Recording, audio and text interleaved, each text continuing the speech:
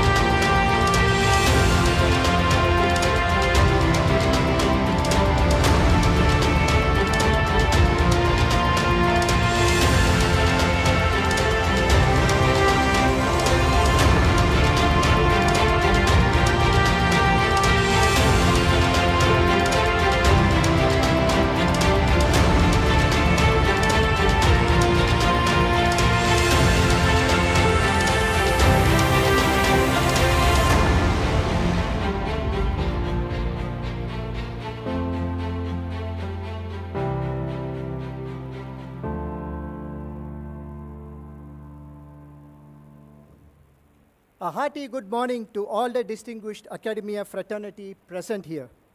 I, Ramakrishnan R., on behalf of the School of Design Thinking and Intellect Design Arena Limited, welcome you all to the first National Conclave on Design Thinking exclusively for academic leaders.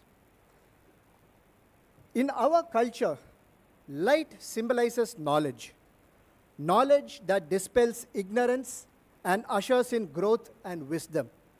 Before we begin today's proceedings, let us light the traditional lamp that symbolizes what you all stand for: knowledge, wisdom, and growth. So, may I invite the chief guest, Professor T.G. Sitaram, Mr. Arun Jain, Manju Jain, Dr. Raman Batra sir, and Dr. Anbu Ratnavel to come forward to light the lamp.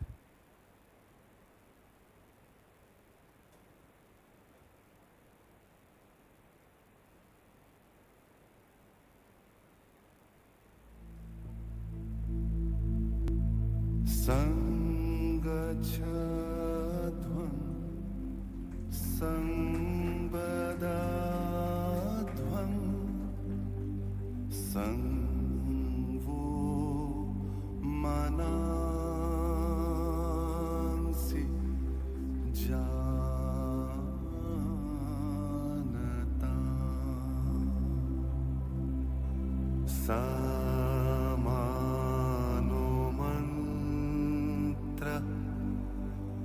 Samiti Samani Samanang Mana Sahajita.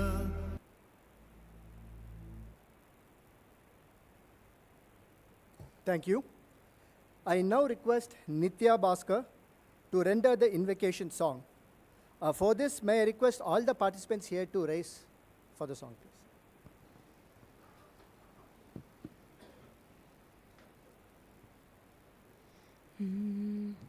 Maitrim bhajata akila hrujetrim. Maitrim bhajata akila hrujetrim. Atmavadeva paranapi pashyata. Atmavadeva paranapi pashyata. Yuddham tyajata spardham tyajata. Yuddham tyajata spardham tyajata. Tyajata pareshu kramamagramanam. Tyajata pareshu kramamagamanam. Maitrim bhajata akhila hrujetrim. Maitrim bhajata akhila hrujetrim. Thank you, Nitya. I request the dignitaries to please take their seats. We will now formally begin the session with a welcome address, for which will be presented by Dr. Anbu Ratnavel. Dr. Anbu Ratnavel, for those who do not know here, is the head of the School of Design Thinking. He is also the Chief Design Officer of Intellect Arena. His interest is in balancing Eastern and Western philosophy to leverage design thinking as a problem-solving approach in all walks of life. With his strong research background in artificial intelligence, Dr. Anbu is passionate about understanding the evolving intricacies of human development. He is a visiting faculty at SRM, at IIM Calcutta, and is an executive coach at ISB. Sir, may I request you please to come on the stage for the welcome address.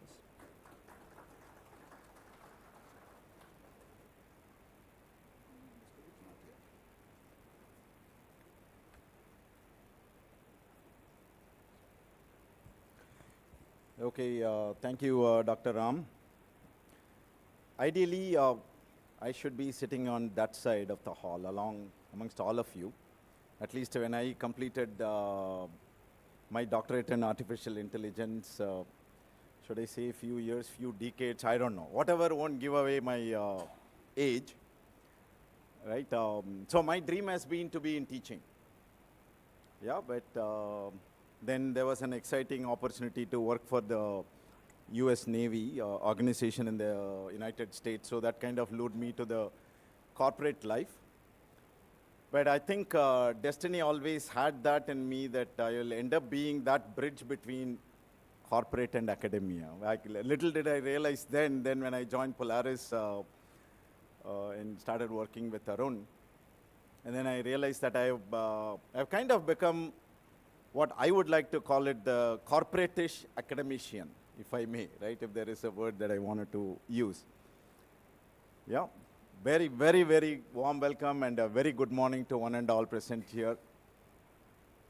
I always see there are only two professions that are life-altering, right, in the world that I can think of. One is obviously the medical doctors. The other one is all of you sitting here, who can alter the life of a human being. Right? Very privileged in this beautiful sunny morning, very privileged to offer the salutations to all the gurus present here. I think we have over 250 academic leaders from across 15 or 17 states in the country, representing about 140 plus institutes. We're very, very happy to have you here.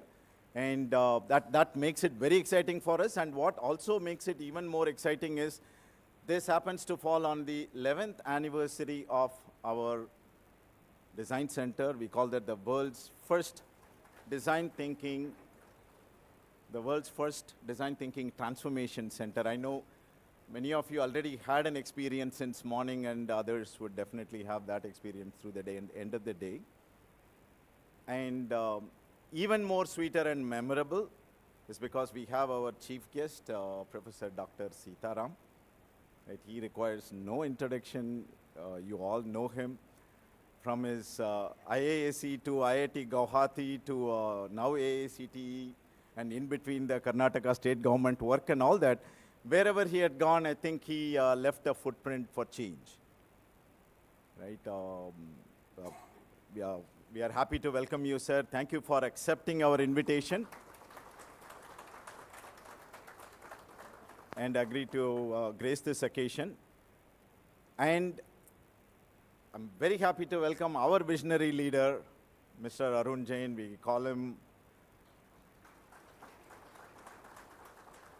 We fondly call him Arun, everything except boss and supervisor, right? So that's Arun Jain for us, who is the founder of that design center, 8012. We call 8012 FinTech Design Center, School of Design Thinking, and also founder and chairman of Intellect Design Arena, the FinTech company, the global FinTech company, which does many work with many banks, including Reserve Bank of India, LIC, NABARD, and whatnot, that runs on our product.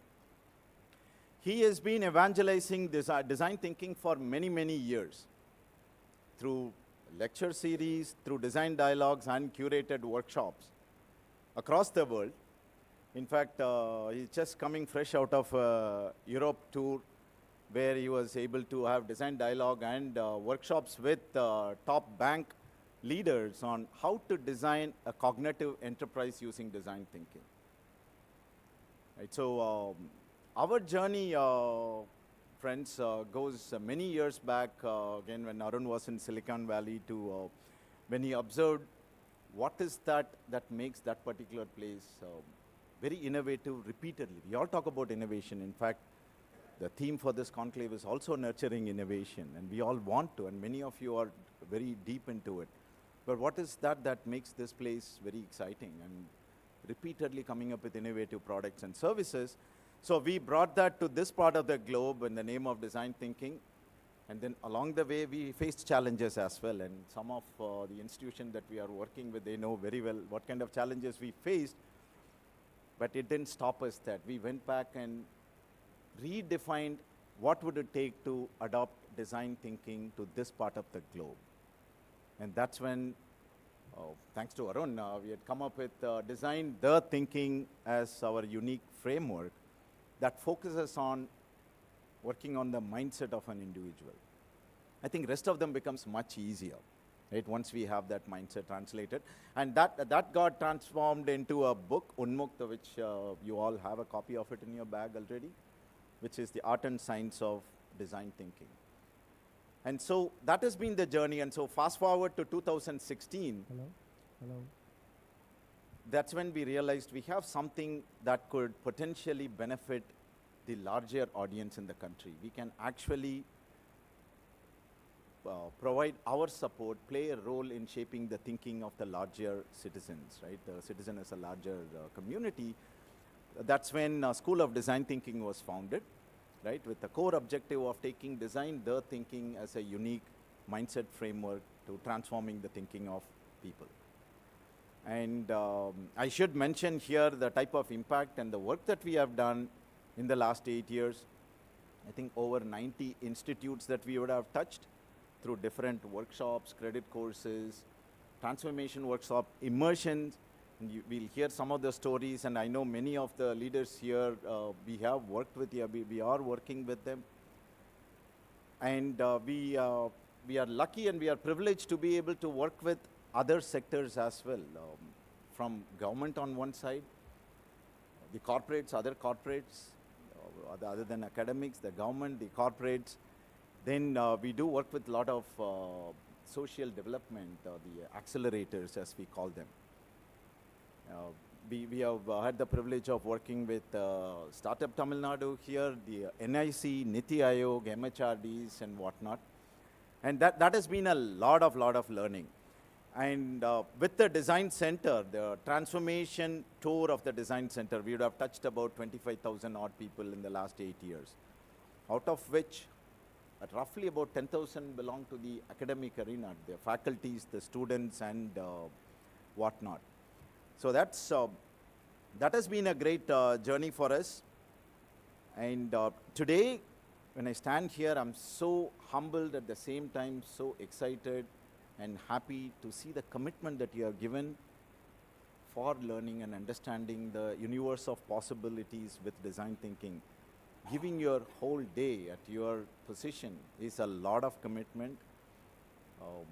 We are very humbled with that commitment that we have given. So what we have done from our end is we have lined up great speakers, plethora of speakers and discussions to understand what each one of you can do with design thinking. And that's the beauty of design thinking. There is always something each one can take away with. Yep. So I take immense pleasure in welcoming you all to this first national conclave for academic leaders. I also extend a warm welcome to ICT Academy leaders who are here. They are the ecosystem partner for this event, and we have been working with them for a very long time. And SSC, NASCOM, with whom we are discussing how design thinking can be integrated into the larger skills agenda for nation building. Right? Once again, very warm welcome. Thotranai Thurum Manarkeni, Mandarku Katranai Thurum Arivu. The deeper you dig the sand, the more water, the fresh water that you get. The deeper the learning is, the more wiser one becomes. Thank you very much. Best wishes for your learning.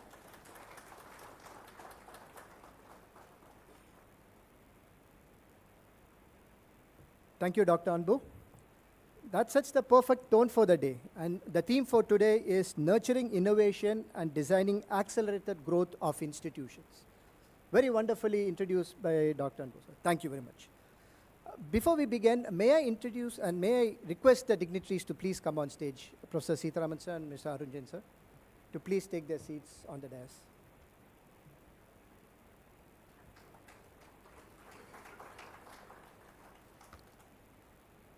Though Dr. Anbu so eloquently introduced Mr. Arun Jain, I think it's my duty also to formally introduce him to you all.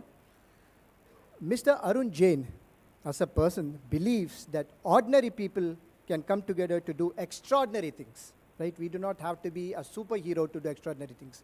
Ordinary people can do so as well. And with such thought, he founded the School of Design Thinking, which focuses on shaping the thinking through design the thinking philosophy. He is also the founder of Mission Samriddhi, a social enterprise that focuses on applying design thinking for holistic rural development in India. And Ullas Trust, a social connect program that he created, which works towards igniting less privileged young minds into realizing their true potential. Arun commenced his entrepreneurial journey by setting up Nuclear Software workshop way back in 1986, Polaris Software in 1993, and Intellect Design in 2011. His journey was guided by two very strong beliefs. One, that I said earlier, that ordinary people can come together to achieve extraordinary results. And two, the power of the organizational subconscious plays a very vital role in realizing the vision holistically. Intellect Design is his third venture in pursuit of his vision to make India the IP capital towards the next growth wave for the IT industry. As an evangelist of design thinking, his brainchild, FinTech 8012, the world's first design center in Chennai, is a physical manifestation today which showcases the philosophy of design thinking. This center, as most of you would probably know by now, was inaugurated over a decade ago in 2013. With this short introduction, I now invite Mr. Arun Jain, Chairman and Managing Director of Intellect Design Arena and founder of the School of Designing, to please address the audience.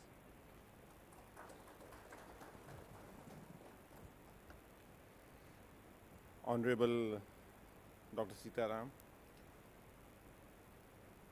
all the delegates for this first national conclave on design thinking for academic leaders. It's a privilege to have all of you in a single hall coming from management schools like IIM Calcutta, IIM Lucknow, Narsi Munji, BIM, and many other management schools, technology institutes from IITs, NIITs, various regional engineering colleges. The humanities colleges from humanities, whether from Chennai, from outside Chennai, College of Architectures. I have not seen many conclave where we have such a interdisciplinary audience sitting together. And along with that, ICT, along with that TIE, along with that NASCOM and Startup Tamil Nadu, how to connect the dots between students of various disciplines and various institutions, and then what is the desirability of the industry from the startup ecosystem to the industry perspective. NASCOM represents industry, while Startup Tamil Nadu want to promote entrepreneurship and innovation, and TIE wants to promote startups. So all of them coming into one single hall brings a right kind of a audience to have the dialogue during the day, where you have taken out your time for full day to spend some time with each other. Normally, we have all the conferences are happen with management school together, engineering school together, humanities separately, TIE separately, but this is one thing where we learn together as academic what is required for the whole society to be there. So I will expand the focus from this conference, not only academic, but who is my customer? My customer for design thinking, customer, whenever you talk about design thinking, customer come first. And who is my customer as a institutions who are sitting in this room? It's society at large. And if I look at society at large, in India we can have three societies I can look at it. There's a society which is upward mobile to international global reach. So we want to look at it, how do we address the global problem, how do we solve the problem of Europe or US, and our engineers will solve those problems and go and address those issues. So how do we be in the cutting edge of the society? Society 2 is my urban cities. Urban cities, how I live in urban cities, how the infrastructure of urban cities are there. And third is where my rural India lives. My rural India, which has the aspiration to become urban. And that population is almost 70% of India lives in rural India. So out of 140 crore population, 100 crore lives in rural India. Now these are the three segments in a design thinking. When you look at customer segments, these become the three different customer segments for which we need to look at what the academics can make a difference. If you look at academic making difference, if you go back to history, Oxford and Cambridge University started sometime in 12th century, 1208 and 1218, the Oxford University started at that point of time. That point of time, we were invaded by the Muslims, Islams in 1200. Our Nalanda was destroyed at that point of time, and that is the time when we got into the dark ages of education, I would say, during that time when on Europe, the education was rising up, and it took 400 years from Oxford and Cambridge to get into scientific investigation, like Newton and Darwin start coming up in the late 1600s. So then Harvard came sometime in 1636. Madras University, Calcutta University, Bombay University came sometime in 1850s. And in North India, our university system like Banaras Hindu University came in 1908, Delhi University came in 1920. Why I'm linking university to the development is, if you look at the social development and the economic development, is directly linked to the university development. The academic institute forms the backbone of human development. So when you talk about humanity as a development for the future of humanity, it's the academic institution which forms the backbone for it. So when Harvard started first time, when industrialization started happening, Harvard identified the need of MBA program, because during industrialization we need to maximize and optimize resources. That is the time, first time management program has been started, which we call MBA. And then all the people followed MBA program on this particular area. Then somewhere in 1990, where there was a desert, Silicon Valley was desert, it was just a valley, where water was also same problem like a lot of Rajasthan and other issue will be there. They invented silicon there, the semiconductor they invented there from the sand they had. And that created a new subject in Stanford University called design thinking. In 90s, 91, 92, they started a program called design thinking program. Now then, that design thinking program, when I was visiting between two trips I made, one in 99 and one in 2007 in Silicon Valley, and I found that different kind of innovations happening in that part of the world. Now you all know that Magnificent 7 is equivalent to 3 times the Indian economy. And those Magnificent 7 come from the Silicon Valley. It doesn't come from Europe, it doesn't come from eastern coast of America. It comes only for a small radius of 50 miles by 50 mile radius, produces that kind of a output by the way the people think.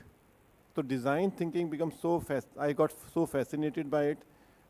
After coming back, we discussed with IIT Research Park. We work out with the Dr. Ashok Jhunjhunwala, IT Secretary, to lay a foundation of IT Research Park way back in 1999 and 2000. It took some time to get it in shape, because whatever the discussion we have in this forum, it doesn't mean that we can solve the problem at the same time, but it lays the seed for transformation. And looking at that change which is happening, then we set it up, Design Thinking Center, to drive technology innovations out of India. Not just the product innovation. We are seeing, we want to move from the current space of service provider to the global economy. We want to be technology provider and technology licensing to the global economy. And that's where we started in 2015, Intellect as a company, Intellect Design as a company. But along with that, when we start succeeding in our product to be worldwide famous, we start saying, how do we apply design thinking for social development? And there we start looking Mission Samriddhi, where we say change in the government can only happen when there is a sensitivity of NGO, agility of the corporate, and reach of government. Three things come together to bring a change. And that, we call it, if we put NGO on one side, we put academic institution on the other side, when we put on different tables, we don't get the output. We have to put all of them together who are accelerating development, and we call them development accelerators.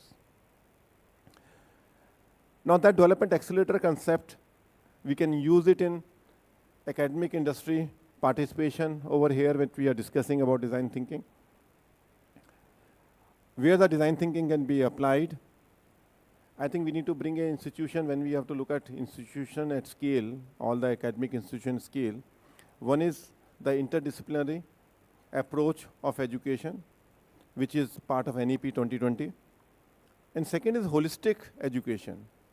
And third is conceptual education. First principle thinking to be applied in education. Today when we are teaching the people on the subjects, when I learned my physics, when I learned my geography, I learned more by the content, not by the concept behind those subjects. That physics has a 15 concepts, 5 concepts in motion, 5 concepts in heat, 5 concepts in light, 5 concepts in magnetism, and 5 concepts in. So if I know those 25 concepts clearly, I can be able to grasp physics much better. So first principle thinking is applied for conceptual, holistic, and interdisciplinary. Because when the change has to be there, like say Chennai floods are there. Now, who should solve the Chennai flood problem? Is it IIT should solve the problem, or management should solve the problem, or social organization should solve the problem, or academic institutions should participate, or should be behavior of the people should change, or mental model of the people should change? It's a multidisciplinary problem to be solving, not single institution can solve this particular problem. Now if you extend the same concept for our rural development, we have institutions, all the colleges are available in district level. If we create, the problem of each district is different from other districts. The district problem of Assam, and district problem of UP, and district problem of Jharkhand, and district problem of Tamil Nadu, and district problem of the Karnatakas and Keralas are very different from each other. Now if you have to apply design thinking, shouldn't we look at it, a consortium be there on a cluster of 4 or 5 districts coming together, an education institution coming together, government startup ecosystem can come together there, my Unnat Bharat Abhiyan can come there, my STPI network can come there, my TAI can come in there. If you create a consortium of TAI in a district, let's say if we divide 600 districts or 700 districts in India now, 650 or 650 districts, 806, okay. So 806 district into a 6 district, we may have 100 such cluster where can we create a hub of innovation in those 106 different clusters. And each cluster can be led by one educational institution, supported by management institution, supported by humanities institution, supported by TAI, supported by Tamil startup systems, because every state has some policies on startup and there's central government policies, but all have to come into some common umbrella, and we may need some task force from this hall to recommend that policy or some method to the madness. We all know this problem is there, but we don't apply design thinking principle to solve that problem. We all recognize it in all the forums I am there. I am listening to this problem, but I don't know we ever attempted to put a formal policy of interdepartmental bodies to come together and solve the problem. The beauty of academic institution is if academic institution like BHUIT takes a leadership for solving Sonbhadra and district around BHU and invite the other people, Because one of the most independent thing is institutions.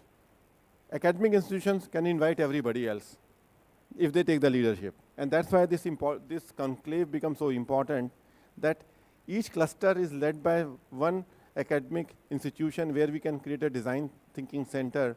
Could be one suggestion I would like to make to begin the national conclave, that how do we work on creating that ecosystem where all the resources of Atal tinkering, school, colleges goes into that, and solve the holistic problem of the nation for the districts. Holistic problem means the leadership development at panchayat level. How management institute can solve the sarpanch's problem? Can they have a course for management course for sarpanchs? When we are saying corporate courses are there, why can't the management institute can have a 3 months program for sarpanch, because he is the CEO of the village? Why can't engineering college can have the problems of, if there is a fluoride contamination in the water retention is there, can technology institute, the civil engineering department, mechanical engineering department, electrical engineering department come together to create a body there? Can humanities college can work together to create the mental model of can-do approach in each village? I can solve my own problem. I don't have to depend on my subsidy. I have all the wherewithal. Because each district of India has a average population of 20 lakh people, 2 million people. If we combine 5 districts, it's bigger than the many economies of the world. Many economies of Europe doesn't have a population of 10 million.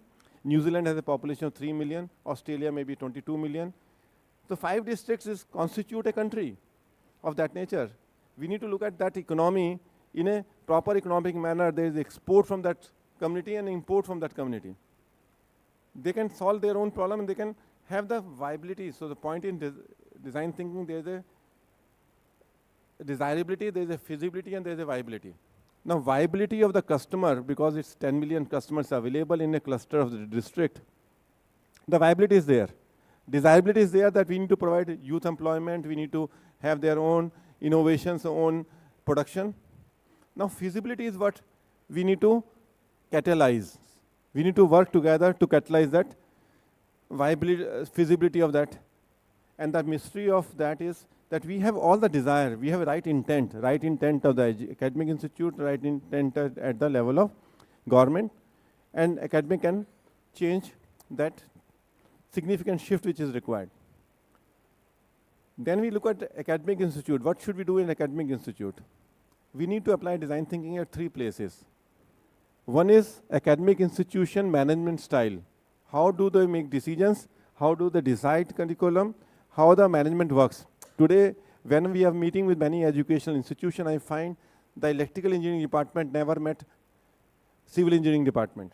The professor doesn't have a common room where they meet. They go to their own classrooms and they come back to their own rooms to look at it. When they came to design thinking workshop here, they were introducing themselves. Oh, I am also from the same college. No. So they met first time in design center rather than meeting in their own campus. If that is the fragmentation of in educational system which is there, we need to have some common room or some common facility where across the department and across the function academic institutions have a design thinking change at a level of management the way institute is managed. Second is, how do we translate design thinking for faculty? We have a faculty transformation program for 3 days. Faculty has to get transformed as an inspired faculty, not the jobs, because job of a faculty is beyond the job. Dr. Sitaram has came from US to teach in ISC.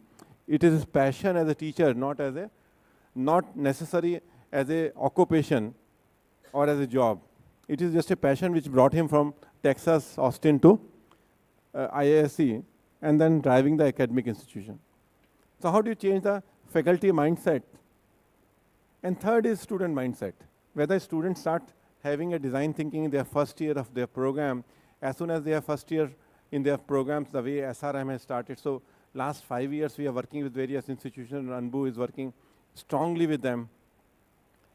And then come out with a clear answers that we are influencing one's first year, second year, third year, and they start seeing the results. The people who are design thinking elective, they start getting better employment.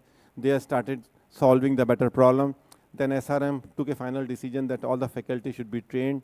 All the 200 faculty came for across 8 batches for 3-day workshop. So faculty transformation, once it happens, then it goes to the first year of the student. Korea University students come over here. IIM Calcutta, we started introducing this course. So thanks to IIM Calcutta, director could able to introduce the course, because we believe management is maximization and optimization, while design thinking is customer and opportunities. So if you have a 10 million population, don't look at reliability. That's an asset. That's the consumer we have in that marketplace, which we can make a huge difference to them. Now we can propose 4 or 5 task force out of this after consultation with Dr. Sitaram. One of the suggestions could be that we need to have design thinking as a assessment criteria. Like CMMI, we had a software industry, we had a CMM level 5, CMM level 3. Carnegie Mellon Institute set up a model called maturity model, capability maturity model. Similarly, can we have a design thinking capability maturity model for Indian institutes, where we can say this institute is level 1 on design thinking, level 2 in design thinking, level 3 in design thinking, and we can have assessment by some consulting organization, big 4 consulting organization, who can go and do the assessment of the institute, so that when students is joining, they are not just joining based on the employment, but based on the way they have been educated on the system. The way Indian software industry, when they started, we were level 3. Within 5 years, we become level 5. And that's why we became an international attraction. So there is some science to, so one suggestion is on the task force. Second is for district level. We can combine that second task force. Third task force could be integrated and holistic curriculum across disciplines, could be the third possible task force. And some task force which will come during the day, we can look at it by evening, we can define what are the 5 or 6 task forces could be there, who can work out some agenda, which we can present to Dr. Sitaram maybe 3 months from now or 6 months from now, based on his time availability. And then look at it, what changes we want to bring from the first national conclave of design thinking, which will drive the 2040 agenda. We are looking for, because any change is required, you require 15 years. Minimum 15 years, not 25 years, because educational institution is at least 15 years, we need to prepare. We need to see what is required in 2040. Then we start working towards it today. What will change the curriculum, it will take 2-3 years to get change at the ground level. And then by the time impact will start happening, 2040 is very near. So we need to start looking at it, very designed approach for the change of Indian system, and Indian academic institution should be designed to change India, not necessarily to service the globe. There could be some institution which should service the globe, but a lot of institutions should service the India itself, because 140 crore population is not a small customer base what we have. Thank you very much.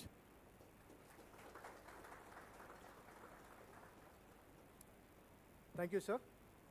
That was a very insightful address. And I think the most important lesson from what sir spoke is the immense potential that we have as academicians in this country. I mean, he started off by saying that there are 3 customer segments that we have, right? The global customer, yes. The urban cities, but immense potential of the rural India. Now, how much do we actually target that? So thank you for planting these thoughts in our minds, sir. Thank you very much, sir. It gives me immense pleasure now to introduce our chief guest for the occasion, Professor T.G. Sitaram. I would like to share a few words about him before I invite him to speak, sir. Professor T.G. Sitaram is a distinguished academician and researcher renowned for his contributions to the field of geotechnical and civil engineering.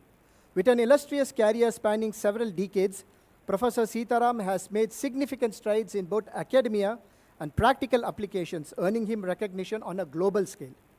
Currently, the chairman of AICTE, Professor Sitaram has previously worked on different portfolios, such as Director of IIT Guwahati, Senior Professor in the Department of Civil Engineering at Indian Institute of Science, Bangalore, Chairman of Research Council, CSIR CBRI, and as visiting professors at the universities in Japan, Canada, USA, Hong Kong, Australia, and the Republic of China.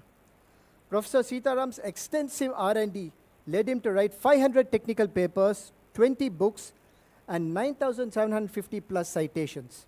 He has filed for 5 patents, executed more than 120 consulting projects, and has 2 startup companies to his credit. He is listed in the world top 2% of scientists for the most cited research scientists in various disciplines by Stanford University for 4 consecutive years since 2020. He is the recipient of Sir C.V. Raman State Award for Young Scientists and Sir M. Visvesvaraya Senior Scientist State Award by the Government of Karnataka for his unwavering contribution in the field of engineering. Before you come on stage, sir, it is my duty to also call Arun, sir, to facilitate you with a shawl.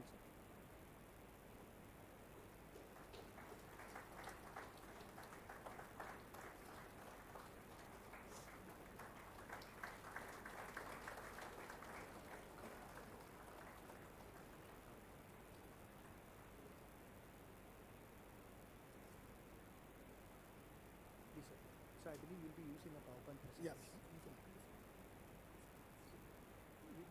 Move the slides. No problem. No issues. Thank you, sir. Thank you.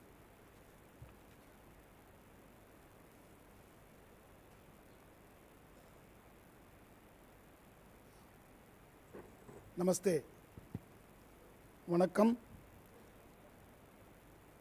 Very good morning to all of you. First of all, let me warmly greet all of you on this very important first National Conclave on Design Thinking. Sri Arun Jain, CMD, Intellect Design Arena, Founder, School of Design Thinking. Dr. Anbu Ratnivel, the head of the School of Design Thinking, and all the distinguished vice chancellors, directors, and the leaders, academic leaders of our nation, because I understand that from 17 states you are all here. First of all, let me congratulate the Intellect Design Arena to assemble all of you on an important topic on design thinking. So friends, this is an era of culture of innovation and entrepreneurship.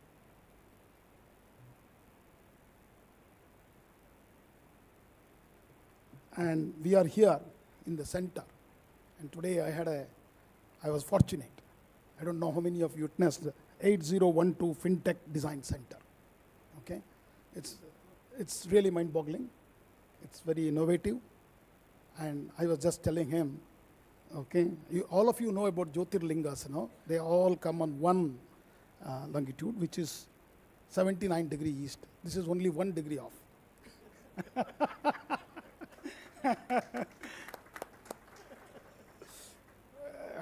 So congratulations, Arun Jain. It's really mind-boggling. A single thought process on, I couldn't imagine a fintech company looking at a design thinking. Okay, because fintech company is like software, development and services, processes. So I thought, they will be just doing some programming and selling their products. But here the concept is quite different. That universal human values is very critical.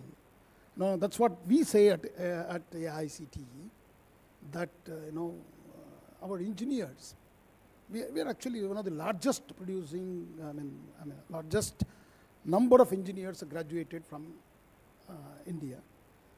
This is number 1 in the world now. We have surpassed China. So we have, just to give you a number, we have 1.25 million engineers graduate, UG program, 4-year program. When compared to all the numbers of IITs and IITs, they're very insignificant, actually, I will tell you. And the IITs produce about 15,000 graduates per year. And NITs produce about 20,000. So there is no comparison with it. And today, the success of engineering, projects or engineering graduates of our nation is mind-boggling. Okay, whether it is Chandrayaan, Aditya L1, or any company without an Indian engineer working in their company, that company is not complete. Okay, you can see that numbers rising and going. That's where the role of All India Council for Technical Education has really transformed from a regulator in 1887 to a facilitator. Today, this institute, actually, I was really mind-boggled. That's one of the reasons I left IIT and joined this, because I was watching them, what they are doing. This is last 7, 8 years. Mind-boggling transformation in the area of policy where we can bring changes. That bringing change, not in just the mindset, that's what we are all assembled here in the first national conference on the design thinking. So where we need to change the mindsets first.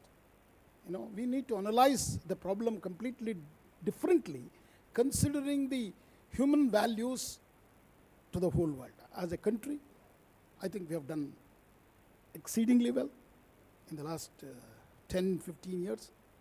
The progress is mind-boggling. So we are today number 3 in research publications and citations. We are today number 3 in terms of patent filing. Started with something like hundreds to today 80,000 plus patents have been filed. Okay, we are third largest ecosystem of startups, with close to about how many? 125 unicorns out of that. 125,000 startups today. Okay, and these 100 startups are not just the startups to fail. They have become, a very successful one, bringing close to about $500 billion into India, and 1/4 of them has come from abroad to India. So there is a huge market here itself with a very big demographic dividend, but we are doing exceedingly well. So this is can you put up the presentation, please? Yeah. So this is the time. It's a golden time, what we call Amrit Kal. Okay? The transformation of technical education in Amrit Kal for developed India by 2047. So that's the title of my topic, and then making Indian student as a 21st century highly skilled professional, innovator, entrepreneurship and researcher. I'm not going to focus, a lot of activities of AICT. I'm going to very brief.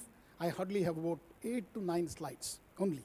Okay, I'm not going to give you a lot of programs and schemes and what we are doing. No. So I am aware of where I am.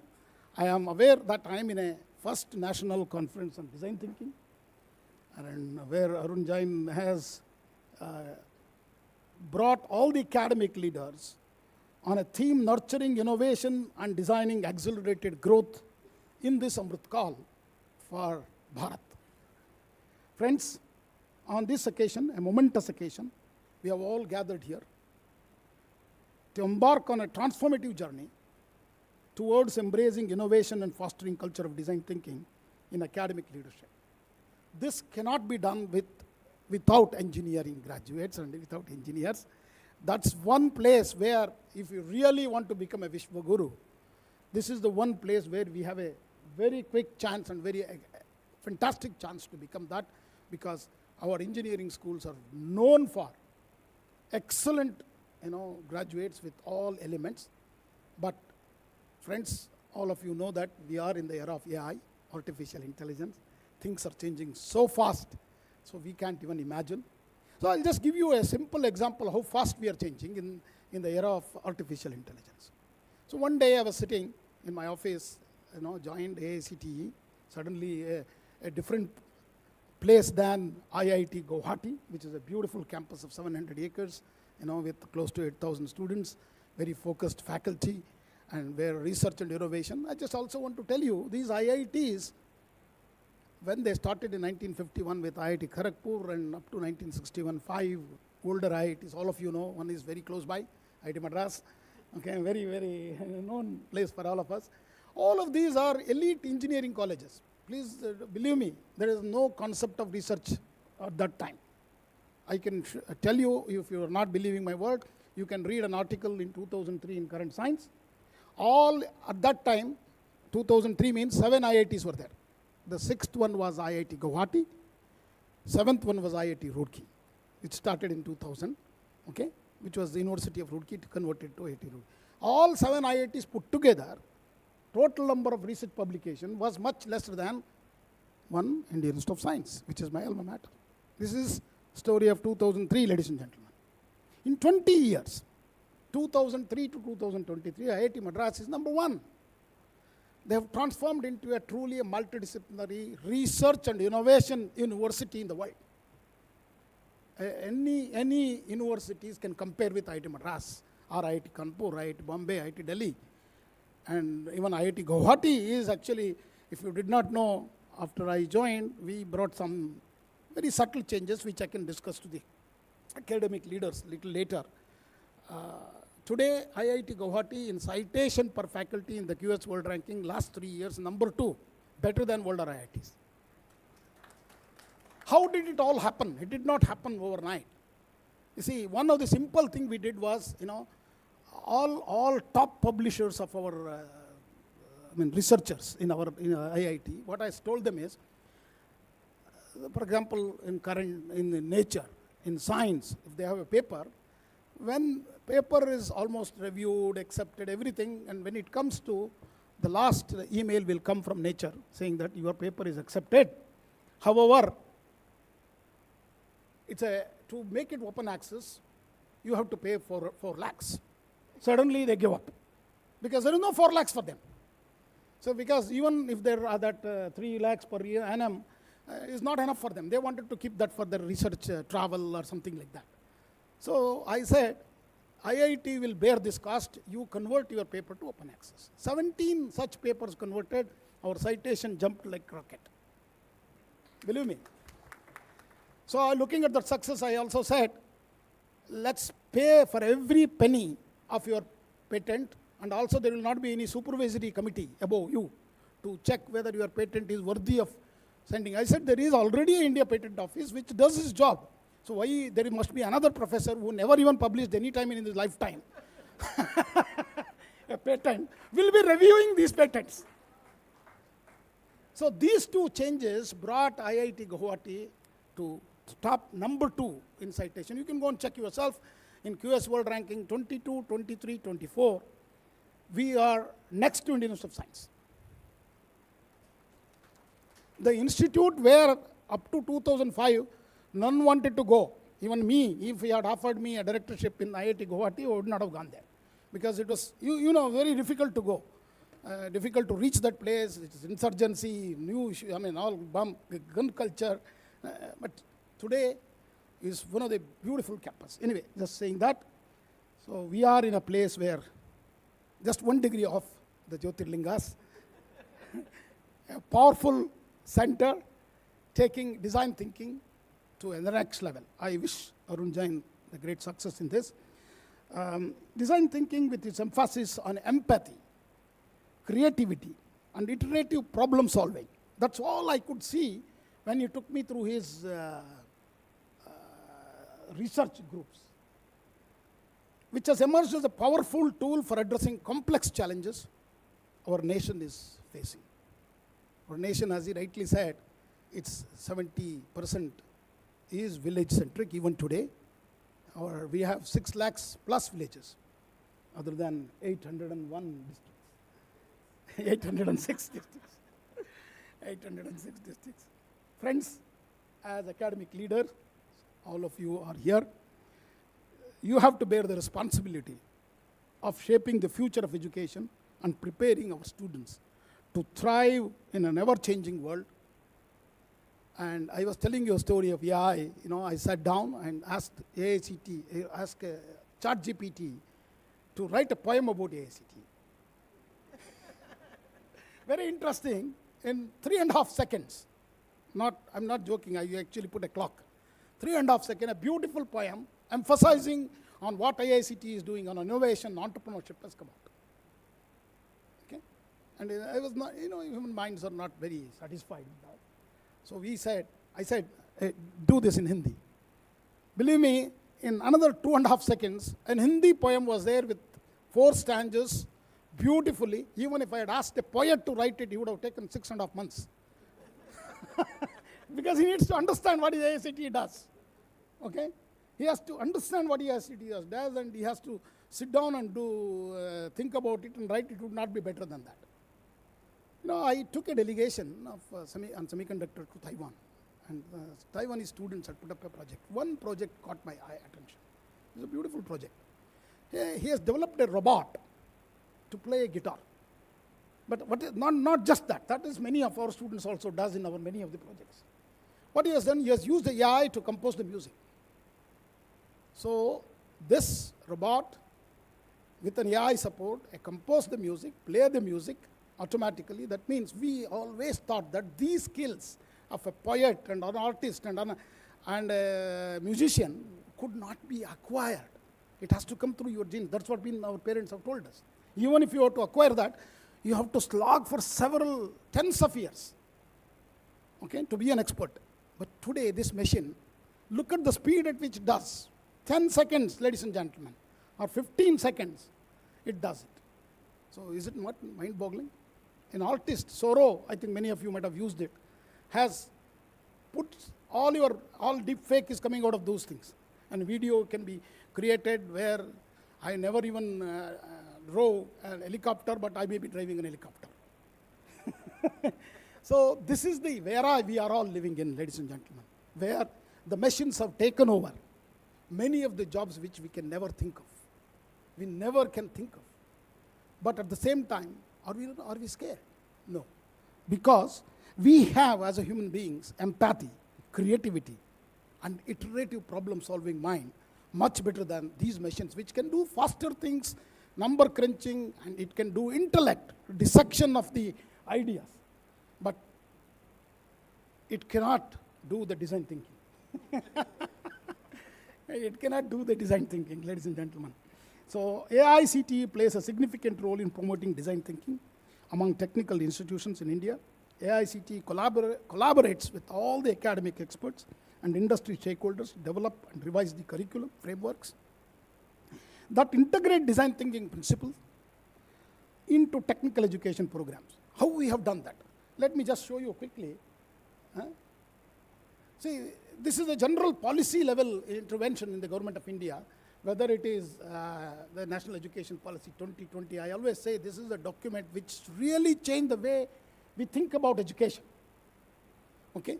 And there is already a transformation, because I saw when the third year celebration happened, many vice chancellors talking about very beautiful concepts, what they have really implemented. And some of them even came and said, "Sir, we have implemented NEP 2020, it's done."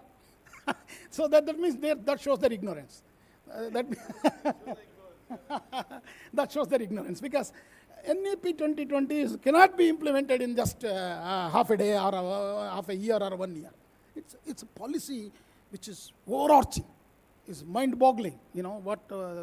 Congratulations to all the creators of that. And the national framework, I always say this national credit framework, along with our, I don't know how many of you know, APAR. APAR ID is a unique ID given to every student of India now, okay, starting from Balavatika to PhD, a very unique ID, okay? And it is not just a theory. 28.5 crores children have already registered in this APAR portal, which is a largest public digital infrastructure in the field of education, okay? This APAR ID, along with academic bank of credits and credit transfers, and the National Credit Framework is the new QR code for learners, new learners of India.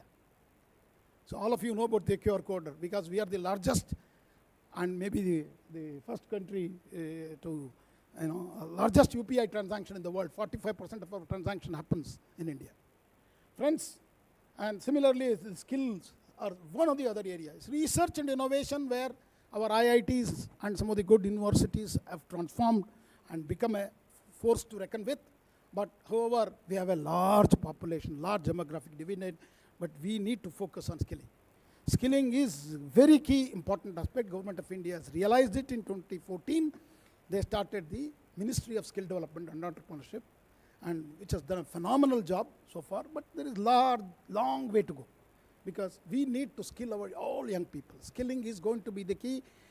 Believe me, in 5 to 6 years, nobody will ask you what degree you got. They will ask you what is the skill you are going to bring to my company if I have to hire you. That's the level at which we need to think and change. Friends, these are some of the very transformative things, but I will not get into. Well, let me focus on interventions in innovation. and entrepreneurship activities at AICTE. It could be, let it be, I can't read very far away, national platform, a policy intervention, innovative courses, and also we are hand-holding all institutions through our Institute Innovation Councils. I just want to ask you a question here. How many of your institutions have IICs? Almost all. Fantastic. Thank you so much. So this innovative initiatives encompasses, that is the Institute Innovation Council. We have a program called MBA, PG Diploma in Innovation, Entrepreneurship and Venture Development Program. It's a very innovative program. And many universities are running it. Not AICT is not running this. Even the curriculum is developed by many of you. See, AICT doesn't have anything inside. It is all the collective ideas what Arun Jain was talking about. We need to come together, develop these curriculums, and then work on. So School Innovation Ambassador we have started recently with School Secretary. It is mind-boggling, and it is nothing, please remember that this is not Atal Innovation Mission plan.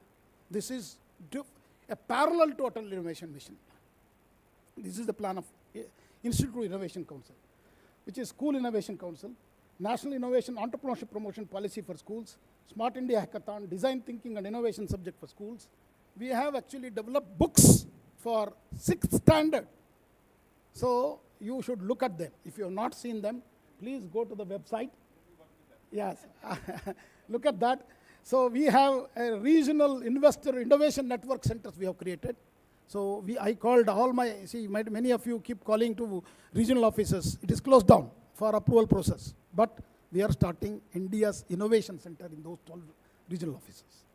These innovation center will have technology people who will going to be assisting the engineering colleges affiliated to or approved by AICTE for scouting for ideas, and those ideas will be handheld to take to different technology readiness level, and then technology transfers, and then maybe startups. We have also created what is called as investors network. I was very happy to tell you close to about 70 people came forward, and soon we are going to launch it in a very big way, 100 crore worth of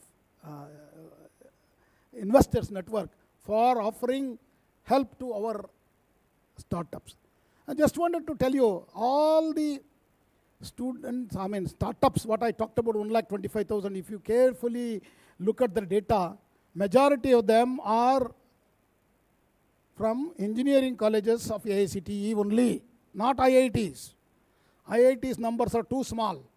And these IITs students have huge pay packages. They go away for big jobs and pursuing. Risk-taking ability is in our students. There is nothing to lose for them. Okay, that is one criteria is very much essential for many of our students. Friends, Yukti 2.0 has close to 1,10,000 ideas today. Okay, so coming back to Institution Innovation Council, in the last 7 years, you can see the total members and innovation ambassadors trained, and all that number I will not get into. Today we have close to about, activities, 1,27,000 activities in 23-24, and there are, you can see how many institutions are there. All is self-evident. I will not read this. Yukti Innovation and IPR repository in higher education institution. As I told you, we have close to about 6,155 startups. Okay, and TRL 4 to 9 innovations are 38,000 numbers, and TRL 1 to 4 ideas are 56,000 in numbers. So you can see the distribution of them, and where we have already 38,000 of them prototype. It's not just a concept of idea on a paper. They are prototypes done by our students of AICTE institutions. These are mind-boggling. When I went to recent innovation IIC's regional meets, there are 20 of them we held. I think many of the colleges here sitting here might have been part of that. I mean, hosting those IIC regional meet. So in one of them or two of them I attended. It was really mind-boggling for me, how students are changing. So glimpses and outcomes of Smart India Hackathon. We organize many hackathons actually. Okay, Smart India Hackathon is one such large, as a nation, this we organize, this hackathon.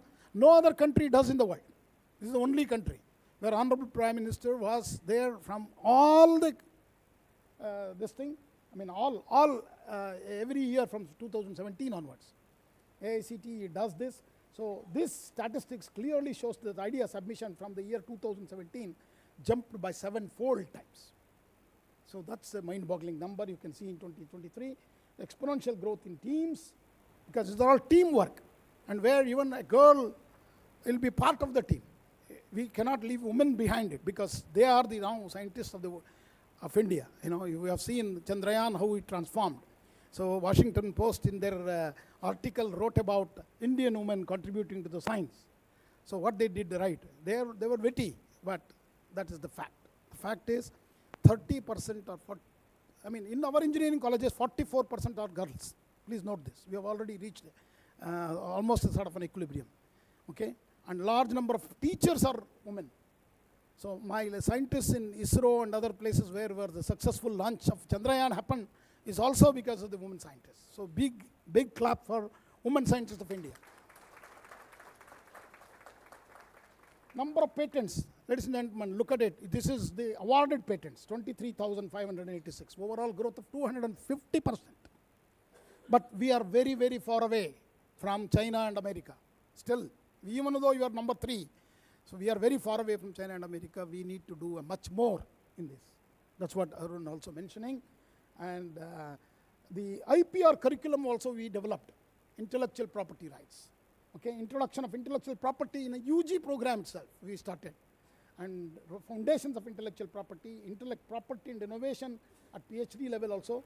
So School Innovation Ambassador has trained 26,000 teachers.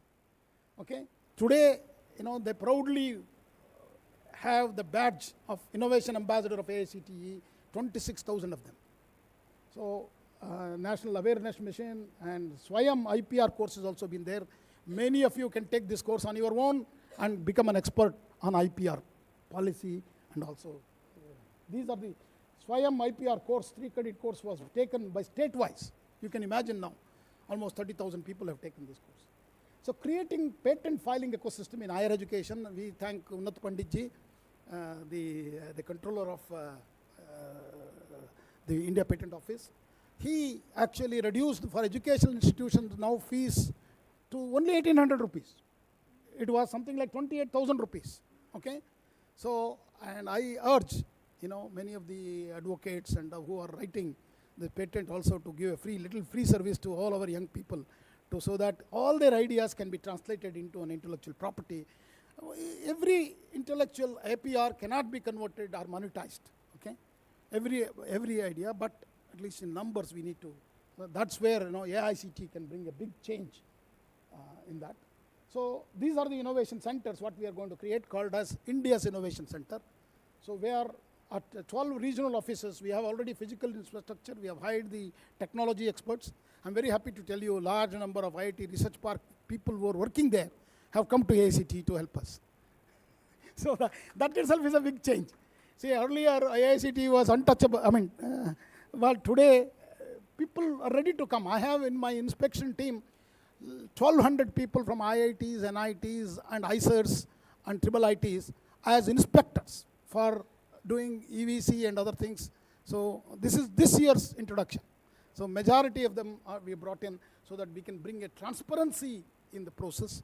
And our process is completely, as I told you, we made it very transparent. And today if you come to AICT, you will feel very happy. Nobody will be there. And the entire office is biometric access control. We know where the people go, what they do. We help them everything online.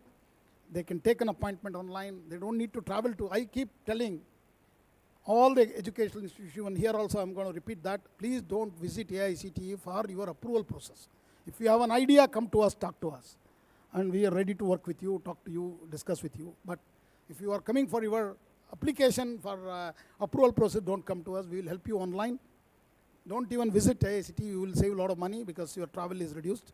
And we have only one office now in Delhi, not everywhere. So this is what my appeal is. And also don't listen to rumors. There are so many people saying that I'm an agent, I will get you the approval. Don't listen to it. We will give you approval very easily. Okay? And all BBA, BCA, BMS also we are now counting 4,000 plus institutions have already registered on our website. So we were looking at transformation of education in our nation. So the core activities of innovation, last slide, is innovation on startup repository in higher education institution, IP repository in institution, technology assessment and compendium development, technology transfer and IP commercialization. We are also going to do supplementary activities, other than the complementary activities. Supplementary activities, IP clinics will hold, gap funding will try to do, mentoring support will give, promotion of idea generation and innovation, support startups and entrepreneurship, capacity building. And we also wanted to do revenue generation activities such as industry institute membership. We will also request you to join our, we are planning to actually develop a Section 8 company, non-profit company. We already registered, okay? It is called as iCube, AICT iCube Center. So we request all of you to join as a members, and then specialized training for industry and institute will happen. And these are the transformative initiative. In one slide I put it of AICTE. You can keep reading.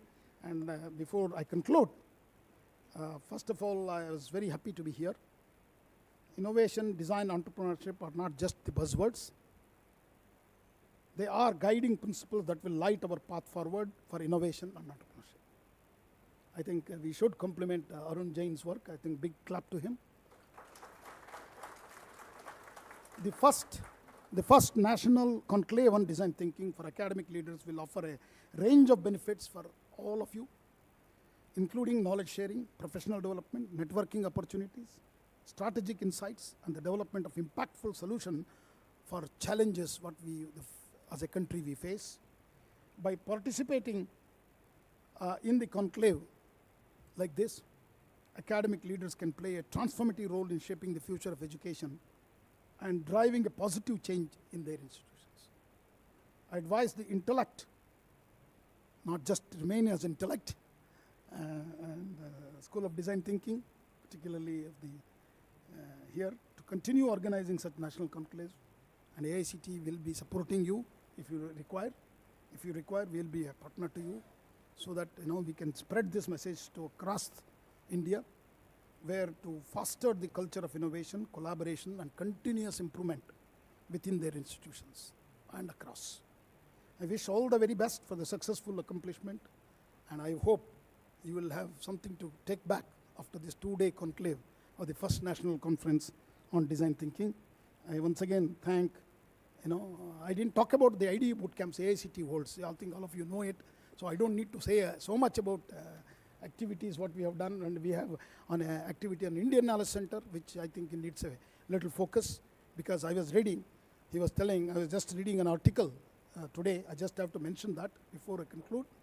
I will see whether I can find it easily. This is a very interesting article that is you should all know as leaders of the academy. IKS.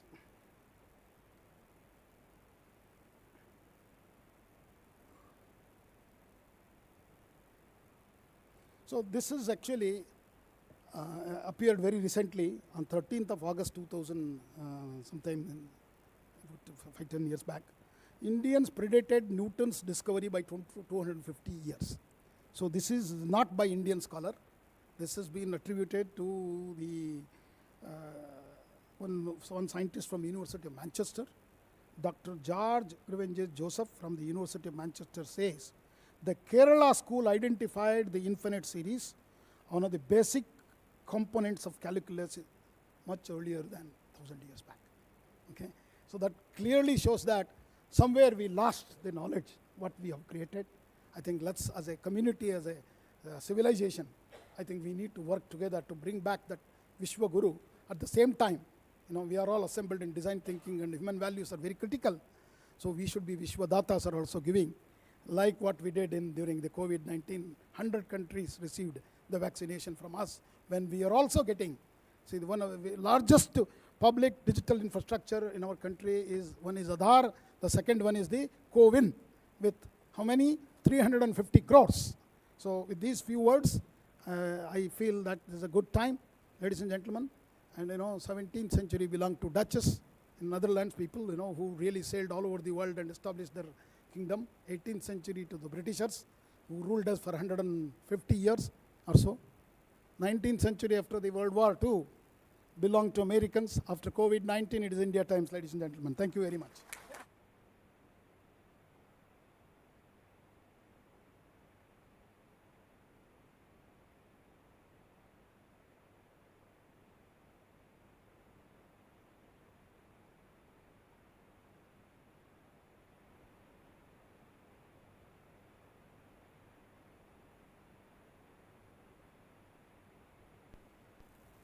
That Indian engineers have not just across the globe, but in India, the immense role that Indian engineering colleges and universities have to play, and the pioneering role of AICT. So thank you very much for your address, sir. May I now request Mr. Arun Jain to present a memento to Professor T.G. Sitaram, and as a token of our gratitude for his presence in this conclave.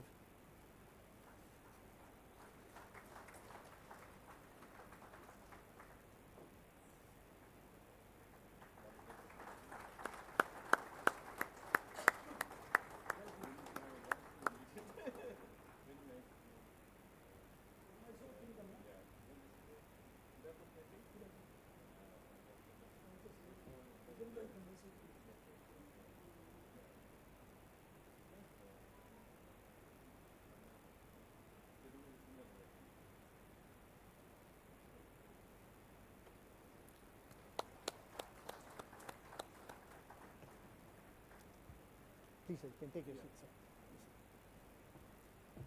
Ladies and gentlemen, we now come to the much-awaited launch of Academia Next, the definitive partner program to enable academic institutions to comprehensively leverage design thinking by first focusing on the mindset transformation. Conclave, may I have the AV, please?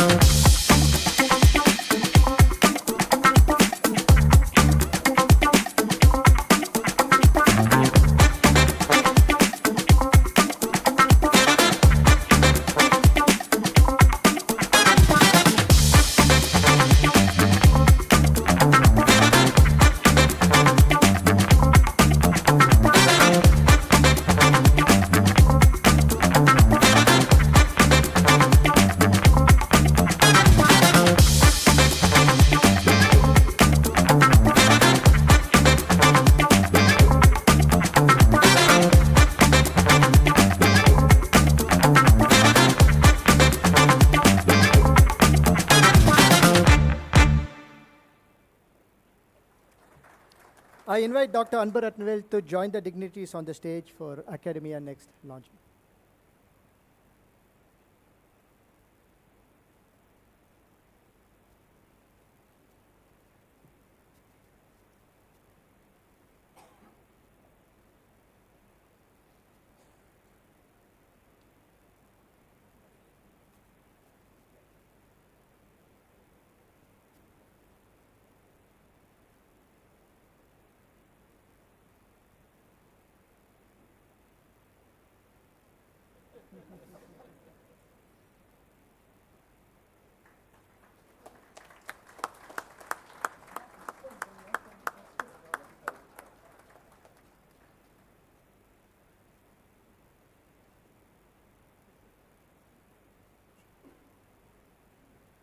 Kapil, can we also give the dignitaries the brochure, please? Yes, sir. We'd like you on the stage.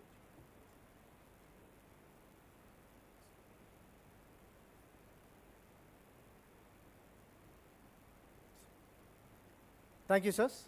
Thank you very much. For the next segment, I would like to now invite Ramana. Oh, she's already here. Great. To take over. Thank you, ma'am. This is a very interesting segment. When one studies the heat map of design thinking practitioners in India over the past couple of years, it is heartening to note that more and more academic institutions are recognizing its value. However, some institutions have intuitively used design thinking in academia and other sectors, and therefore, the awards which the School of Design Thinking has instituted are also rightly named as Design Thinking Impact Awards as part of this first national conclave. Professor Sir, we are very privileged to institute the Design Thinking Impact Awards from this year onwards in your esteemed presence. So we move on to the awards. Since 2017, this institution has been one of the pioneering academic educations in the country in bringing a culture of design thinking across multiple disciplines in their campuses. They have trained over 180 faculty members who have been certified as master trainers. These faculties are instrumental in orienting students in design thinking, blending it with pedagogy for better student assimilation, facilitating innovation boot camps, and in enabling an entrepreneurial spirit amongst budding student entrepreneurs. All of this with a focus on design mindset transformation. The Design Thinking Impact Award for Campus Ecosystem Design for Innovation, which is the category, Campus Ecosystem Design for Innovation, is being awarded to SRM Institute of Science and Technology. May I now invite Dr. Shantanu Patil, Associate Director DEI, to receive the award on behalf of the Vice Chancellor, Professor C. Muthamai Chelvan.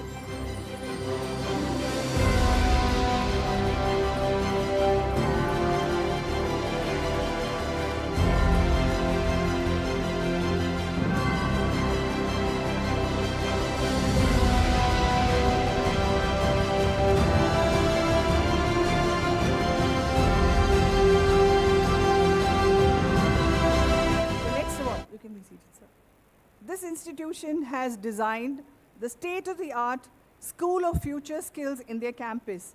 The school helps to shape innovators of tomorrow, provides multidisciplinary education by connecting the dots, and develops knowledge for the modern world by aligning to industry demands.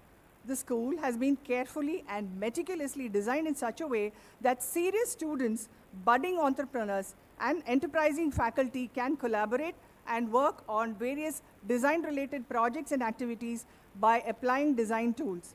Importantly, it enables seamless cross-pollination of ideas amongst different streams to foster engagement for impactful innovation.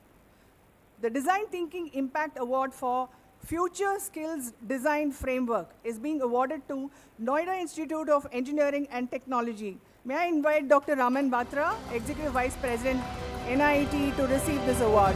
A big round of applause, please.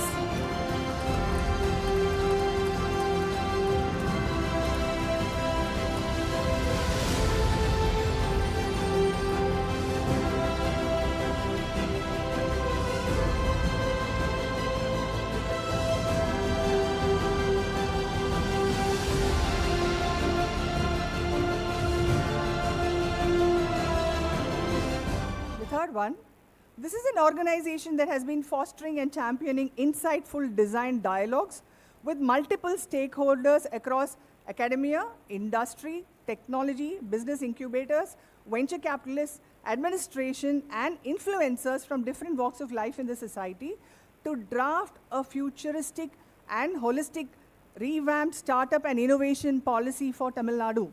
The policy defines and strengthens multiple determinants of the startup environment with an aim to enhance and broaden the startup ecosystem in the state. The policy has set an ambitious goal of becoming one of the top 20 global startup destinations by 2032 and has defined several critical actionable items to achieve the same. The Design Thinking Impact Award for Futuristic Policy and Governance Design is being awarded to Startup TN. May I now invite Mr. Sivaraja Ramnathan, CEO and Mission Director, Startup TN, to receive the award. A big round of applause, please.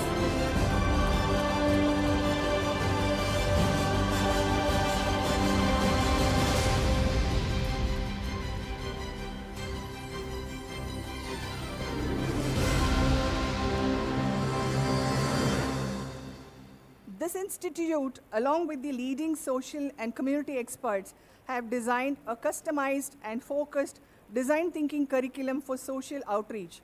The course aims to explore how the changing discourse on skill has reshaped the work of educators and educational institutions, thereby developing socio-cultural perspectives. The curriculum design is facilitated with the help of immersive field trips to rural areas, interaction with panchayat heads and village influencers, and transit walks to understand the issues of rural brethren firsthand. The Design Thinking Impact Award for Social Outreach Curriculum Design is being awarded to Indian Institute of Management, Calcutta. May I now invite Professor Saikat Maitra, Indian Institute of Management, Calcutta, to receive the award on behalf of Professor Saibal Chattopadhyaya, the Director in charge. Professor Saikat Maitra, Indian Institute of Management, Calcutta, please come over.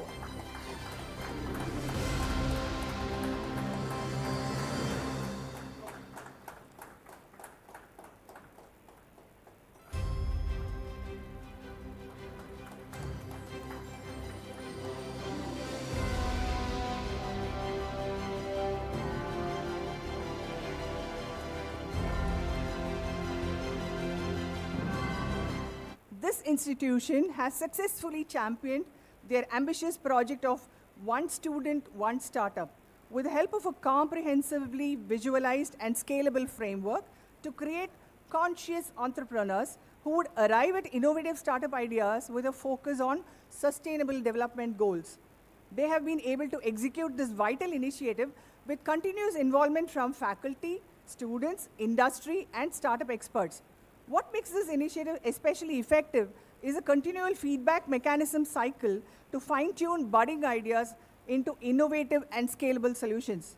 The Design Thinking Impact Award for Holistic Entrepreneurship and Innovation Design is being awarded to Sitaram institutions. May I now invite Dr. Sai Prakash Leomuthu from Sitaram institutions to receive this award.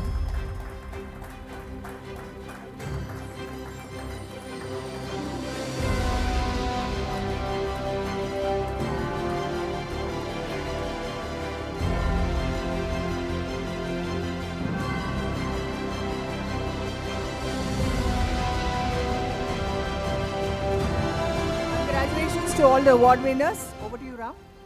Thank you, Hema. I now request my colleague, Mr. Anand Babu Pushparaj, Senior Faculty at the School of Design Thinking and the Conclave Coordinator, almost all of you know him, to present the vote of thanks for this inaugural session. Thank you, Ram. That's a wonderful session. So it's a privilege for me to deliver the vote of thanks. The dignitaries on the dais, academicians, members from the industry, friends from the media and colleagues. It gives me an immense pleasure to present the vote of thanks for the inaugural session. At the outset, I offer my gratitude to the chief guest of the day, Professor Dr. T.G. Sitaram, for being with us for the first National Conclave on Design Thinking for Academic Leaders. Thank you, sir. Your presence, your words have made it very clear to all of us present here that design thinking is a crucial skill, not only for students and faculty members, but for all the stakeholders in the academic industry and beyond. We thank you for acknowledging our effort in evangelizing the values of design thinking, focusing on mindset transformation. Once again, I thank you for being with us this morning, sir. And I also take this opportunity to thank Mr. Arun Jain and Manju Jain. I'm deeply thankful for your time and presence, sir. And ma'am, you are an inspiration to all of us at the School of Design Thinking and Intellect. We are happy to carry the baton of design thinking forward under your guidance. And next is Dr. Anbratanavel, the head of School of Design Thinking. I thank you for the warm welcome address, sir. With this, we came to the close of the inaugural session. And before we move on to the next further session proceedings, we'll be taking a 10-minute break, and then we'll reconvene after 10 minutes. So with this, thank you so much. Thank you, sir. Thanks for being here.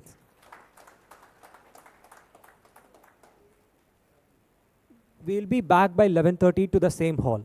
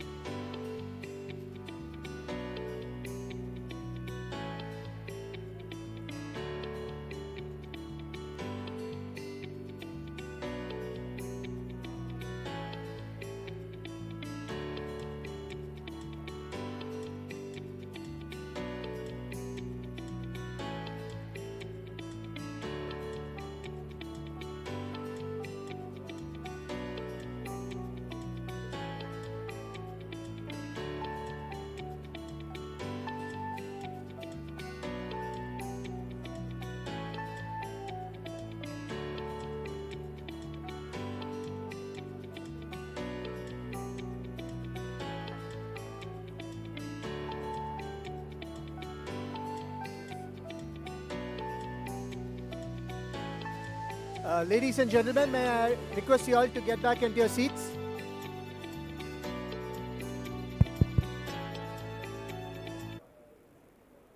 I request all the academic fraternity here to please get back to your seats.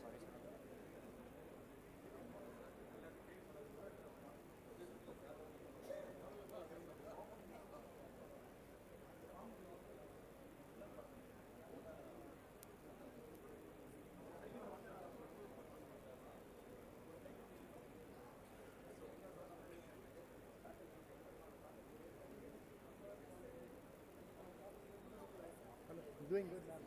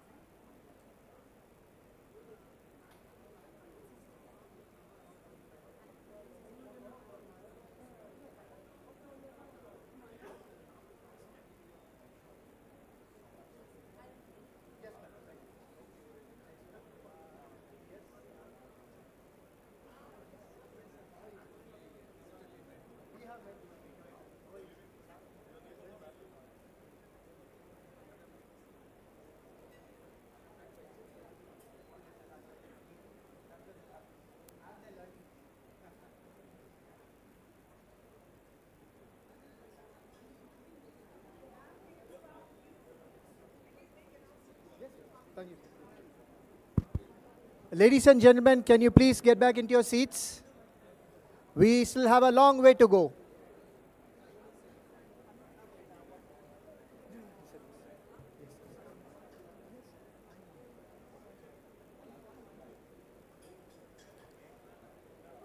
Friends, can we all get back onto your seats, please?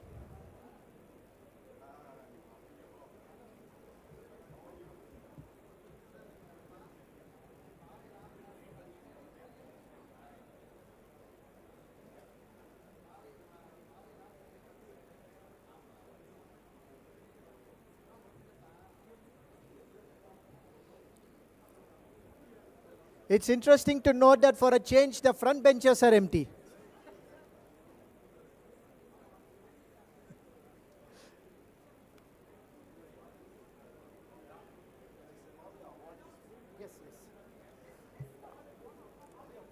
May I call on the representative from the award-winning institutions to the dais? Professor Saikat sir, Shantanu sir, yes. Dr. Raman Batra sir, can I have you on the dais, please, sir? Shivaraja sir? Yes, sir. Can I have you on the dais, please?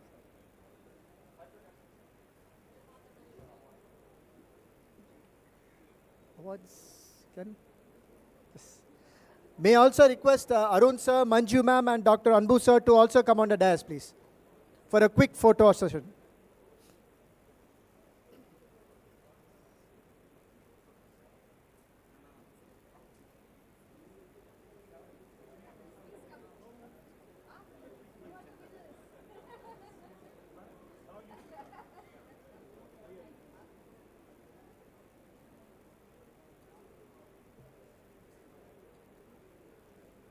Yes.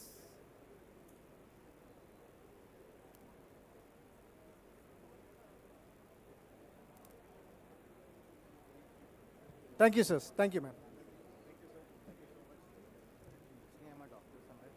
Yes, you are doctor. Yes, yes, yes. Okay. Ramnath, NV from the team.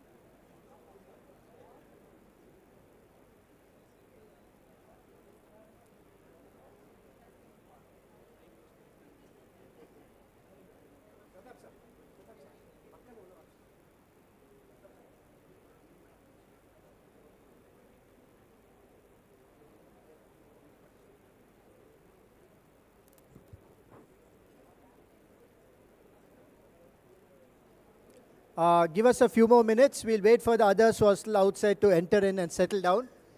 And then we'll begin the proceedings.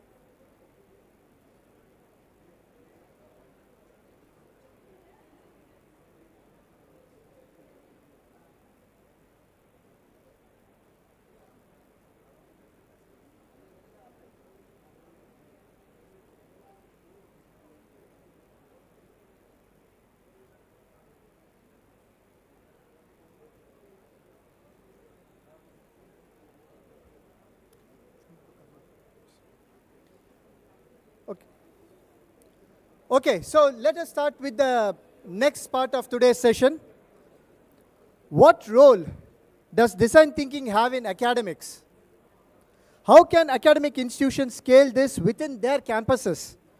To understand this, we have Dr. Shantanu Patil to share his thought with us. A few words before you come on to the dais, sir.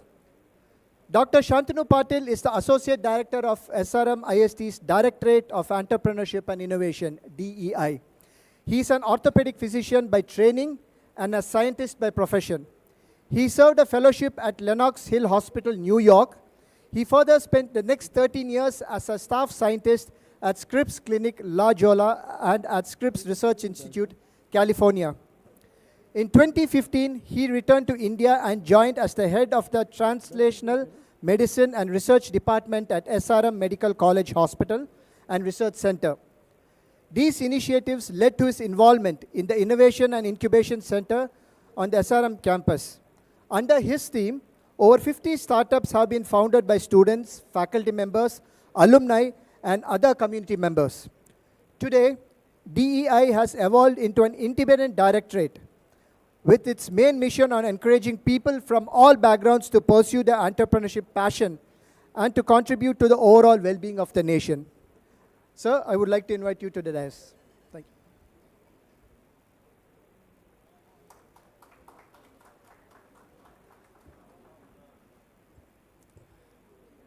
So the IPL is going on, and our Vice Chancellor couldn't make it. So in the spirit of the IPL, I'm here as an impact player, replacing him, and I hope that I will be able to convey what he has been supposed to be conveying for this morning. The origin of the design thinking course at SRM actually has a good story behind it. As a scientist and as somebody who always looks at possible outcomes and results before launching off into any new outcome or a new venture, I was very keen on doing something which will have a long-lasting impact in our institution. We have a semester abroad program with the University of California, Berkeley, where we send our students for a semester to learn about entrepreneurship. The team from Berkeley had visited India to see at the back end how we are selecting and what we are doing. And one of the things which we realized at the time was we need to be doing something about changing the mindset of not the students, but the faculty, right? The default setting of a faculty member when a student approach them for an idea of a startup or whatever was, go for placement. It's a safer option. I'm sure that is still happening in a lot of places, right? And so even if a student wanted to do an idea or a startup, he was dissuaded from doing so, right? And so my first thing was to change the mindset of my faculty members who are there, who are the first encounters, so to say, first responders to a student who comes in. And at the same time, when the UC Berkeley team came in, we visited School of Design Thinking because our Vice Chancellor at that time, Dr. Sancheti, happened to be Dr. Jain's friend, or college mate, if I'm not wrong. And so The UC Berkeley team basically stressed that you have a wonderful center right there in your backyard. There's no reason to be sending your people to all the way to California to train them, right? And so we decided, okay, let's try out this thing, and we selected a group of 27 faculty members who first attended the design thinking program, the residential program here at on this campus here. And what we saw after they returned was a phenomenal change in their attitude, in their productivity, in their entire mindset, right? Almost everyone on that first batch is now doing something really good, really exceptional. They've all been promoted. They're now, those who are assistant professors are now professors. People are running centers on their own. They've all started, gone on to doing much bigger and better things. And that change which we saw in one small group of faculty members told us that, okay, this could actually have a larger impact. And so we started subsequently training faculties from various backgrounds. Today we have trained 200 plus faculty members. We introduced design thinking as a core curriculum course. A lot of universities offer it as an elective, but we were the first university to offer it as a compulsory core curriculum course for all second-year engineering students. As of now, 6,000 students have been trained in design thinking course. We went through multiple iterations, and I know Anbu is smiling right now, but I'm sure I gave him a lot of nightmare the time when we were developing the course. We have gone ahead and we developed a workbook. We've gone ahead and developed a very comprehensive course. And we are already seeing the results in the sense that the first batches which are doing are coming up with better projects. As the director of innovation, we handle all the innovative ideas and products. I used to always get the same projects every year, right? I have had a smart parking application project which has been coming up to me over the years. Initially, it was with blockchain. Then it came with, whatever the buzzword of the year was.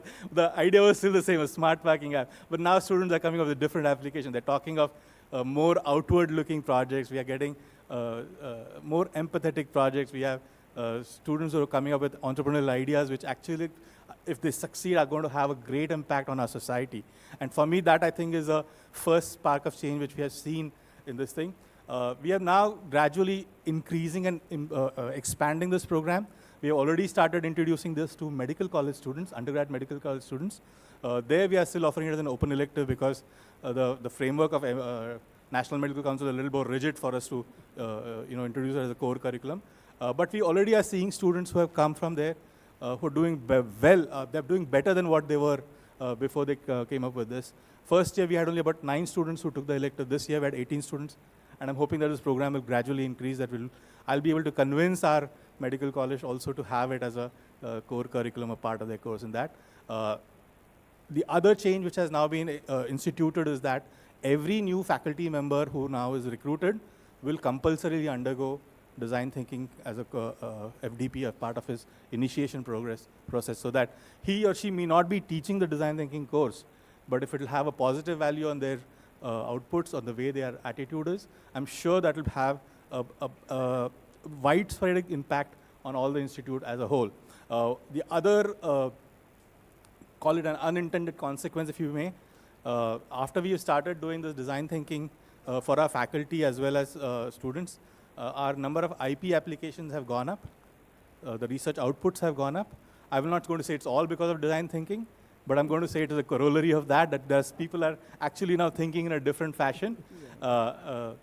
Just last week, we hit our 300th patent granted to SRM IST. We have over 900 published patents. And today morning's number was 315, but I still have to confirm that that's the 315 is a real number. So this is what we have seen happen over the years, over the last 4 or 5 years. The struggle has, I wouldn't say it's a struggle, the journey has been eventful. We've had a lot of issues. I'm sure I'd be happy to talk to you offline about how we managed to get over those problems and events. And I'm not saying we are perfect yet. We are still ironing out the kinks in that. And as I'm sure as we start introducing it across the entire student body, it is going to have us a little more challenges because we experimented with the engineering and technology. which was which is a large subset, but at least they were all doing engineering and technology. But I'm sure the demands of a management school versus medical college versus law college are going to be different, and we may have to tinker with the whole situation to get to that point. But I hope that this will eventually lead to a sea change in the way we are thinking about our projects, our research, our products, and eventually we will find solutions not only on the financial and economic issues which are bothering our country or affecting our country, but even social change will soon come through this. We also run a lot of entrepreneurship boot camps and awareness sessions. Every one of those events that we run has a design thinking component attached to it. Our boot camps that we run on entrepreneurship, we have a half-day session entirely run on design thinking. And for every one of these events that we have run, we have always had the strong support from School of Design Thinking, right? It's either Ramki or Ram or Anbu himself. They all come in and help us run these programs effectively. And I'm absolutely thankful to them for helping us make this happen and still being along with us. And I'm sure we have a long journey ahead, and I hope we'll continue to do this. With that, I'm going to come to an end of my speech. Thank you so much.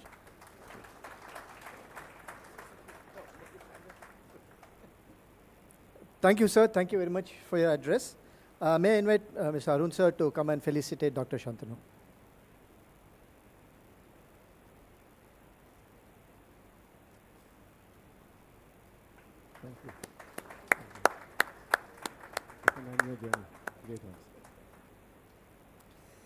The next speaker is Dr. Raman Batra, Executive Vice President, Noida Institute of Engineering and Technology.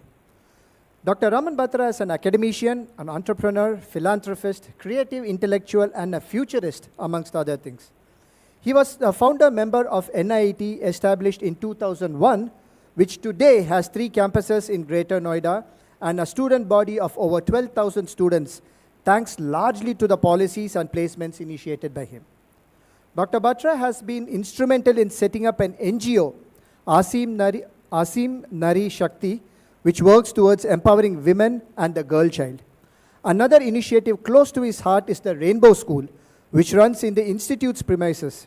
This school runs free of cost for marginalized children of families that are involved in manual construction labor.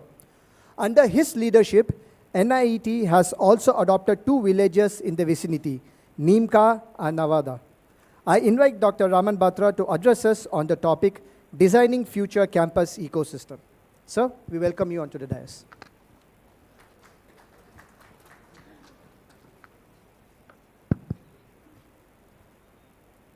A very good morning to all. First of all, I'd like to thank Arunji, Madam, Anbu for inviting me here.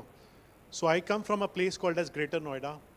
And as far as my knowledge goes, Greater Noida is one of the biggest marketplace for educational institute. It has more than 91 higher education institute in the vicinity of 10 kilometers. 91? Yeah, so it is, I'm just talking about higher education institute apart from schools and all that. In fact, if you find Oxford University has just 36 colleges in Oxford, but we are much more bigger. So our journey started in 2001, and before that we were into schooling. So we have a 10+2 school at a place called as Meerut, from where a revolt of 1847 Mangal Pandey started. So I hail from there. And so we came to Greater Noida and we started this engineering college. And you can imagine surviving into that marketplace was a big challenge. We started working on and we were able to understand very early that our basic clientele is coming from lower middle class and upper middle class families, which were basically looking in for employability skills. We started a finishing school 15 years back, and that was the reason I got into business. It was by name Pyramid Finishing School, and the first success story came with TCS. Early time of 2010, TCS was a religion in the institute, like us. We were being growing. Before that year, TCS was recruiting 2-3 students from our institute. When the batch was graduated from PFS, that finishing school, 177 students got placed at a single day, day one. That changed the whole structure at the institute level. Slowly, slowly, we started focusing more over skilling, and we given a lot of strength. So when I met Anbu in one of the events in Tamil Nadu, and Tamil Nadu has always been very close to my heart, reason behind a lot of my friends says that my name Raman also come from Tamil Nadu. My PhD degree is awarded by one of the Tamil Nadu University. I'm very been inspired because Tamil Nadu is one of the states which has maximum graduate enrollment ratio of more than 40% in the country. Big round of applause to all who are sitting here.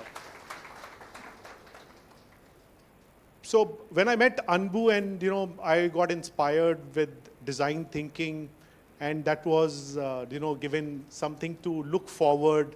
I came back, spoke to my management, and sometimes God also favors the brave. It was a time we applied for autonomy, and it might be surprising for people like you, but till now, we got autonomy 4 years back, and till now we are the only institute in the state of Uttar Pradesh to have autonomy in private institute. Reason behind, there was no ordinance in the state. We spoke to the chief minister, we moved the ordinance, it got clear, and today we became autonomous. When we became autonomous, it gave us freedom of teaching, and for student, it gave freedom of learning. And that is where the magic started. So 5 years back, our intake was around 650 into engineering program and some 100 odd in management program. Today we are sitting on the highest intake of the state of Uttar Pradesh, which is 4,700 students in a single year we are taking with 3 campuses. We established School of Future Skill, and I'll tell you a journey that how design thinking has really impacted smaller, finer detail into our institute, where from curriculum alignment to teachers training to their increment, promotion, everywhere we got design thinking impacted. So the topic was being given design thinking for future campus ecosystem in higher education. So I have a case study to tell you, right? So I come from a state called as Uttar Pradesh, and my students come from different brackets of the society. Their communication skills were a big problem. When we were going for the campus, student used to face a lot of rejection in the final round. And language cannot be taught in 20 hours, 30 hours. It takes a long period. So we did a lot of deliberation through our design thinking process. And 2 years back, we came up with a mobile app which gives 24 hours access to all 4 skills of learning communication skill, that is reading, writing, listening, and speaking. Today, my student under autonomous institute does not give a written test of English. When it comes to speaking, the student keep recording lectures. The mobile app keep evaluating through our AI tool. Ultimately, when your student is satisfied with the score, the student lock the store. They get a certification from British Council, which is again an international organization, and it really helps. This year is a lot of recession is in the IT industry. Fresher hiring is a challenge. But believe at our institute, it's one of the best year in hiring which is happening, from Microsoft to Salesforce to OpenText to Adobe. Any big company you name, they have come, apart from mass recruiters and hiring in big numbers, because they are able to find good candidate with the right skill set. So this is one of the case study communication skill lab, which we have transformed through a design thinking process, where we went to our students, we interviewed with them, and we also understood the faculty teaching practices and what are their technological needs. Then identify opportunities for improvement. So we get students, and we have around 1,800 students staying in hostel. Food was a big problem. We went to the student, it was being run through a college. We immediately got design thinking hats. A lot of deliberation happened with the students and all that. So we got a process called as cooperative mess. That means from past a year, now our mess are run by students. So this is no profit, no loss. Serving 12 cuisine now. Earlier it was only 2, got into 12 cuisine. Number of student retention in the hostel has increased. Satisfaction level has gone up. and the complete environment got changed through this. We were future focused. When we talk about future focus, we became the first AICT recognized institute last year to get tuning programs from AICT into 6 different domains. And again, we established an international cell, which was inaugurated by Chairman AICT last year. We have a change into our client. The students who are coming to us started coming from metro cities, which require some kind of program where they get international exposure. We tied up with more than 14 QS ranked universities, went to AICT, got a scheme of tuning programs. Now our students are doing study abroad and student exchange program. Normally into institute like AICT permissions, it becomes very difficult. We were able to get this.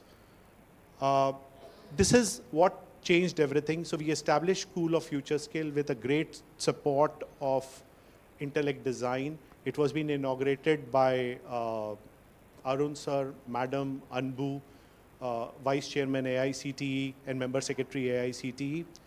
And the whole idea was to focus on 21st century skill, making design thinking the strongest pillar, also giving importance to skills like creativity, critical thinking, emotional intelligence, leadership, teamwork. We tried making a curriculum. Now in our institute, every first year, a student compulsory goes with design thinking as a subject. It's a credit program. And third year, again, they go for design thinking. The whole idea was to make employer instead of employee. So we changed the way we were looking in for. The first year is ideation year where we make a student go through a design thinking process. They can work on their ideas. Second year, they start working on their ideas. Third year, again, we bring design thinking so they can create a product. And final year, they can pitch. The success story came out of our NIT Technology Business Incubator, where we have more than 100 startups got registered. And there was a change the way students were looking in. We also classified projects into micro, mini, and major projects. So instead of student copying a project, what my associate director, SRM, was talking about, uniqueness of the project started coming up. So that was very, very important, which actually was being supported by this future skill. So these are the few trainings we are doing. We did FDP program for our own faculty members. BIT Mishra FDP program happened. Schools FDP, Atal FDP happened, and recently we got training of 250 faculty members from schools of North, from AICTE, 3 days residential program into this. So we really wanted to go to schools and talk about design thinking and other skills, which is very, very important for a student to work on. We also launched 2 years back a national competition over design thinking, which is called as Segway. So last year we did Segway 2.0, intellect design leadership for the jury members also. And I am happy to share the winner came from your state, Tamil Nadu. So more than 6 country participants have participated, more than 600 teams came in, 36 ideas was into the final, and Chairman AICT given the awards to the students. The prize money was 6 lakhs. So next year we are again plan to do it at 10 lakhs and make this event bigger and bigger.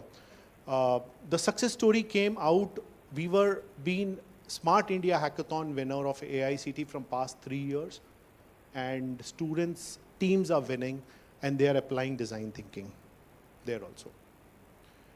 Prototyping and testing solutions have really become great. I was talking about employability. So you know that technology is changing with a blink of an eye. The way AI is coming up, it's very, very important a student understand workshop style teaching, what we introduced through design thinking.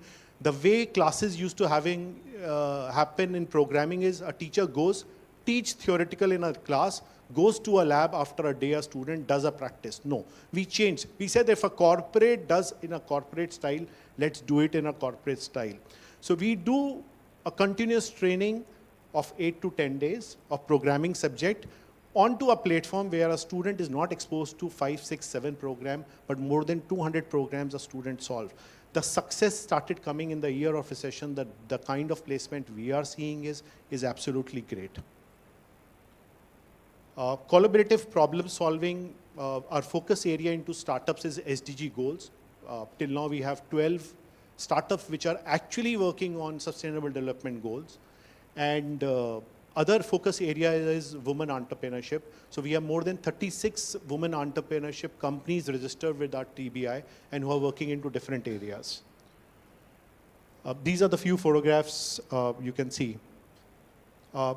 Iterative improvement, we got Coursera on campus. We knew the importance that as the technology is changing, our faculty members need to be upgraded, upskilling. So our institute provide them a master login to all.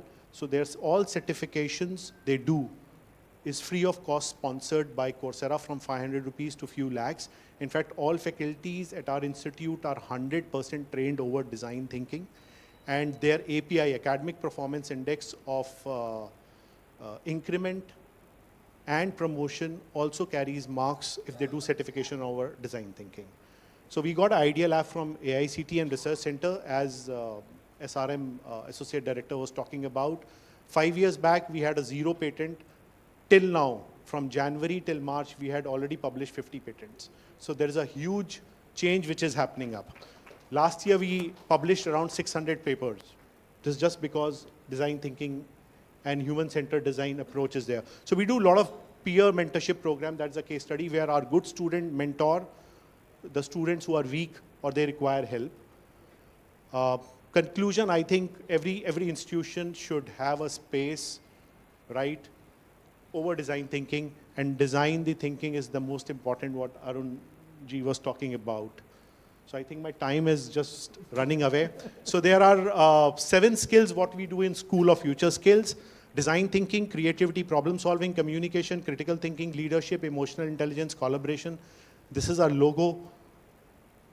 This is a design School of Future Skill picks.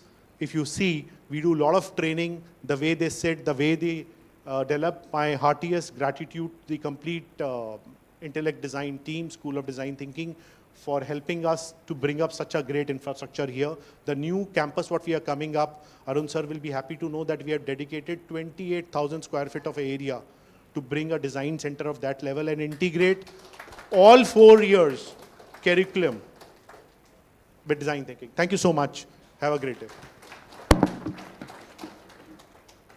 Thank you very much, sir. So may I request you to be on dais, sir? And may I invite Manju ma'am to please felicitate Dr. Raman Batra, sir.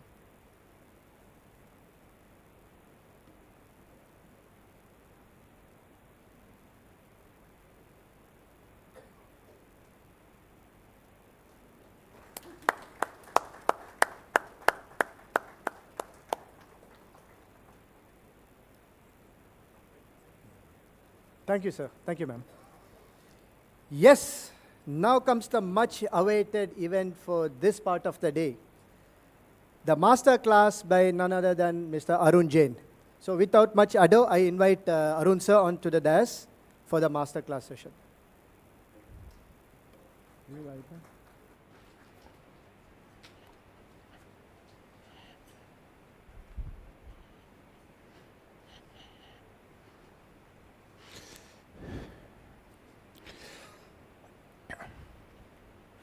Good afternoon.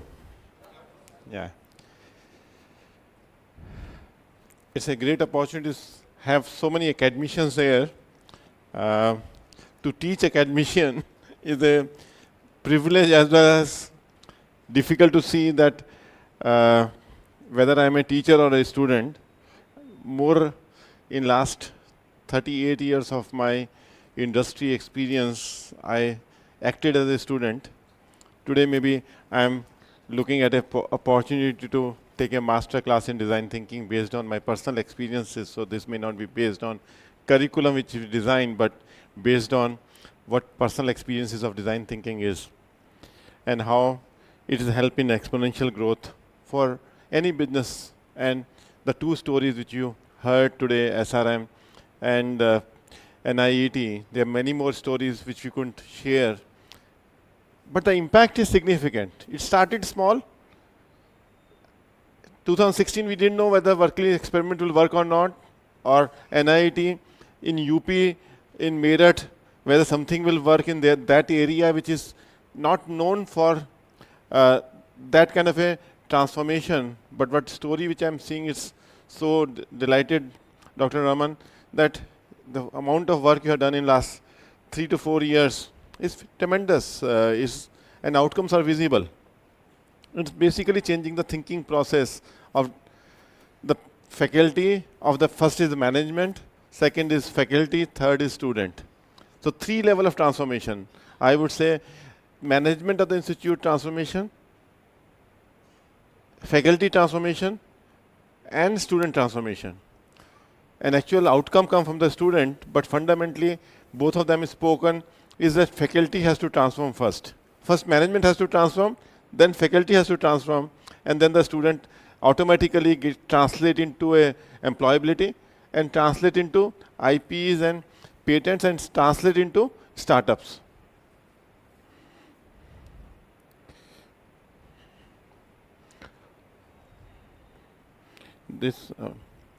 So when we are looking for Masterclass, I think in the morning also talked about it, 2040. We look at a 16 years from now, what is the kind of employability, what kind of a skills will be required? I would have loved to have it to 2050, because whatever you are trying to put in action, it has an impact much later. When we are talking in the morning about AI coming in, computer language coming in, I think that's one side of the story. But second side of the story is rural India. 100 crore people, they need some services, they need products. It's a huge opportunity which you are sitting on. On one side, we say, no, we don't have employment, we don't have jobs. But if you are not able to meet 100 crore people, it's a huge possibility.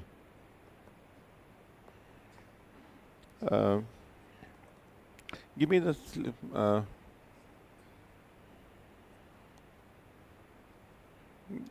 Shifting the slides. Okay. The first thing is, who is your customer? As an academic institution, who is my customer? Corporate. Who else? Who is my customer? Parents. Pardon? Industry, okay. Society. Who is my customer? Society. My customer is not industry. Industry also serves the society. Fundamentally, industry makes money because of society. It serves the society. At a large, it's a society which is my customer. Then industry is a means of employment. And then you go further on it. Startup is a way to service the society. When you make a startup or employers, it serves the society. So understanding in design thinking who is my customer is a first step of understanding who is my customer. If institution is only focused on industry, which is coming from Western world, we are reducing the size of opportunity, which I say Silicon Valley has seen the market size. They identified the customer, Silicon Valley identified the customer, not in California customer.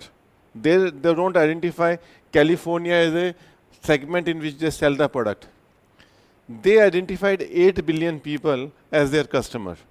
As soon as they say their customer is globe, and their customer is 8 billion people, whether it's a Google is there, they service 8 billion people desirability. They don't service the America desirability. They don't service the desirability of Europe. They service the desirability of India. Today, when we use WhatsApp, it's a desirability of India serviced by the American, somebody who thought of it. The desirability of communication. That we need a small chats. When we have a Facebook, when we have a Google search, all are looking for 8 billion people. Apple Music, iTunes, YouTube, they are all designed for 8 billion people.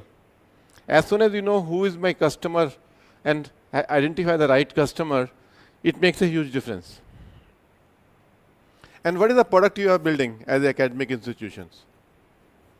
What is your product? A student is your product.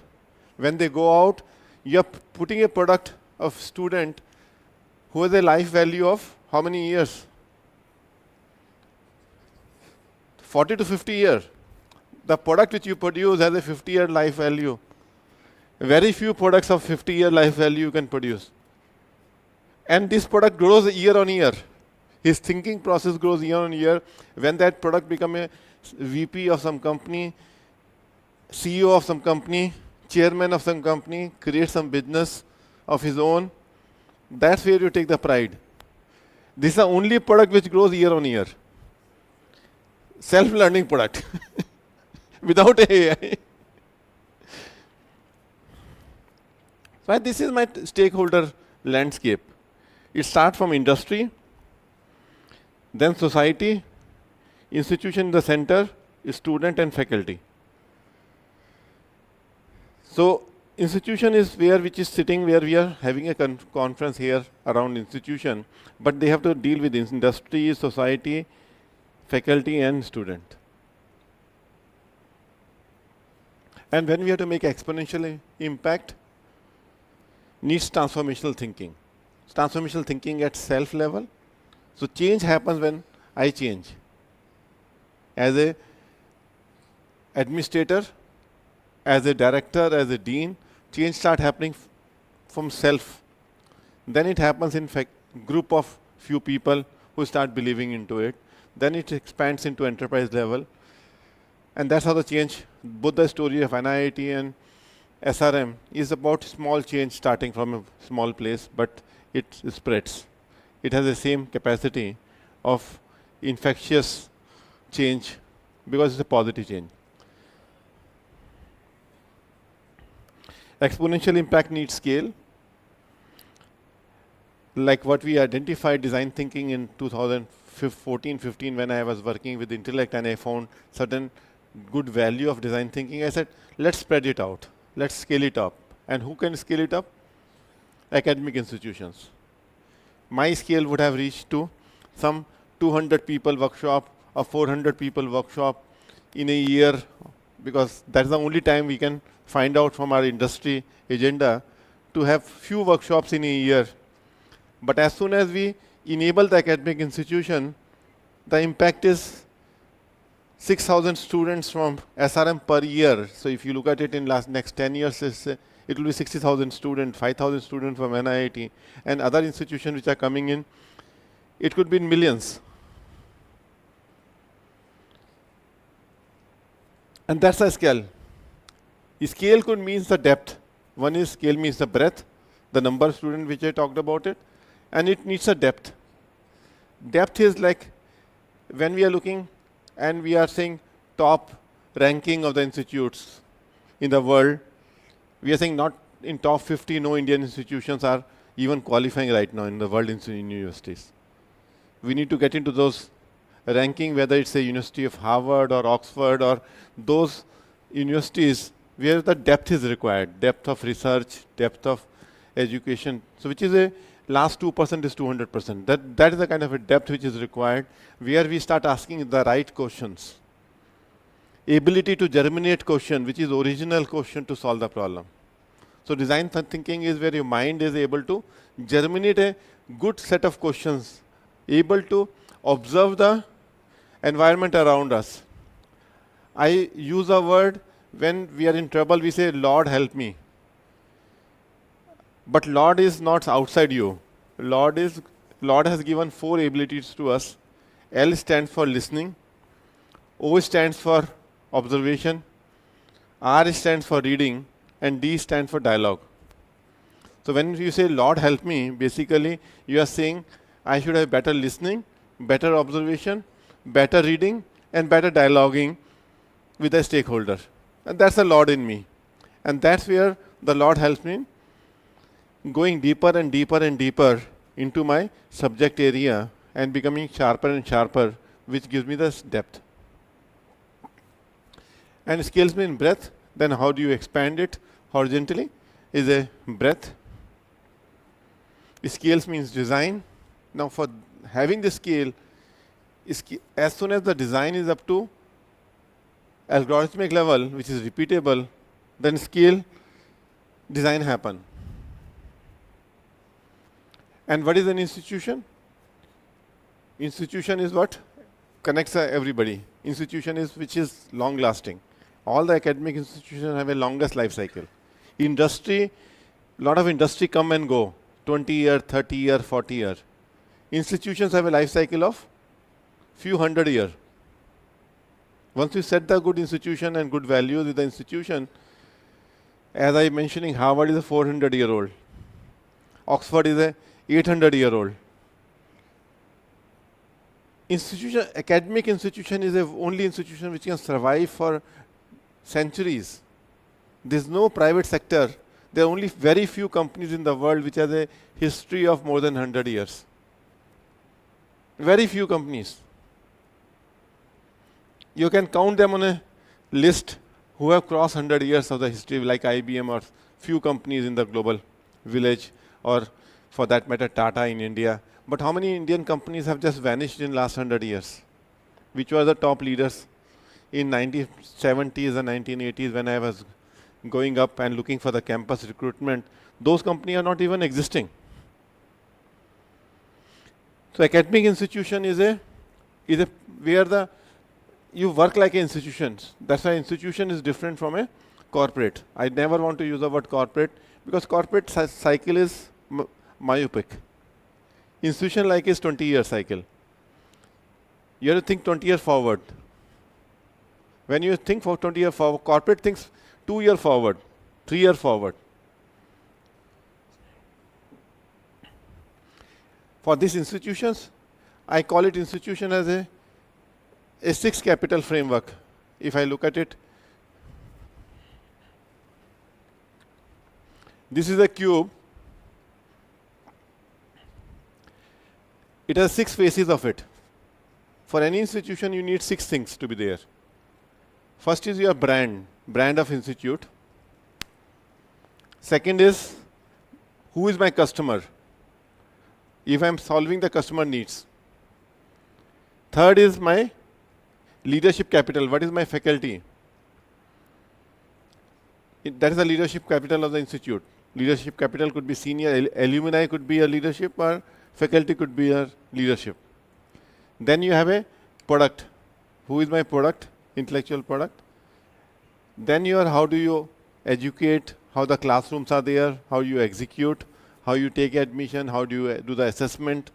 All the things comes into execution. And finally is the finance. It should be self-sustaining institution. So this 6 capital, if it is 1 centimeter cube, if it becomes 3 centimeter cube, how much is the volume growth? 1 centimeter becomes 3 centimeter. How many volume growth? Pardon? 9 times? Anybody else has an answer? 1 centimeter becomes 3 centimeter. What is the volume of the cube grows? 27 times.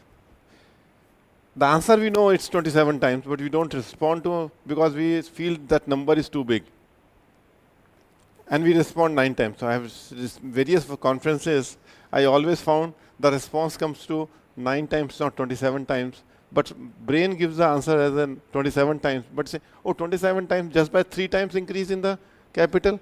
So each leg, if you increase 3 times, your faculty improves 3 times, your brand improves 3 times, your end customer improves 3 times, your product improves 3 times. The total scale becomes 27 times. It's such a beautiful thing that you have to work on all the 6 capital together. But all the 6 has to work together. You have to have a leadership in your institute who can work on all 6 of them to make it 27 times. So when we run the company Intellect, in 2015 when we break away from Polaris and set up Intellect as a technology company, our aspiration was that we should create a technology out of India which can go to America, not vice versa. Today, we receive all the technology from Microsoft, Oracle, Google, and we implement in India. Our aspiration is that we should generate technology from this R&D center for financial technology business, that every large bank should consume Intellect India technology. Big challenge because it's the brand itself, India brand, was famous for service brand, not famous for product brand or technology brand. So when we go to HSBC in New York or HSBC London, they say, okay, how many bodies you can give? Because India is famous for number of bodies you can give. Not about what technology can you give. When we help, we'll help you growing your deposit by $20 billion. Then they pay some attention. Then we say, how we'll do it? This is a technology which we'll write. They doubt initially, but when we demonstrate everything in the last 10 years, we could able to build up a top 7 out of top 10 banks in Europe are our customer, top 6 out of top 10 banks in America is our customer, top 9 out of top 10 bank in Middle East are our customer, top 7 bank out of the Asia Pacific are our customer. Now they adopted Indian technology. That's a proud moment for me. It took some time to get into that scale, and we don't charge cheap. We sell our technologies 20% premium to my international counterparts. When I told my salespeople that we should be selling our technology 20% premium, they say India is cheap. When again, India's technology is not cheap. We will be commanding because of the high quality of the product, not just because we are Indian and our costs are lower. For the licensing our technology, we say that we want to charge $10 million license. Now $10 million license means 80 crore rupees you are asking a bank to pay upfront for choosing our technology. Have you heard of it? That bank will pay 80 crore rupees to you before even consuming the technology? In 2020, we signed 2 contracts of $10 million each of the license alone, not anything. And we say, please pay it advance, not even pay it afterwards. Now that is possible when you have a belief. And this 6 capital constitute the belief. B stands for brand, E for end customer, L for leadership, I for intellectual property, E for execution, and F for finance.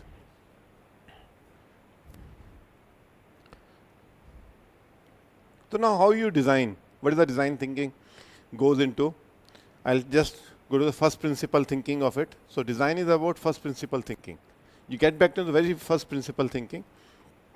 The first principle thinking of design is human desirability. We exist because of human exist. More humanism, more opportunities. Technology or education techniques is which makes it feasible, and business makes it viable.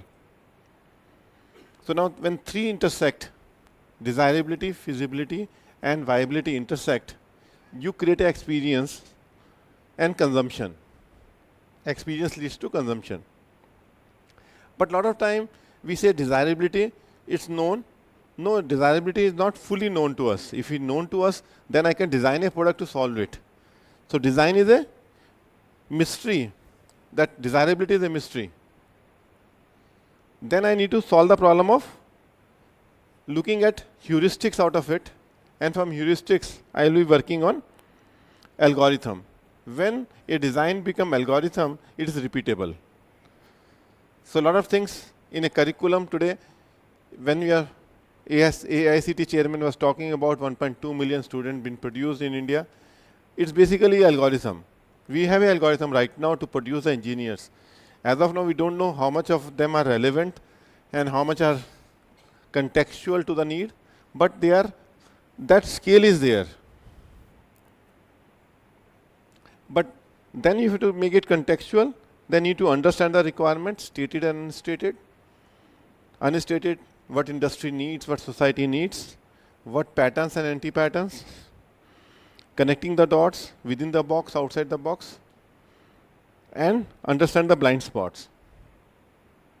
Don't know what I don't know. So get into the space which I don't know what I don't know. So now this is a 4 stages like patterns. When I say patterns and anti-patterns, patterns within India, patterns outside India. We need to look at what Germany education system is all about, what Japan education system is all about, what American education system is all about, what is good about them, what is bad about them. Like sometimes German education system says school after 7th standard they say go to vocational or go to this. Is it good or bad?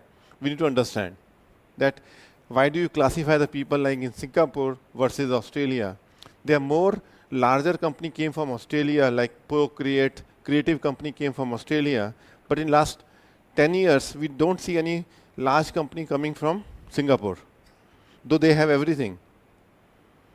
Something gone wrong in education by boxing them that by 600 you say classify the people that, oh, you are good, you are not good.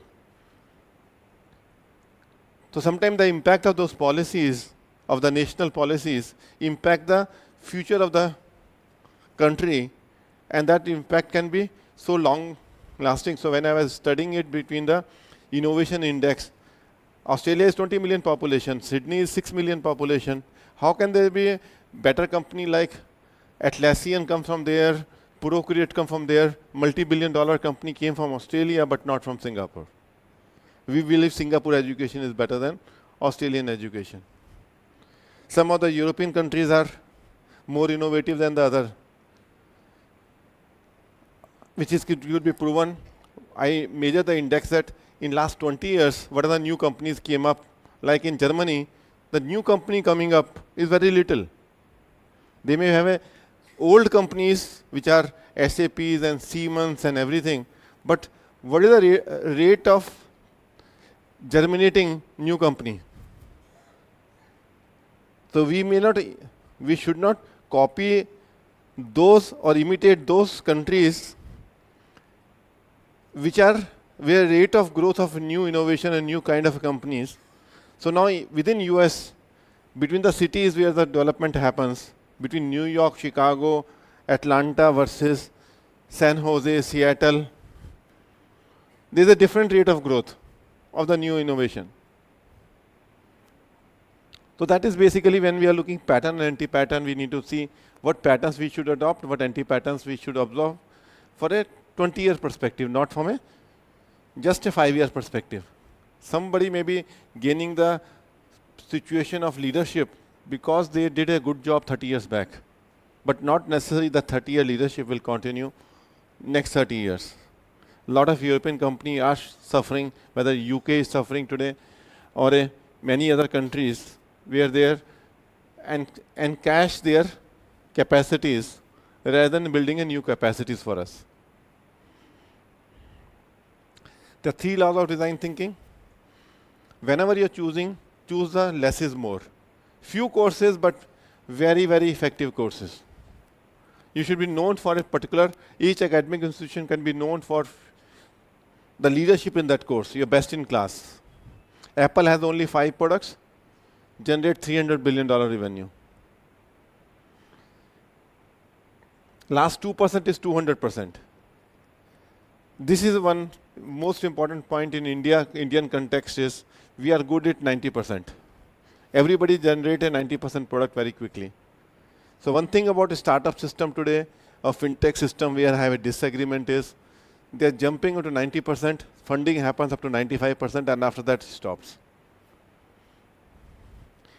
But the funding required between 95% to 100% is much higher than to reach to 95%.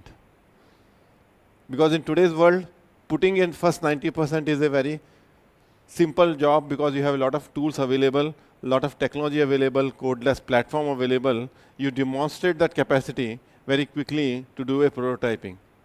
But to make it enterprise grade, when millions of transactions will pass, it should be secured, it should be hard. That requires years and years of practice. And that makes the technology different. So when we are looking at startup ecosystem, important point is whether we have a funding for the entire end-to-end. For the patience to do that. And how do we create an ecosystem where they do step by step and make entire ecosystem right is important. Otherwise, we may have a substantial disappointments. Because on one side, startup create excitement. On the other side, if too many failures have started happening, suddenly there will be a drop in energy from the startup system. So we need to be careful on not the numbers which should make a difference, but how many technologies are reached 98% level of maturity or 99% of maturity, because at that maturity point, we'll able to see the success of it. When we are measuring what we should choose the technologies, I use an index of 1000 gram, 100 gram, 10 gram. So in design thinking, I don't say 1 to 10 to rate the priorities. If a senior executive does 5 meetings a day and each meeting has a 10 action items, it has a 50 action items are emerging in a week. In a month, it becomes 200. In 3 months, it becomes 600. Unless I classify out of 600 action items that only 10 items are 1000 gram, then only I can act as a human being. Otherwise, I will be following the Excel sheet only of 600 action items. So defining our priority to be 10 gram, 100 gram, 1000 gram becomes important. So these are the 3 laws of design thinking. Whenever you are evaluating any programs, look at the 3 laws of design thinking.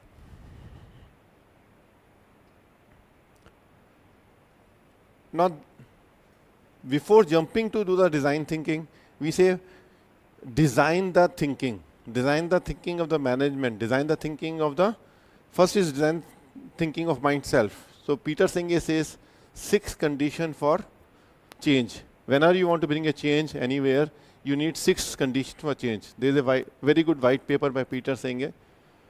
All of you are from the educational institution. Maybe Peter Senge is a 5th discipline, is a book which he written in 1990. A good thinker in the management education. He talks about 6 conditions in change. First is policy, second is practices, third is resources. So PPR are the 3 conditions which are known to everybody. Anybody wants to bring a change in government, say change the policy, change the practice, change the resource.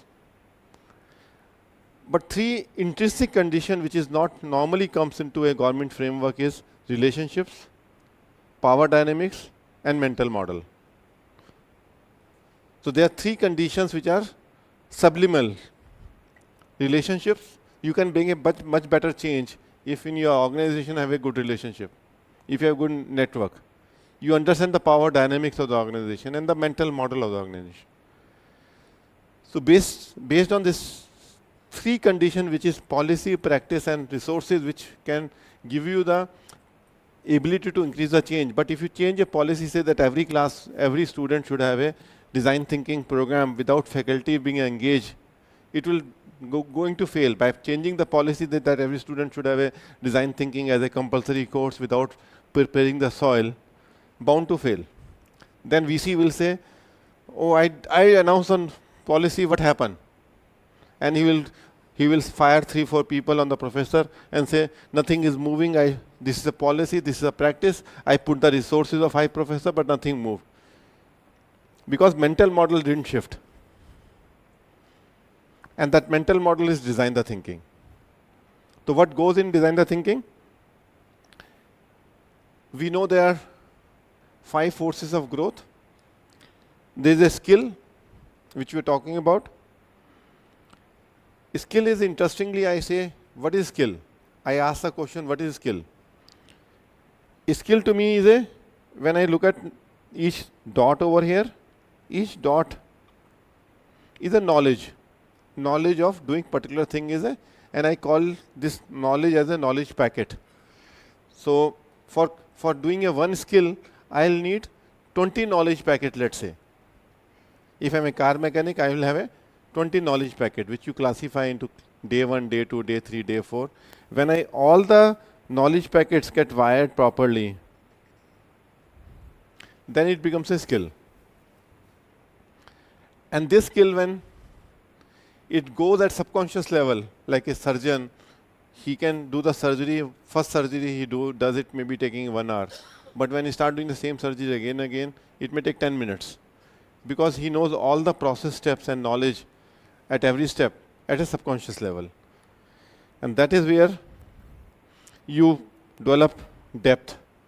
You develop depth, and expertise is, when you say he's expert, what is the word comes to you? He's deep. Expertise is always linked to deep because you are layering your expertise layer by layer. When you are teaching a class in first year, first time when you teach, you learn something. Second time you teach something, you learn further. So each time you are teaching year on year, you are finding and you are going deeper and deeper into the experience. Then we look at a perspective. Perspective is, once you start going deeper, then you have to elevate yourself to look at the larger view. What we looked at the larger view of the academic institution is society, my corporate, my industry. When I start playing the role of a leader, then I need to lift myself. So perspective is like when there is a flood in your area, you go to the highest place to see where the water, where can you exit from the flood area. So perspective gives you the ability to work in a multiple clusters. So a leader in academic institution, you are working with the multiple ecosystem players. And those multiple ecosystem players can come from the perspective. Now, this knowledge clusters which is there, it could be humanities knowledge cluster, it could be a mechanical engineering, it could be electrical engineering, it could be civil engineering, it could be computer science. Who is the dean of it has to be above all of it to understand what each subject brings on the table, and that makes the perspective clear. Now we say idea. What is idea? Can you define an idea? How you define an idea? Pardon? To ease the process, okay? That's the outcome, that's a method, that's the objective. What is the idea by itself? New thought. Okay. To solving the problem, okay? Pardon? How you execute in real life. But what is it, matlab? What is the idea? What happens in the idea? Triggering a thought. A motor, when I'm putting on the left side, there is a car which was designed in 1880, which was running horizontally. It was designed on diesel motor, and diesel motor was running the car, replacing the horsepower. It's still called, it's measured in horsepower because it replaces the horses. Otherwise, horsepower unit is no relevance. It should be metric unit, not the horsepower unit. But still we measure all the automobile into, say, this is a 100 HP car, BHP, still measure on horsepower. But somebody says, can this car which is replacing horses can go vertical? Our mental model will say, horses always run horizontally, why horses will run vertical? But they didn't think motor can run vertical. Horses may only run horizontally, but motor can run vertical. And when motor run vertical, what happened? Elevator came. Once elevator came, what happened? High-rise building came. Whole city development happened just because one dot got connected. One dot got connected from making a motor move from horizontal to vertical. So idea is connecting the knowledge packet in a new shape. Is connecting the knowledge packet. So knowledge is same, motor is same, vertical is same. You connected the two dots in a new pattern. It's a idea. Very few invention happens in humanity. Only 46 alphabet came into the humanity, but after 46 alphabet, all the literature, all the poetry, all the knowledge came in. By connecting those 46 alphabets into words, words into sentences, we created a huge humanity development. So, say idea is about two knowledge packet coming from different cluster. There is a technology container, there is a business. Business and technology got connected. You got an idea. Now, e-commerce business. What is the dot connected in e-commerce business? When we say e-commerce business is a $100 billion industry or $1 trillion industry, what changed there? Which idea was there? What did they change? Which dot they connected? Printed catalog to web catalog, or placing an order on the internet. Only one dot. while all other process of printed catalog supplying to home was same. Only thing is accepting the order on the internet. Brought $1 trillion industry by just connecting the one dot. So a lot of time change can happen by just connecting the one dot, not doing many things. IKEA, as a furniture company, we all know IKEA. What did they change? What is the one dot they change? Pardon? Do it yourself. It reduced transportation. It reduced storage challenge. Both the things. It solved two problems. Instead of assembling at a factory, if you assemble at home, what change was made? Assembly was done anyway in the factory, and that it was going to showroom, and then showroom it was going to the consumer house. And each place there is a issue of bed, door, transportation. So all transportation cost goes away. All storage cost goes away. Showroom storage cost goes away.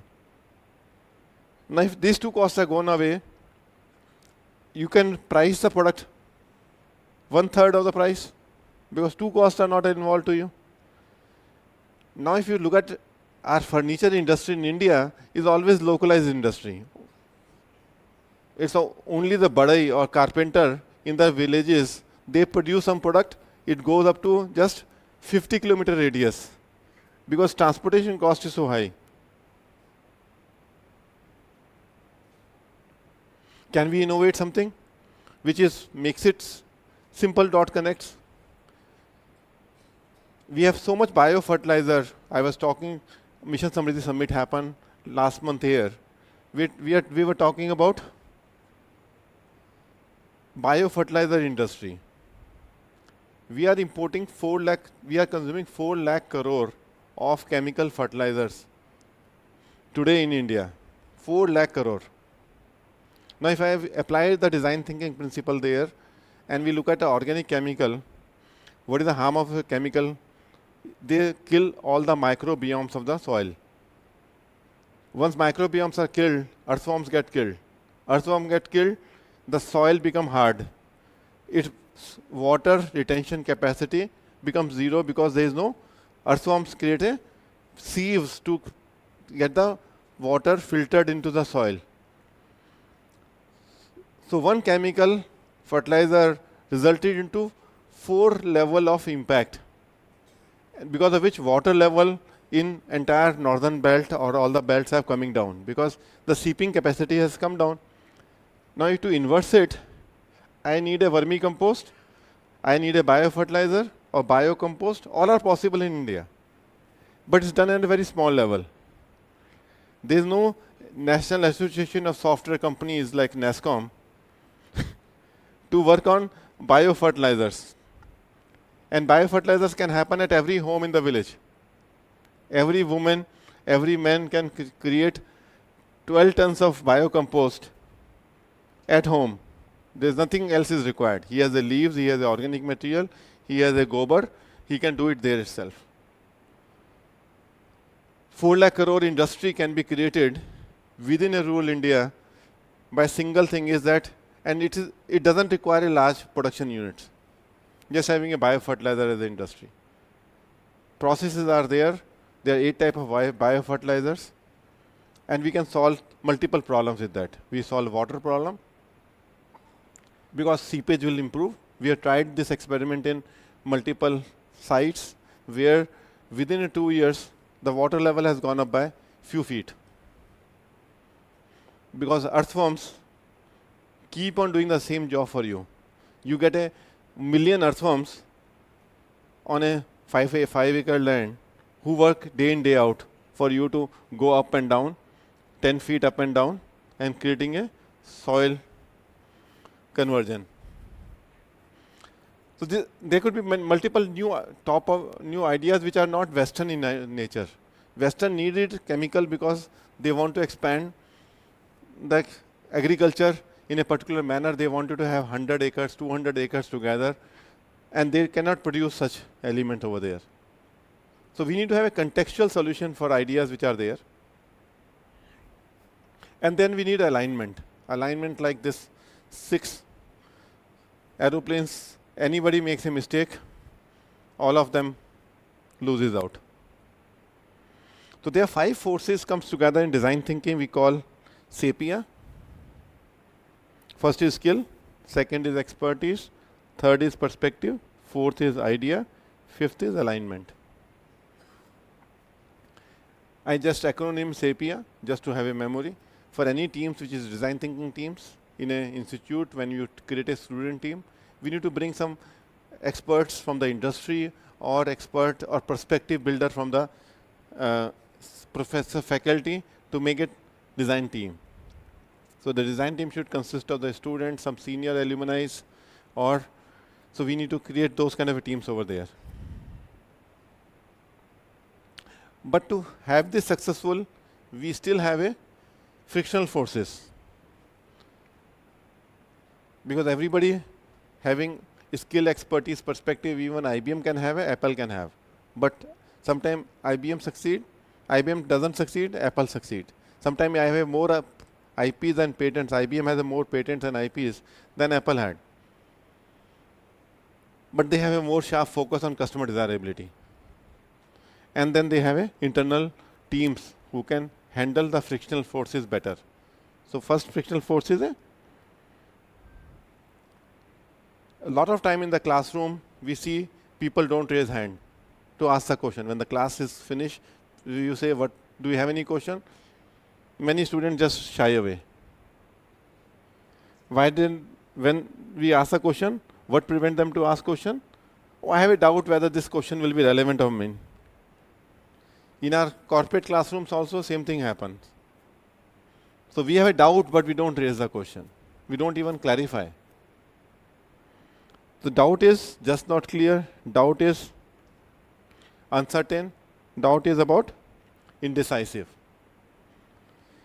Or I need approval. Sometimes I don't ask question because I need approval. So approval mindset, the parent-child mindset of India. For everything I need approval of somebody. I have that mindset. For design thinking, I need to trust myself and my intuition and my thinking to go forward. Is conflict bad? Conflict is a word. Is it good or bad?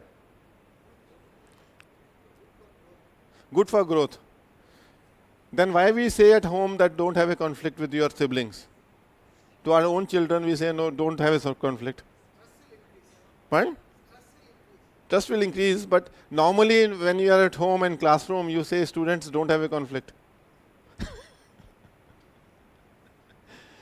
So it means it must be bad because we say no to do it. But now you are saying it's good for us. Different perspective is there, it's contextual. Did you have a conflict in last 1 week? Have you said to your child, don't have any conflicts? These are the typical situations which we have in our life. But if you go to anatomy of conflict, why conflict happens? The conflict can happen only for 3 reasons. First is, there is a difference of opinion. Second is, there is a difference of perspective. Third is difference of expectations. Parent has some expectation, child may have a different outcome, or a perspective of parent will be different from student, or his child, or opinion may be different. There are only 3 sources of conflict. For creativity, what do you need? When you say institution should have a creativity, you should have a difference of opinion in the teams. You should have difference of expectation. You should have a difference of perspective. That's only the design will come or ideas will come.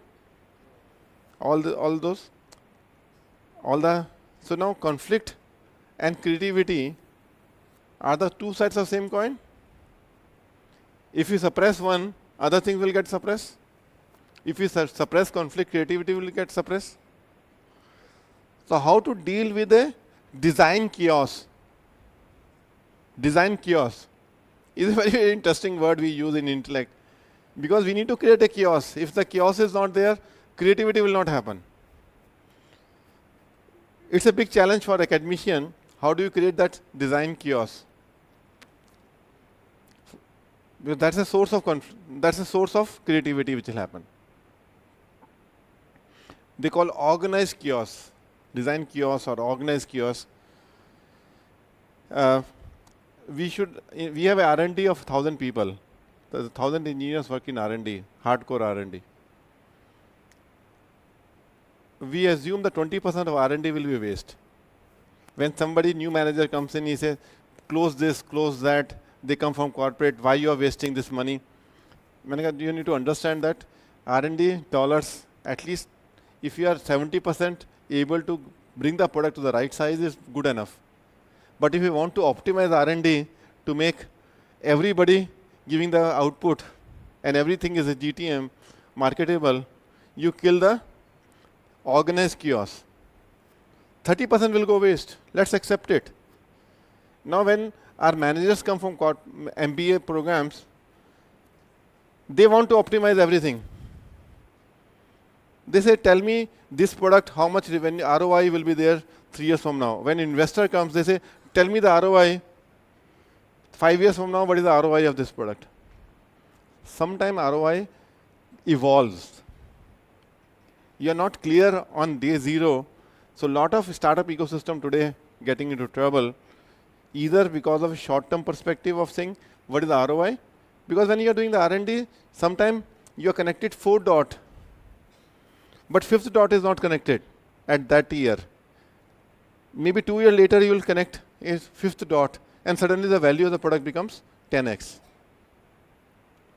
So understanding that creativity becomes and this requires dialogue, a lot of dialoguing. We say, third thing is disappointment. Anger is a reason for disappointment. So whenever the failure happens, we feel disappointed. This is design thinking. When we are saying MVP 1, MVP 2, we expect a failures will be there. And it will result into anger. What is anger? Anger is a disappointments. But anger is a helplessness. When I am not able to solve the problem, I feel helpless, I feel angry.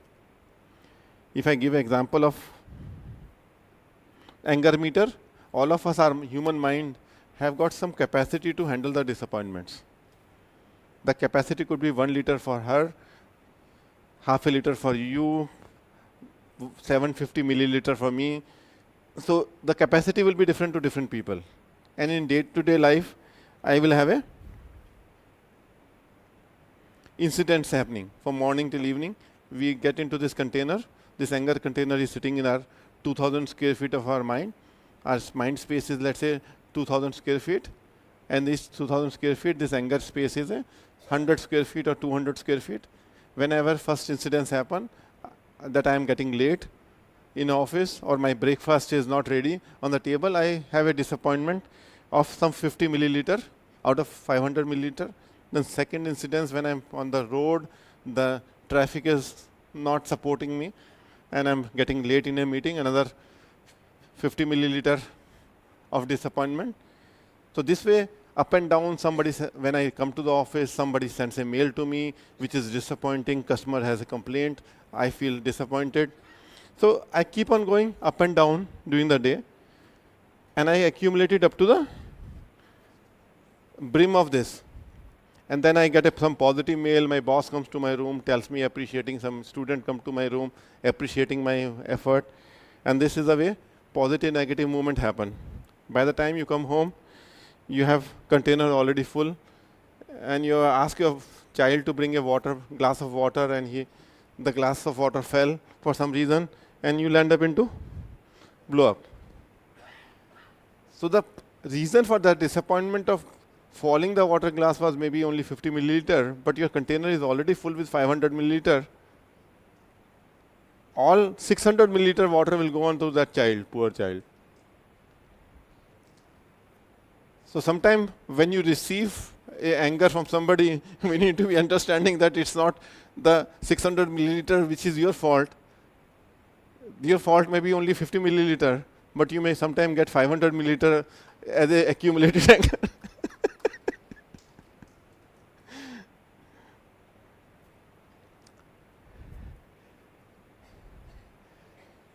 How many times did you have new thought or a solution? How many times you didn't express it? What were your fears? The fourth element of the frictional force is a fear. Crossing this bridge or making this bridge between the two hills. What is the fear? Fear of going wrong.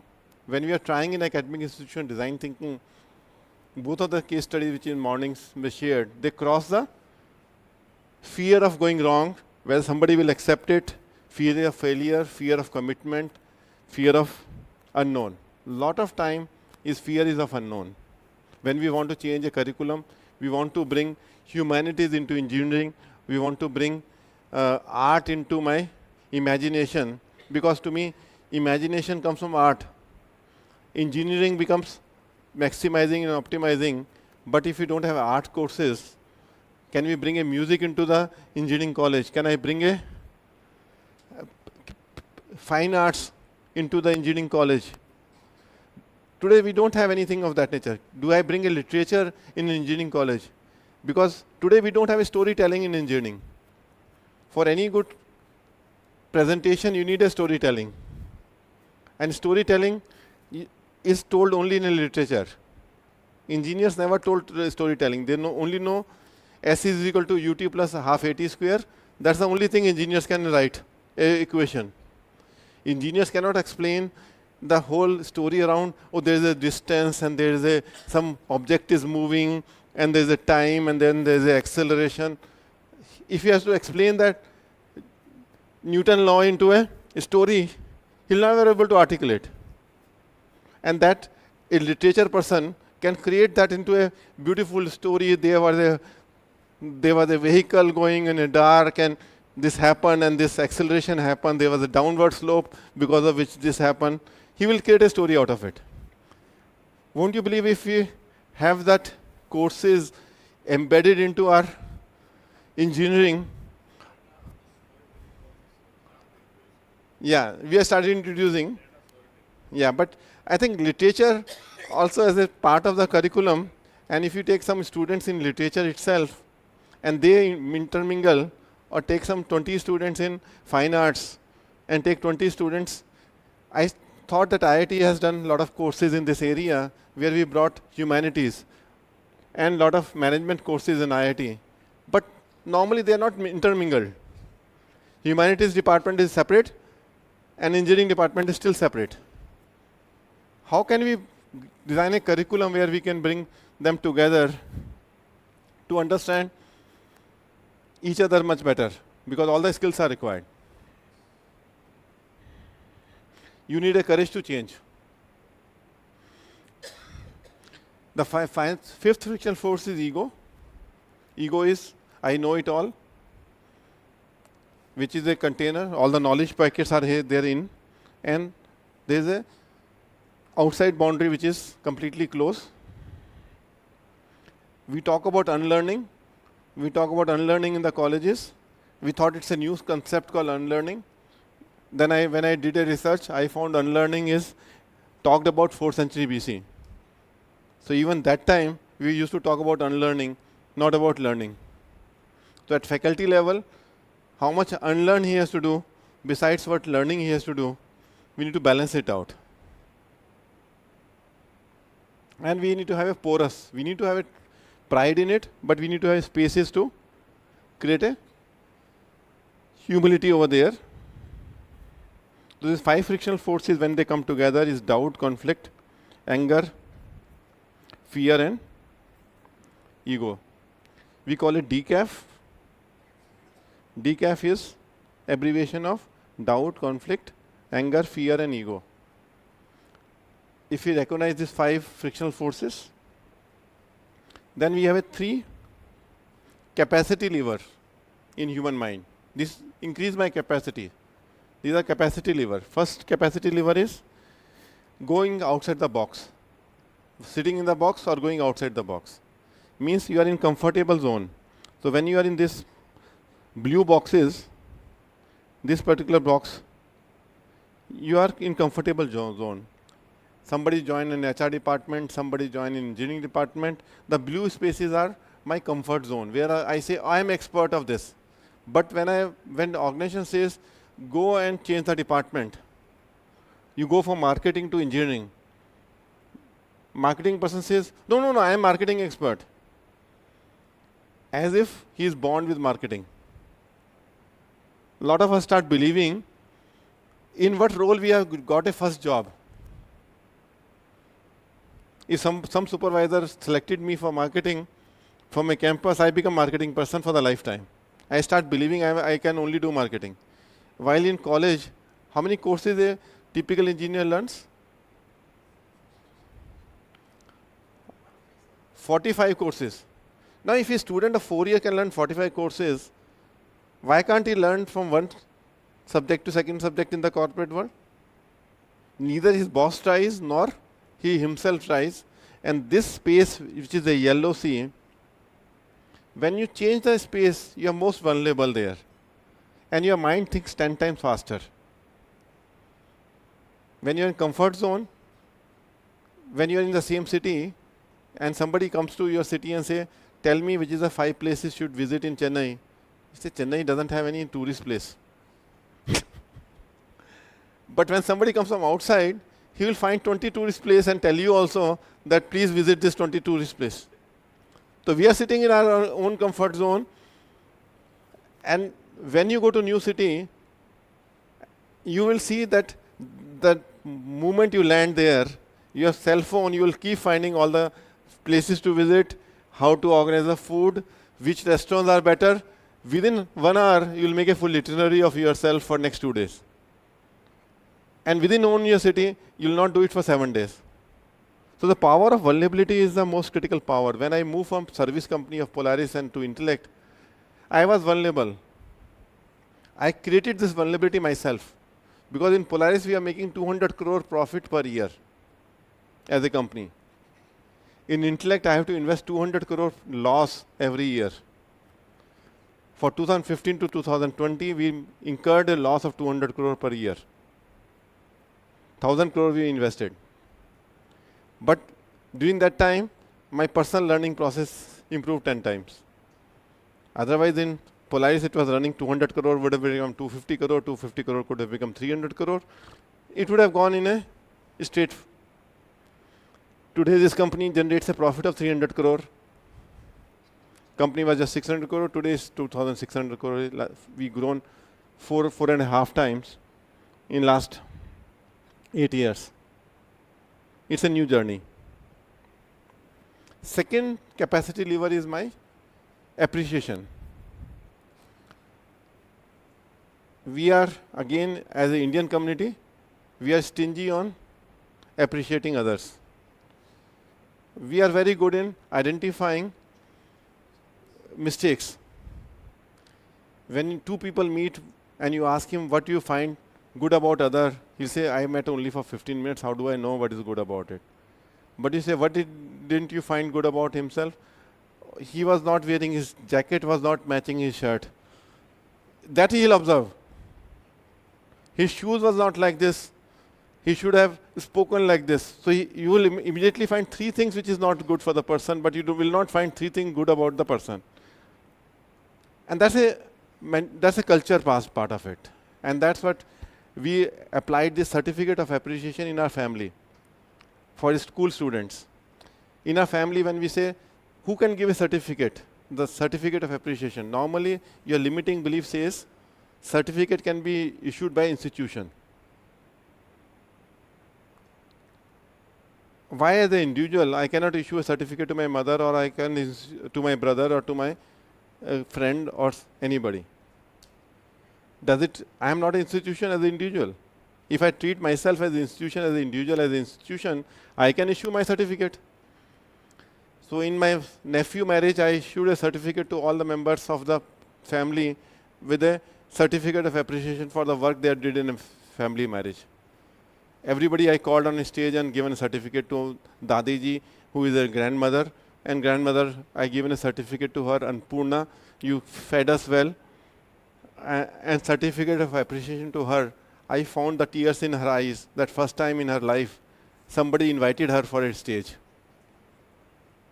She went to the stage for her kids and grandkids but nobody has given her a certificate in her 50 years of serving the family and keeping the family together, and nobody appreciated it. It's not that we don't appreciate in a family our grandparents, but sometimes we don't act on it in a physical form.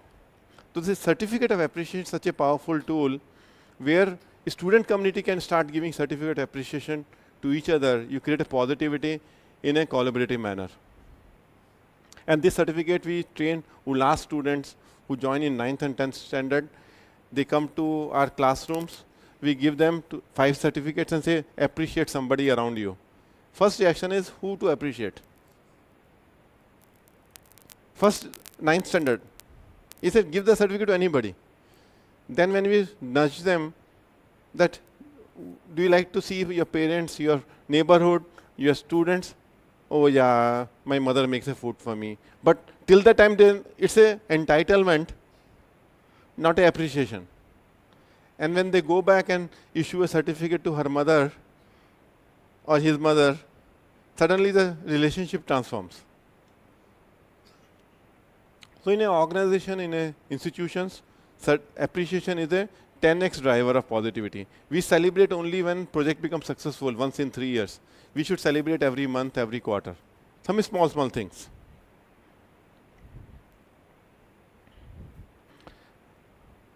So appreciation just expands the thinking process.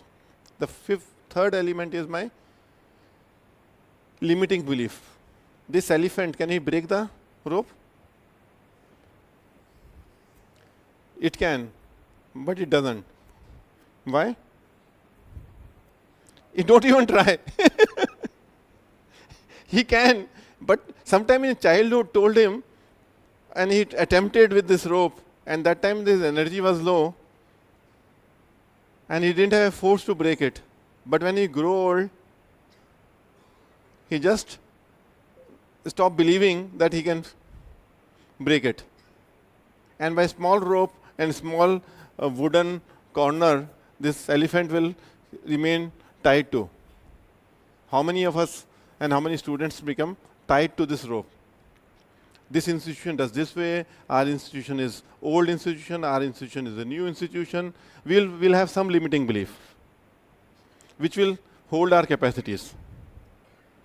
And this holding capacities of this red block which is there, this creates a performance degradation of the institute.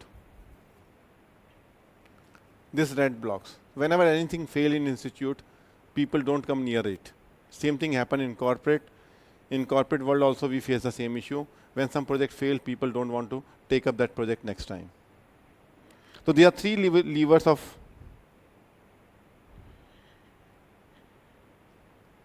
the 3 capacity lever. We say vulnerability, appreciation, and limiting belief are the 3 elements. So these 13 elements, what I talked about, 5 element SAPIA, 5 element DCAF, and 3 element VAL. These 30 elements forms my design the thinking. These are the thinking level elements. These are not physical element. These are the thinking level elements. So this mind, my mind, if I assume it's a 2,000 square feet of space, and I have to organize that mind into 2,000 square feet of space to more productive mind by organizing it well, I need to be aware of these 13 elements to design my own thinking process. This 2,000 square feet of my mental space, my mind palace, I can call my mind palace. Mind palace, I need to organize this 13 element. Which shelf I take it, which shelf I put it, that becomes my element to look at it before jumping to design process. So this is designing the thinking process before jumping to thinking the design. So a lot of time when you say design thinking, which you have studied from a lot of videos around it, they don't talk about this thing. They talk about the brainstorming process, they talk about convergence process, they talk about MVP1 process, but they don't talk about this process. To me, unless the soil is ready for design thinking, the process will not solve the problem. Your mind has to be creative and understanding self. If you don't understand the self and understand the team around you, the impact of process can only be 20%, 30% impact, but not the holistic impact. So this is a change which I brought in design the thinking. The School of Design Thinking bring, this is the core value of the School of Design Thinking. The second part of it is very commonly available in video conferencing equipments. A lot of Coursera courses are there on second part of it. But this is what we believe is required when we want to change intellect. We want to change this first. When we tried to do it between 2009 to 2011, based on Western thinking process of process change, our results were very, very small. Higher results start coming in when we started the thinking change. For bringing this thinking change, we started having a no agenda meetings. So we started no agenda meeting means when we conduct a 3-day workshop and 100 people are coming, we don't publish any agenda. Can you imagine a conference with a no agenda? And these people who come for this conference are from international, from US, because we have 57 countries participation and they come from that conference. And I say no agenda for the meeting. Now they say, we need to prepare. I say, if you are a leader, why do you need to prepare? You come with the knowledge. Oh, if you tell me the agenda, then I can prepare better. I said, you are a product of yourself.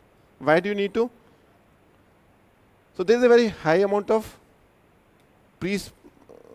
predisposed thinking process that agenda is must for the conference. And now, why don't publish agenda? Because agenda means I am there for 20 minutes. I am active in that 20 minutes time. The rest of the time is not my time. So my listening will get dropped into the whole conference. When I keep it open, I have to be attending on all the 3 times. When will I call on a stage? You don't know. Otherwise, I'll be sitting outside the hall. And if you look at 3-day conference, 30% people remain outside the conference hall. 70% people sit in the hall.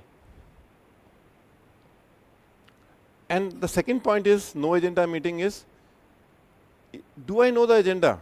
What is most important for 100 people in the company? I assume so because I'm a chairman. Somebody told me chairman, I should know it. Chairman doesn't entitle me to to understand what is happening in America and what is happening in Europe, what is happening in Singapore. So if I don't know the agenda, I don't know what I don't know. Let the agenda comes in first 2 hours. We do a circle time. We talk to everybody. So if 100 people are there, we stand in a circle and we say, tell me one good thing happening in your area, one bad thing happening in your area, one pattern and one anti-pattern.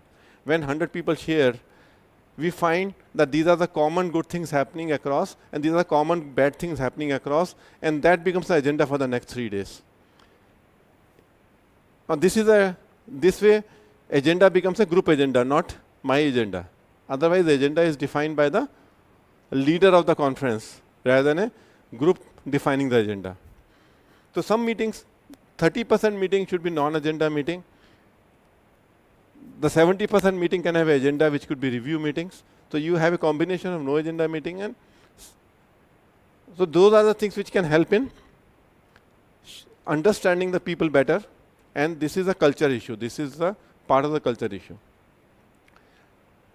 Any questions in this area before we finally come to the next stage? 2,000 square feet of space? Like this physical space is there, your mental space is also there. Like in your house, you have 2,000 square feet of the physical house you live, 3-bedroom house you have. Similarly, your mind space, you live in a mind space. Value could be anything. You choose, you want to have mind place of 5,000 square feet, operate on that. You don't have to pay anybody.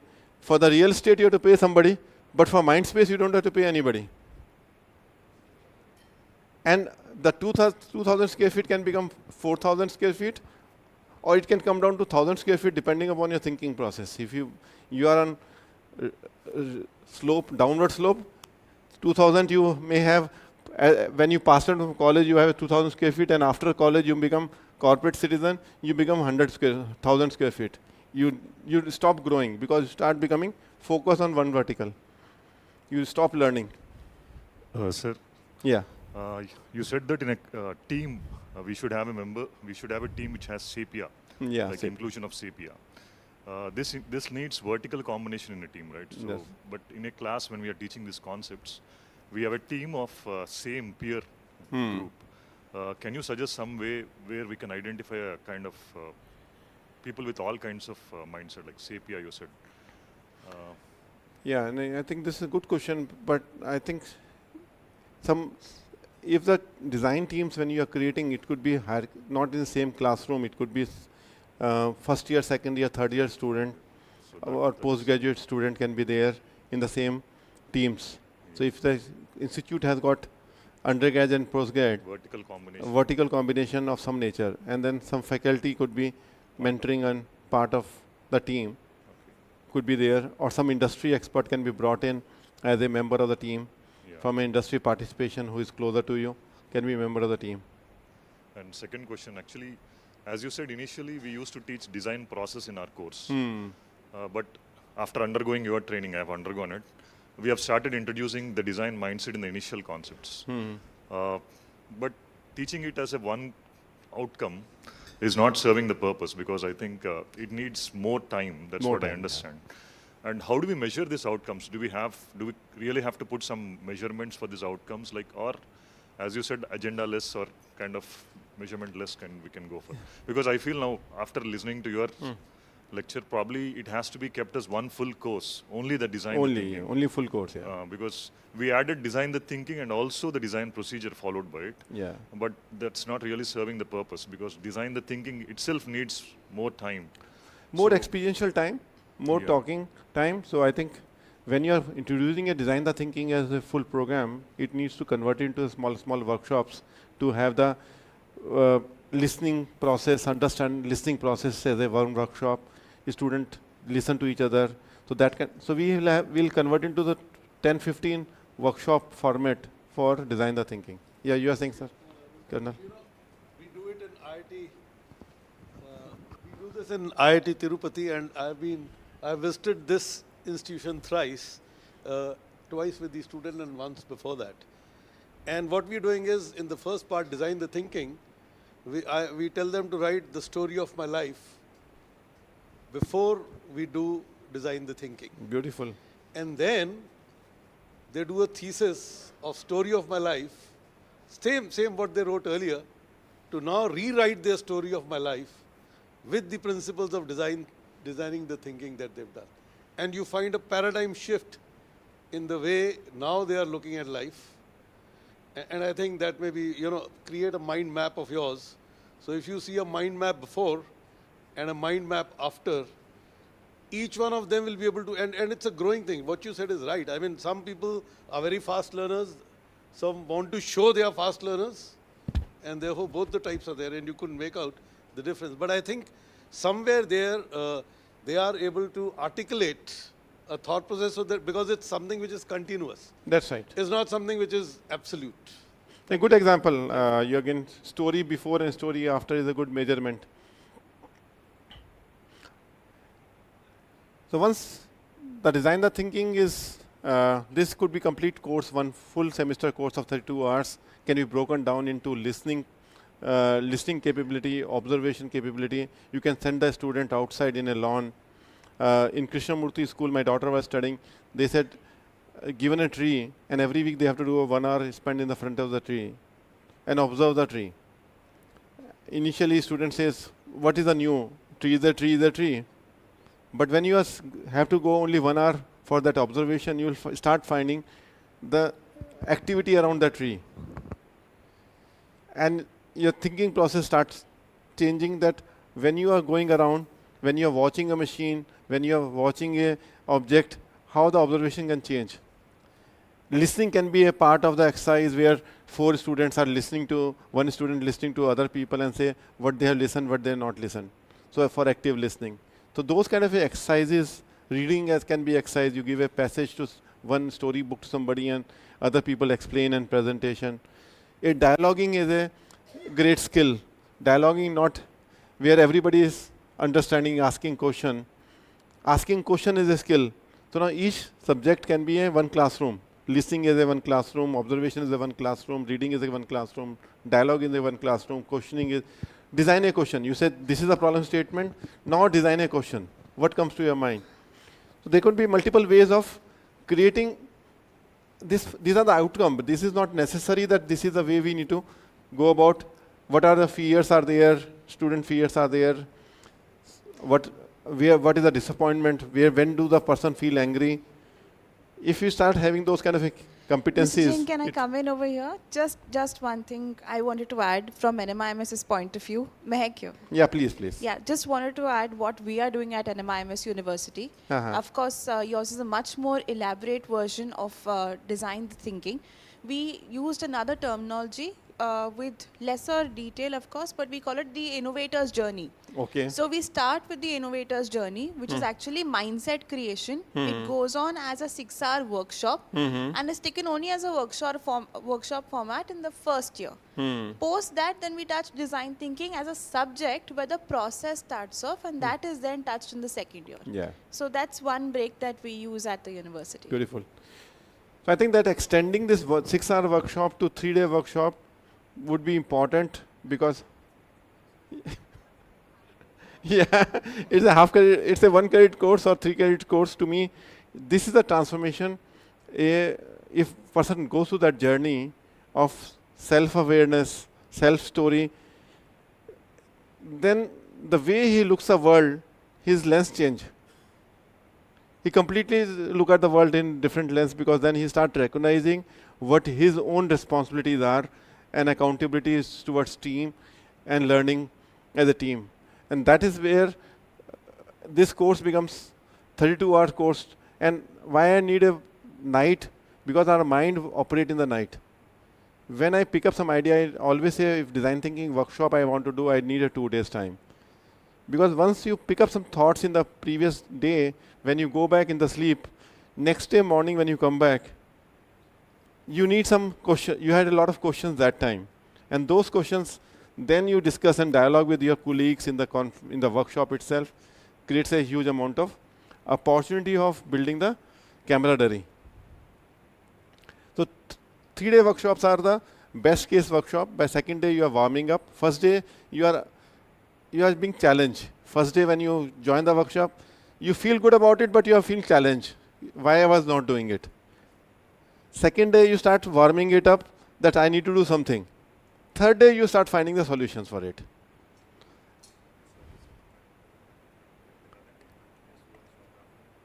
Yeah.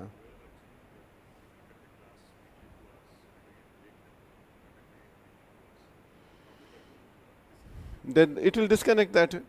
I think what kind of a curriculum you want to put in a campus, some of the people have a ability to do 32 hours because that's defined by AICT. 32 hours means 3 credit. If you want to do, I will recommend 3-day workshop. But in educational institution, whether we can do a 3-day workshop, Thursday, Friday, Saturday for 3 days, we have good facilitator and good educators in this kind of workshop.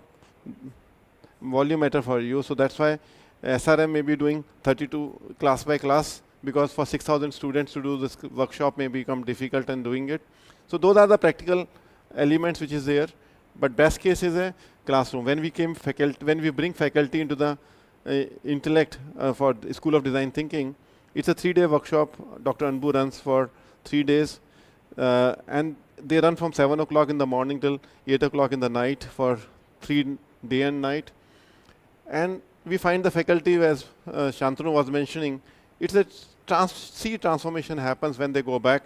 They're looking at the problem statement, the passion of the faculty. Some of the difficult exercise we do for fear removal. So fear is an important point. We ask them to walk on a burning coal or ask them to walk on a broken glasses. Now this is kept as surprise. I'll leak the surprise of Dr. Anbu. But initially they were fearful that they can walk on a, when this exercise was done with me in 2009, I felt, how can I walk on a burning coal with naked feet? It was a block here. When 2 people walked on the floor, then all the 30 people walked on the burning coal. Nothing happens to anybody. We had done this exercise with hundreds and thousands of people. They have a broken glass. You walk on the broken glass. It removes the fear from you. And these workshops of 3-day workshops are so important. If we can do it in management colleges, definitely can be done, because they have a capacity to do it. They have batches are not so big as engineering college batches are. Management college can definitely do these 3-day workshops. Those are transformational in nature. I'll just cover the thinking the design slightly faster. Lunchtime is coming closer. This is the design center, which you will go and see upstairs. We created a 30,000 square feet of our design space because we said that we need an inspirational place, because change can happen when you are inspired by some physical space also. It's not necessary all the time you can give it a thought, but inspiration place. NIIT Raman Batra has set up a design center in his own campus. So now we are encouraging the campus to set up a 5,000 square feet center. So at least the student can go and feel inspired from those places. Step 1 is a cartographic view. In our mapping, when we have to say holistic view problem solving. So in Western world, design thinking is used to solve smaller problems. When we look at intellect, when we say holistic view, holistic problem solving, we said cartographic view of the problem. Now when we say rural development, we say rural development consists of 5 development blocks: personal development, social development, economic development, ecological development, and institutional development.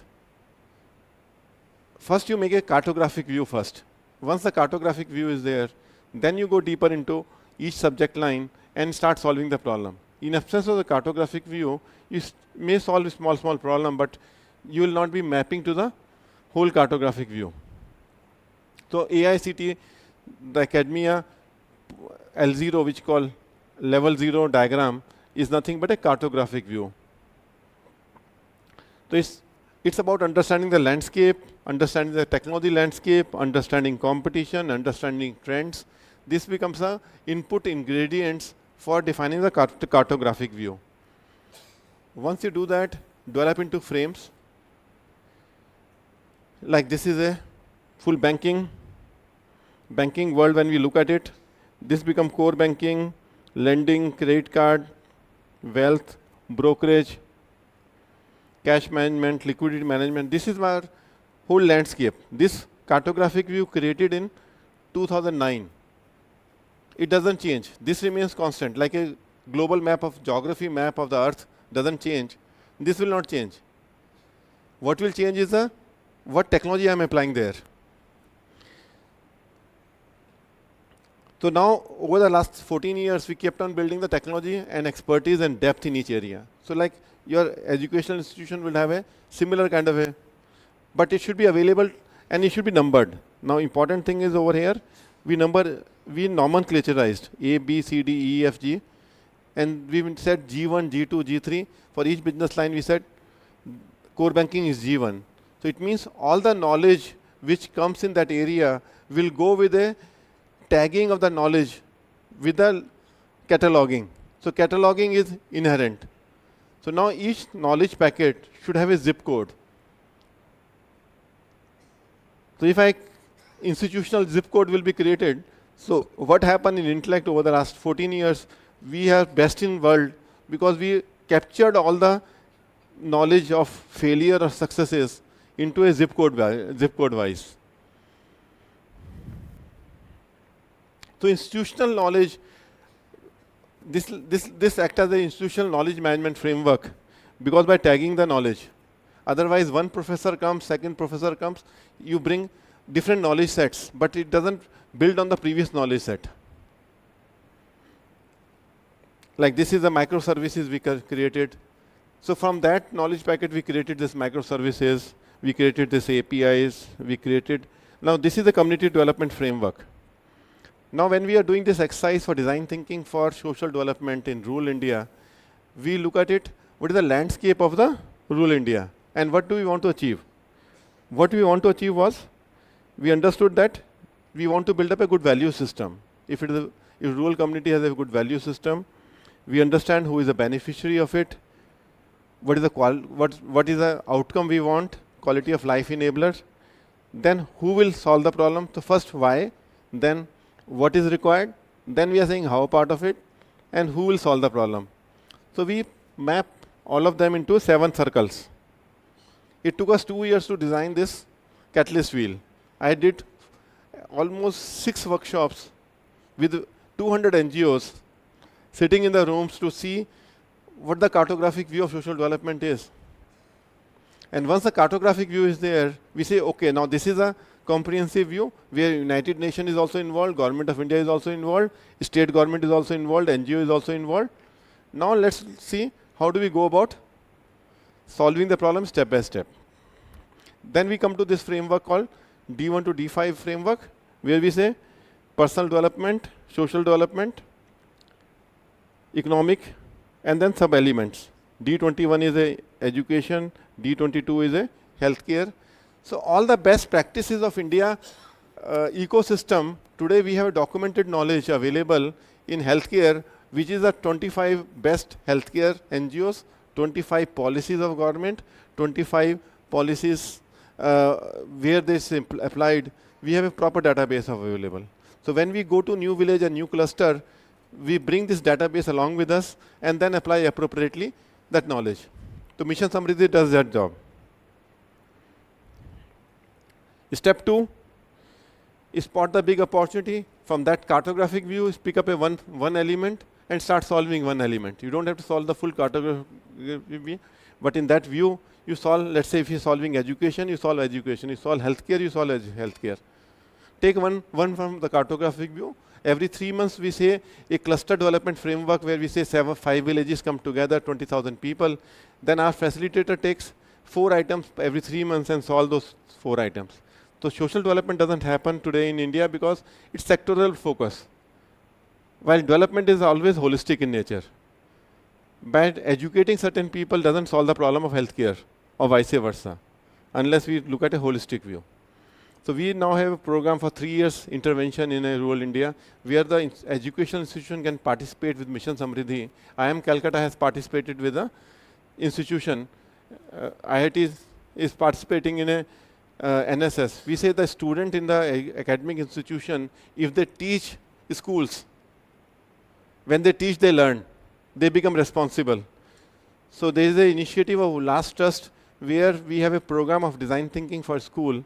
My book on Teenager to Achiever, where we say a group of 4 college students can pick up 5 schools around their neighborhood or 1 school around their neighborhood. And in 9th standard, they go there and teach those 9th standard students on design thinking principles. So when you teach design thinking principle, you are also learning yourself. And before they go there, we teach them. So we have a module to teach the students for 2 hours before. So it has been documented that way. Today, we are working in 250,000 students. We can increase to 1 million students. And in that process, we are finding there's a other voluntary organization called TQI, Talent Quest of India. They build up this network of students. They have 8,000 volunteers now. 10 years back, there was no volunteers. Now 8,000 volunteers. Each volunteer has got a best job in the industry.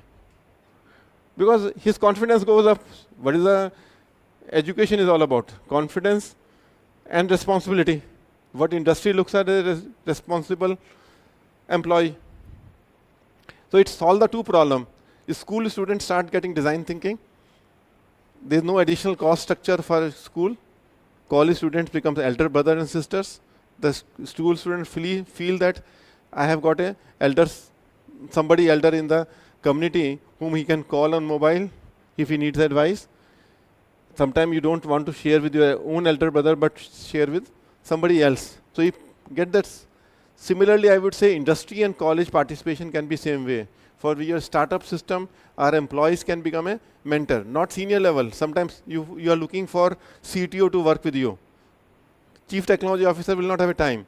But a younger people, 2 years, 3 years experienced people, if they go and work with a startup system, they will be more embellished on their thinking process.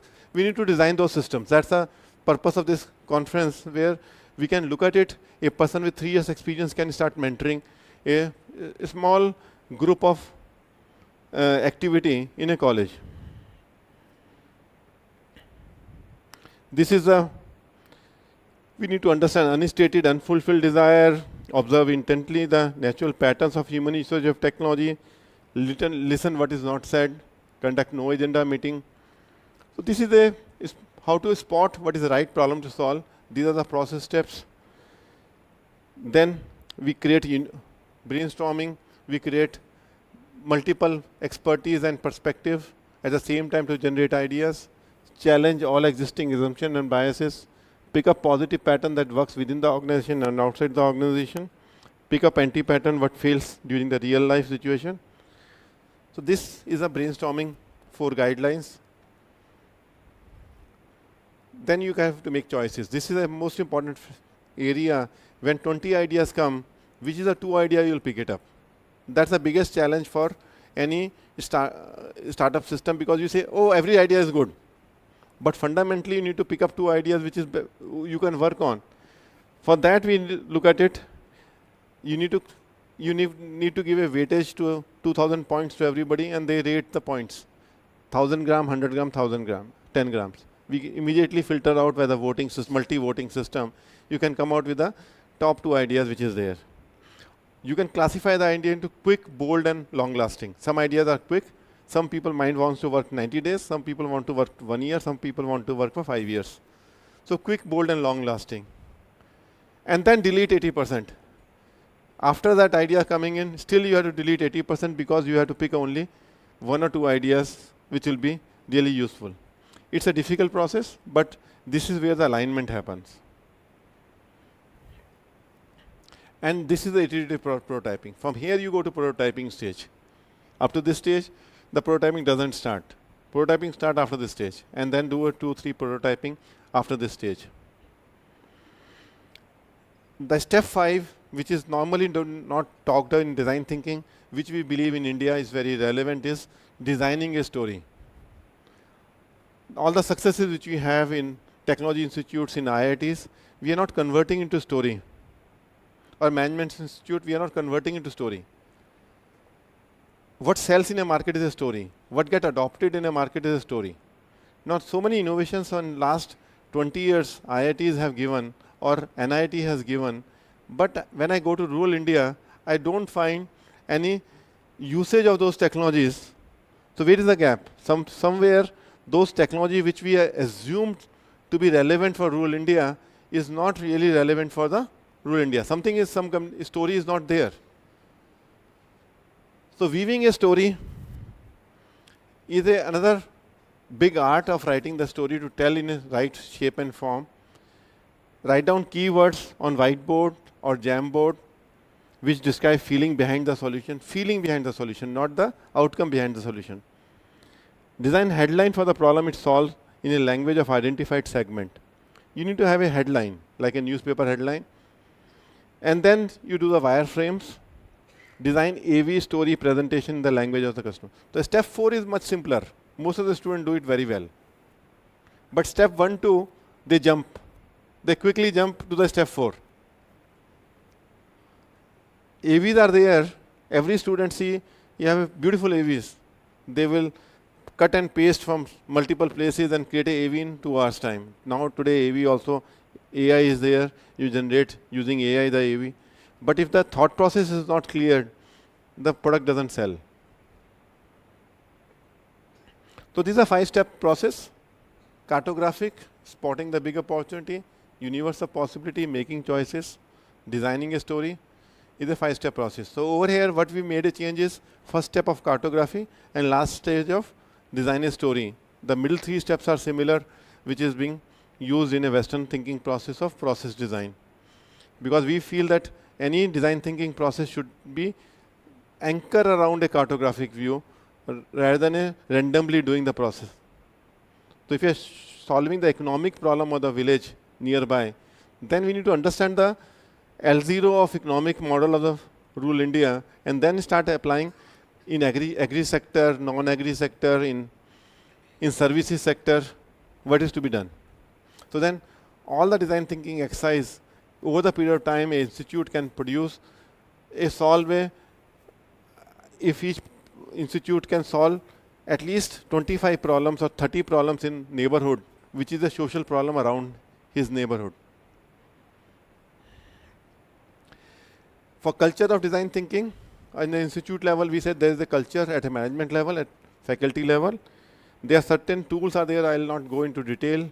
These tools are available in the books, which is value proposition design, persona maps, empathy mapping, end state visualization mapping, framing, detailing, and connecting the dot, asking right question, no agenda meeting, circle times, design dialogues, art of active listening. So these are the 10 tools which are there at individual level, where individually we can apply.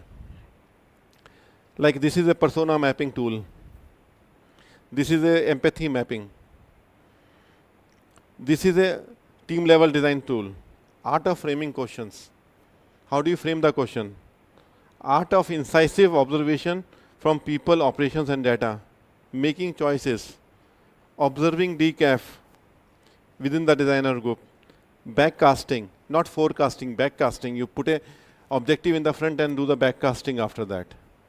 Taking pause and conduct DT workshops. Influencing the change and adoption. Invoking purpose through autobiography. Experiential learning for overcoming self-doubt and fear. Team games for co-creation. So there are team tools are there. They are available on internet also. It's not that we design all these tools. Some tools we design, some tools are available.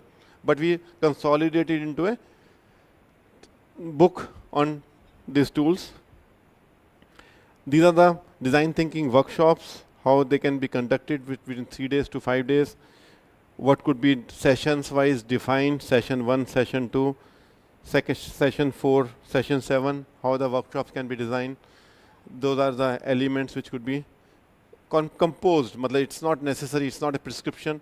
You can compose those workshops under various sessions. This is one composition which we are showing over here. This composition, once you know individual tools, team tools, and workshop tools, how do you compose your curriculum, still lies with you, what you want to make a choices. This is a bouquet of sessions. So there are 14 sessions which we have. Look at it. So 1 to 7 in first sheet and 7 to 14 in second sheet. They are design thinking environmental tool where you create a facility. We have a 9-screen wall. We have magnetic wall. We want to say we need to use all the human tactile tools. Everything should not be classroom. So we have a magnetic wall in the center. This is a magnetic wall. We write it down on a small magnets. Magnetic writers are there. When you go there, you will find there is a magnetic strips are there. Sometime playing with the magnetic strips, writing down, it invoke certain feeling.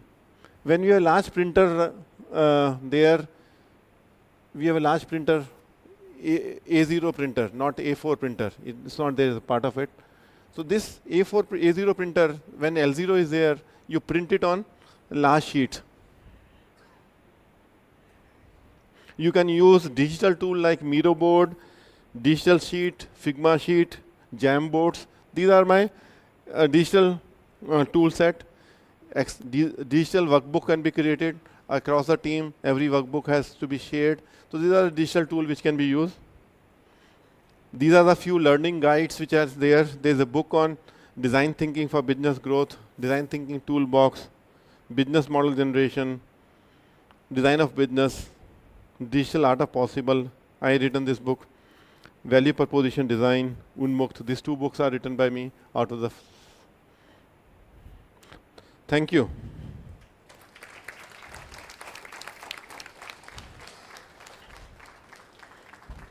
Any questions? I have to rush it. The second part before lunchtime. Some of the material you can get from the School of Design Thinking. Detailed material, this presentation you can get, and some of it is in the Unmukt book. If any questions, otherwise we can give it to Ramnath to solve. Yeah, she has a question. So I've been in architectural design education for 30 years. So mostly we do that in studio, this design thinking. Some of these techniques I've also adopted. One thing which I just want to say is like, most of us, I think, are teachers. I thought they were corporate. So the thing is that the teacher will recognize each person as an individual. So what they are, their background, and what are the knowledge, their cognitive, cultural background. So for each of those, like, we do some individualization. So I feel if that is also there, that would be, to a certain extent, that if a student does a sketch, we'll know like at least I'll know their entire psychology almost to that extent. Beautiful. So this, because engineers, and actually there's some design, there's a book called How Designers Think by Brian Lawson. It says like the same problem given to engineers and architects, and they produce the same amount of results only at the end. But the way engineers did it is they tried to find out the rules. And then the rules were not given first. They had an objective. So when it was given to them, architects tried to get the solutions rather than find the rules, whereas engineers worked by finding out the rules and then tried to do it. But the percentage of results were the same. So I have a lot of knowledge and information on human psychology, everything, like what you told. Yeah, so I feel if that is built into the thing, say for example, again, I don't know how many of people are design people here. Humans are naturally spatial, like say when you talk, when we move, we occupy space. So some of this I was also telling earlier, the other person, no, I think Mr. Ramakrishna. Ramakrishna, I met him long back. I contact. So I was telling like that spatial thing, which maybe if architects, I'm not saying architects can come, but some visual angle. So when we say like something is linear, something is the morphology of thought can be expressed also through visual, because after all in real life we move through space, we move, so that as an architect I just wanted Beautiful. Thank you very much. Thank you. Nene, we would love to have this cross-functional learning, because what you're telling in architectural institution, we don't see in engineering colleges. So understanding a student, I think it's when a batch of 60 is there, you don't understand student. In architecture and design, I think you are more aligned to this, and we can pick up those spatial ideas. So this tool set which is there in Design Center upstairs is about spatial. We want to look at spatial because it's about 5 senses. The learning process is a 5 sense process. If you use more than one sense to learn, the stickiness is much higher. So most of the time when you have two senses are being consumed, you have a better learning. If you are using only one sense, like reading alone, without dialoguing, your retention is lower. But once you read and have a dialogue with somebody else, the retention is higher because you are using 2 senses, one listening and second is reading. So beautiful point as an architectural point what you mentioned, and spatial things we will pick it up from you. What is the architectural point? We want to make it as broad as possible. Yes. Sir, when you look at design thinking models, we have Jenny Ligda model, Stanford D School model, IDEO model, and what model? Martin Roger model. What makes you to adapt Martin Roger model then compared to other models? What we find the gaps when we are looking intellect over the last 15 years, we look at it that when the design thinking is applied in Stanford and IDEO, they are solving only one problem in isolation. But when you have to look at institutional change you need to have you have to build year on year. Not if you don't have a cartographic view, you don't build on it. You create 300 patents, but 300 patents will not be aligned to a particular problem solving, a particular cartographic view. So we found some gaps in those, and they don't talk. Eastern philosophy give importance to human mind. Stanford is not giving a preparing the soil. Now they are saying mindset preparation is important, but 10 years back, they were not recognizing the mindset for design thinking. They're calling the design thinking without mindset. IDEO was not recognizing mindset. They're starting with customer desirability, feasibility, and viability. They didn't even recognize that design the thinking is is a prerequisite for thinking the design. So that's a change which we looked at it based on our own experiences. I am running a commercial organization also. So I am testing the process with my actual application in my company, which goes to customer also. So I have a system where these tools are getting tested, and they get an opportunity for getting tested, and then we are putting back into the framework. Where educational institution is alone, they don't have a testing mechanism.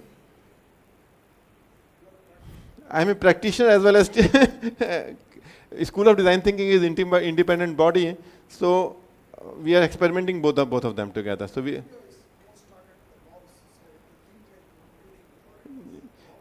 Yeah, they look at it as a very small product. Yeah, they don't look at it holistic view of change. Thank you for asking that question. Now let's move for the lunch. Maybe you close the session. Yes, sir. Yeah. Thank you, Arun. Thank you for that very elaborate masterclass. Right? And as you beautifully said, learning is multi-layered. Every interaction, every discussion, we get newer and newer thoughts, newer and newer learning. Thank you for showing this. And one very important point that can kind of sum up today's very elaborate session was that design the thinking is more important than thinking the design, right? It all starts with the mindset, right? And this entire program is about mindset transformation. So with that one thought in mind, let us break for lunch. The lunch break is for 45 minutes. So whatever is the time on your respective wristwatches, let us be back exactly 45 minutes from then. Yes? Yes, sir. Yes, thank you. We'll see you on the other side.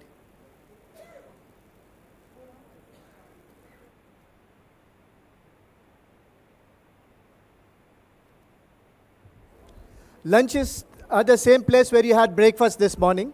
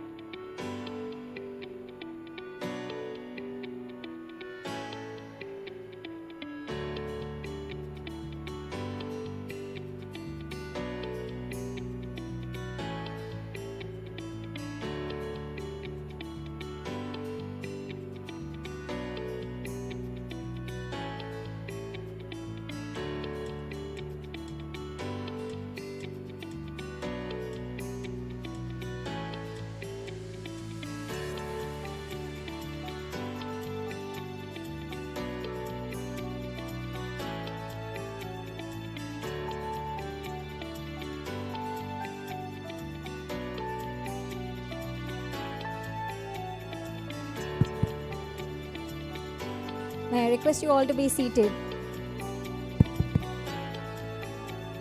May I request you all to be seated? We'll start with the second half of the session soon.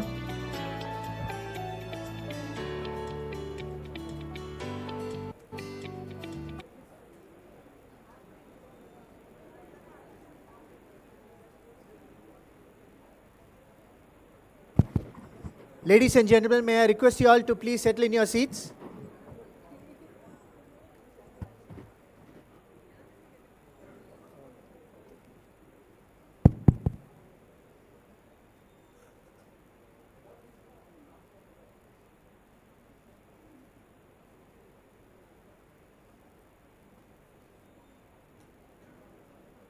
If any of your colleagues are still downstairs or outside, could you please give them a call and ask them to be back? We can start our session on time.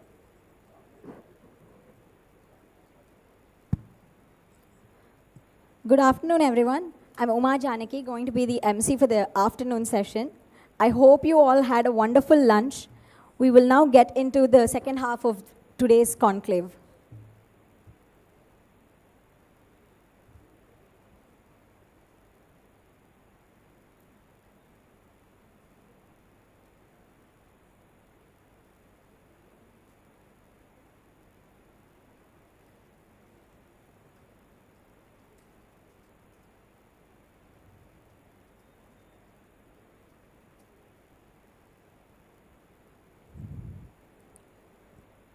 Innovation is a mindset.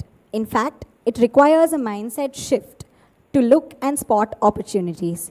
As the famous American inventor Thomas Alva Edison said, it is 1% inspiration and 99% perspiration. We will start the noon session with a talk by Dr. Sai Prakash on the topic Innovation Excellence, a Shift in the Thinking. Dr. Sai Prakash Leo Muthu, the chairman and CEO of Sitaram Institution, is a dynamic leader at the forefront of educational innovation and transformation. He holds a distinguished educational background in engineering, laying a solid foundation of his leadership in the realm of technical education. Dr. Sai Prakash's commitment to social responsibility is evident in his advocacy for the United Nations Sustainable Development Goals. He tirelessly fosters awareness among students regarding global challenges and empowers them to devise technological solutions. His brainchild, the Sitaram Innovation Ecosystem at Sitaram Engineering College, guides students through a comprehensive journey from understanding global issues to developing prototypes and commercializing solutions, thus cultivating a new generation of innovators and entrepreneurs poised to impact society positively. I request Dr. Sai Prakash to address the audience.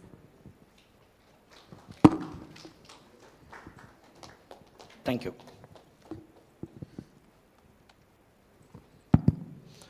Very good afternoon. That too after a lunch session, it's always difficult to handle people. And thanks for the memes here. People have been happy. There has been a mind shift with the people, and I can see a lot of people laughing, and they have been socializing after that. In a Kalailend, it has been a very calm and quiet listening, and afternoon after that, it has been an so innovation excellence, a shift in thinking. Thinking is everything. That's what I am seeing here also. Comfort zone. There are 4 zones in students' life, and in faculty life, and any life. There are 4 zones, and no one is willing to come out of the comfort zone. That's what is the biggest threat for any country, organization, and even for a family. So once if you are coming out of a comfort zone, it's a fear for everyone. If you are going to cross that fear zone, it's definitely going to be a growth and acceleration. That's what all this design thinking is talking, and we people are, centuries before, Indians have a culture, even without knowing that it's a design thinking, we have been practicing it and we have been implementing it. Now we need someone to say that this is what it is right. So let us listen to them. So our founder chairman, MJ Leo Muthu, we have been inculcating, he made a statement 35 years before. We build a better nation through quality education. That's what we are all talking about. We are creating a global culture locally. Sustainable Development Goals. Sitaram has adopted this SDG, 17 goals of United Nations Sustainable Development very seriously in our curriculum, in our day-to-day activities, and in all our endeavors, whatever that we are doing, we have been adopting. I will just explain how it happened. And today, the recognition what has been given by design thinking, it's phenomenal, sir. We didn't expect this to happen. So today, we have been awarded and we have been recognized. This gives us more motivation. I dedicate this award to our faculty members, deans, HODs, and students. So India, when we got independence, we are in 75th year of our independence. When we got independence, we are very meager and our education was not par excellence. But today, we have maximum number of universities. There are 800 universities and 45,000 colleges where more are arts and science. We have management and engineering and technology, medicines. All these are for humanity and betterment of our society. That's what our ultimate aim and ultimate goal. This 3% who have made impact in all Indians' life. Kalam sir, he made people to dream. Dream is something which is phenomenal, which has to be accomplished. At the same time, Vivekananda, he has set goals and he has achieved those goals. And Mother Teresa, humanity. Why I am insisting on this is Sitaram is concentrating more on social innovation.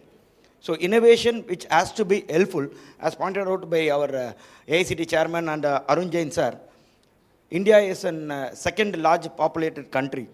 And we are first today, thanks to the COVID. We have surpassed China and we have become first in the last 2 years. 70% of our people are still in rural India. Pura scheme, how many of you are aware about Pura scheme, which has been launched by Kalam sir? I can see only 1 or 2. Pura is providing urban amenities to rural India. That's what it has been created by our Kalam sir. But still, we are talking about doing things, whether we are really doing it or not. That is a big question mark. So we have created a culture for that, the change management, mindset. We want to create a mindset which gives positivity for everyone. Students, faculty, stakeholders, society, industry, everyone has to get aligned with a thought process. It was not easy, but we have been highly successful. I can say that not in achieving things, but in accelerating things. So our people have started to think in a different way, and we have given few concepts in our campus. We have already set a purpose, and we have a passion to achieve something, and we have been regularly practicing what has to be done, and perseverance. Vida Moyarchi, it's very, very important for everyone's life. So we have been doing that, and we need to have patience. We cannot expect results tomorrow. We need to wait for the results, and these are an opportunities which has been thinking, and we have been turning around. All of a sudden, thanks to the Government of India, NEP, they have launched NEP, which has made all these holistic thoughts into a platter. They have kept in front of us. How many of you are still aware about all our educationists and all our academic leaders here? I don't know how many of you have gone through NEP. Still, even our faculties, there are people, those who have not gone through the NEP. National Education Policy has been given. There has been a framework which has been set. But people are aware about it, but understanding, we need someone to come and tell. That doesn't happen in our family. If it is a family requirement, people are doing. I was really astonished when Arun sir said that appreciation has been given for family event. It was not there earlier. Today it is required. We follow the Stephen Covey's 7 habits, 7 highly effective people habits in our campus. His son, Sean Covey, came to our campus, and I was discussing about earlier things, and I was telling my depression. I was discussing with him, and I told him that people are expecting motivation for everything and anything. That is what today's mindset. They need appreciation for smallest things that they have done. And we do, as a human, we do look for that. I was telling him, and he gave me a very clear understanding that punishment is the best motivation. Punishment is the best motivation. I was really shocked to know that. Sir, how can you say that? But in Indian culture, punishments are for bad things, what you do. But he said that if you are doing this, this will be the effect. That will make people to do better things. So punishments are good motivation. I don't know where it has been totally eradicated from our system, and punishments are a bad word in our culture. So this NEP, we have given RISE, realize, aspire, intelligence, strive, enforcement. If you start to realize what is your potential, if you start to understand what is capable by you, and if you start to understand what is capable by your team, if you realize that, definitely you will be able to achieve greater things. We are not realizing what is our potential, and we are not equipping ourselves for the potential what is required. An aspiration. ஆசைப்படுறது தப்பே கிடையாது, பேராசை தான் தப்பு. We started to even think about desires. We are not ambitious. We need to be ambitious. What our country is giving 2047. I don't know how many of you are going to be there on 2047.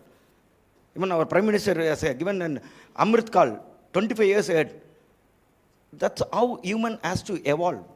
So we have to give an aspiration and ambitious goals for people to achieve. Only then people will start to think about it. So that's what we did, and we have given that intelligence and given an opportunity for them to gather informations and strive hard. Finally, there was a huge discussion whether the East should be engagement or encouragement. I told it, let it be enforcement. So we need that. So let us make this right. That's why we are able to get this award today. Otherwise, we will be thinking about getting an award in future. So the rise is for inspiring people. So we have elevated our standards and enhanced our performance. Next, EOMS, where Education Organization Management System, ISO standard 21001. We are the first institution to get ISO certified by BIS, Bureau of Indian Standards. So we are that 11 principles of EOMS, which includes social responsibility, your entrepreneurship things, your evidence-based decision. Today we need to collect lot of data. Even if you think government is NIRF, NBA, NAC, they are collecting lot of data. How many of you are aware that they are coming out with a single portal, one nation, one data? Only one hand. So they are coming out with a portal which is going to be in one nation, one data. So you cannot give in repeated data, you cannot give a forgery data, you cannot make unwanted and unnecessary data. That's how the government is planning for. We have to step forward. It's time to unite and make progress. So EOMS is to improve the process. The first is inspiring people. The next is improve the process. So after doing these things, what is the purpose of doing this? So ultimately we got this SDG goals.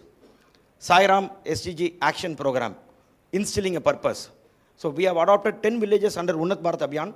We are implementing these sustainable development goals in the 10 villages using our inspiring people, improving process, and instilling purpose. So this is for the people, for the prosperity, for the planet. We have been talking about global warming, we have been talking about the greenhouse gas effects, all those things. By planting trees, it cannot be, anyone can do that, but many of them are not doing it. Other than that, as a technologist, as an engineer, as an educationist, we need to step forward and move ahead others. So, and the partnership of goals and peace. So we have given this as a Vision 2025. So we are almost reaching that by next year. So Vision 2025 is to inspire people, improve the process, and instilling the purpose. I hope that you will accept that our people have accepted. I thank all our students, faculties, from our school to college, we have implemented this. After this, now we are going to accelerate. Now only we have just boarded the bus. Now we have to travel. For traveling, we need to have an hackathon.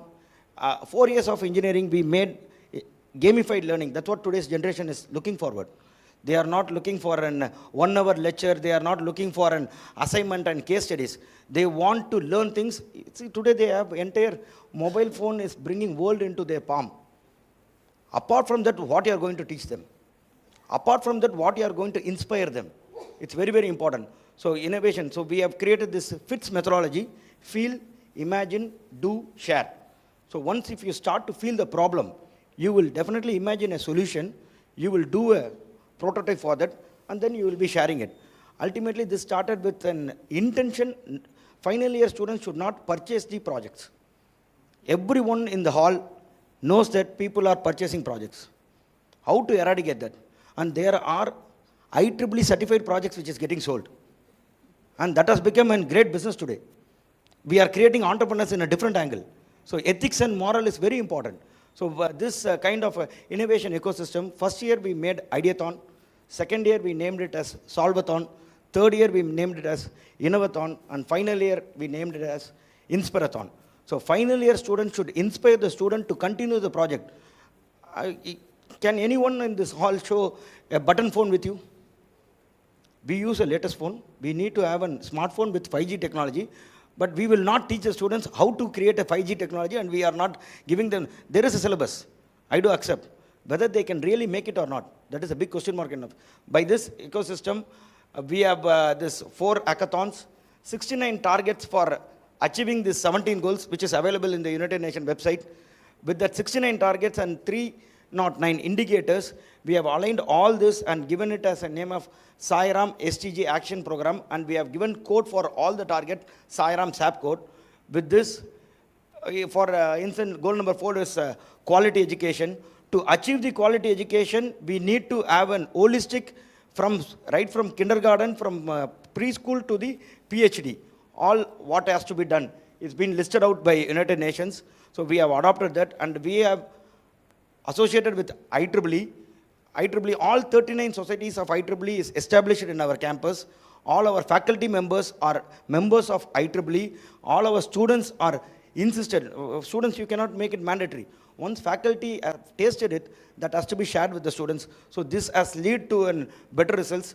For first year Ideathon, we have taken the students to the State Institute of Rural Development, where those people have given an opportunity for the students to visit the villages. Villages have shared their problems. With that problem statement, Ideathon 1.0 and 2.0 has evolved really well, where it has been continued. And we have taken the students even to the industry, where Forge Industry have taken our students, and they have given an opportunity to know what is the problem in the industry. That is our Ideathon 3.0 and 4.0. Then we have created this Solvathon. So I want to give a proof of the pudding. So not just saying things. So these are the things which has been, so no students is left out. It is mandatory for every student to take part in it. And the last grade is C grade. If you are not submitting the PPT on time, you will be getting a C grade. So by that, we have included one more opportunity for the students, not just CGPA. We have included PGPA, which is performance grade point, which includes their Innovathon, their sports, their cultural activity. We are giving an holistic development for the students. So after Innovathon, it's this, as you all know, NBA and NAC will be asking for your, what is a PO, what is a CO, whether you are mapping with CO and PO or not. Everything is happening on its own. Students are much aware now. They are coming out with new ideas. They are giving more and Bloom's taxonomy. All these things are everywhere. So Inspirathon this year, which has made 84 new startups in our campus, and the number of patents have doubled, and the paper presentation has been there. And for this implementation, we are following this ISO 26,000, which is social responsibility, where these things are available. No need to create. Earlier in 2000, when you need to have an ISO, we have to prepare a document. They used to write a document, and which will be a controlled document. Now this is open for everyone. If you have a passion, just go ahead. If you want to rise, go ahead. It is available for everyone. Make use of this. And we have followed this AICT internship policy for activity points of our students in our college for village activities. For educators, we have given the IST standard, which is not our Indian Institute of Indian Science Technology. It's an international standard for technical education.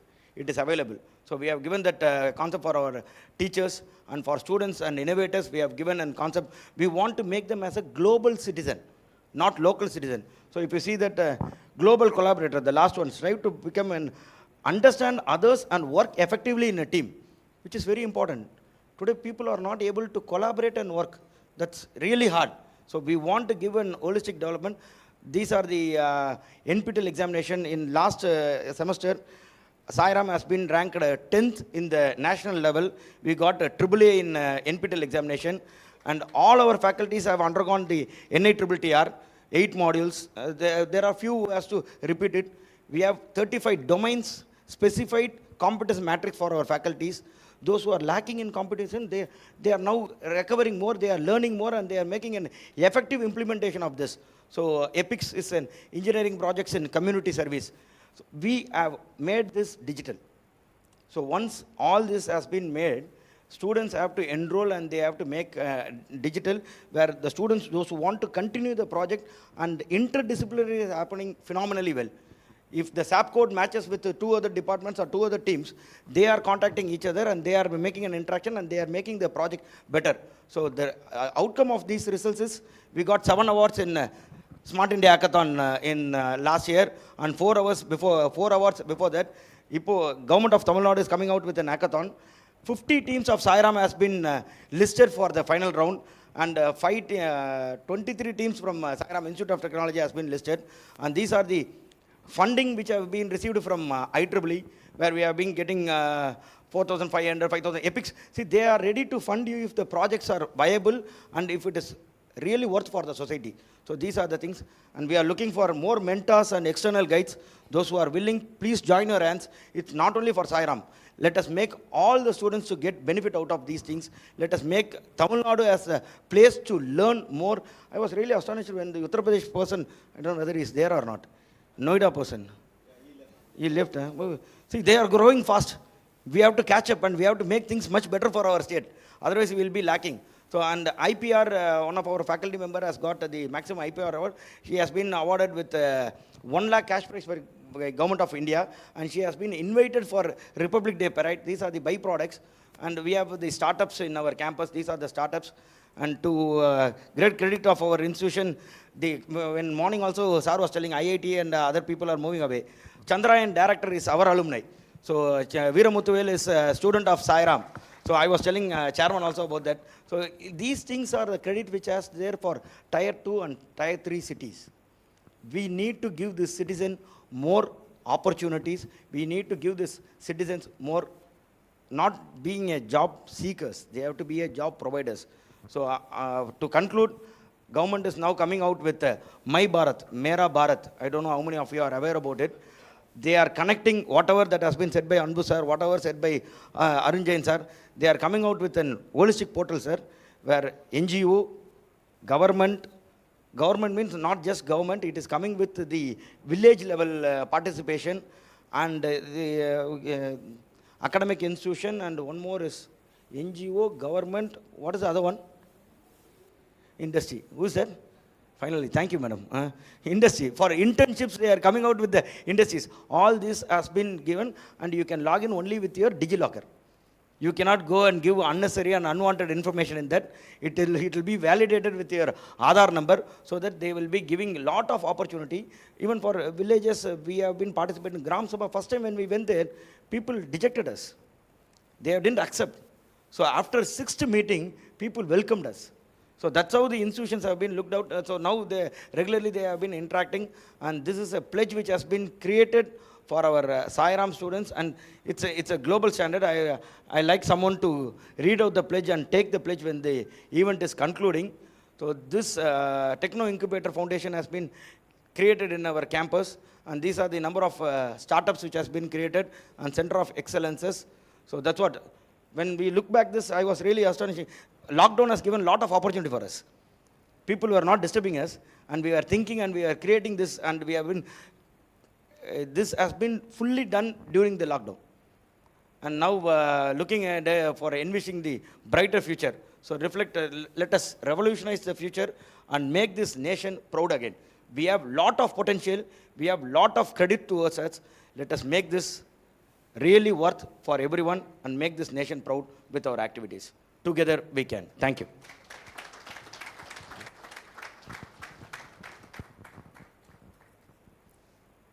Sir, please stay on the stage.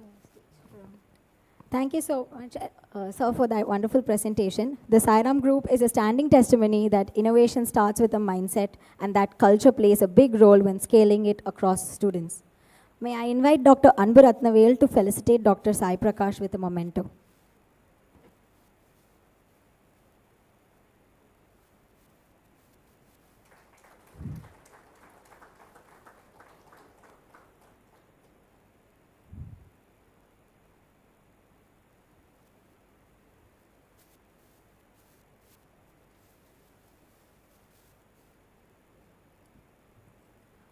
We are not sure how many of you have explored the bottle of Kamarkat that's kept on the table. If not, Kamarkat is generally a sweet from Tamil Nadu, which is made out of coconut and jaggery. Please help yourself to it. Thank you.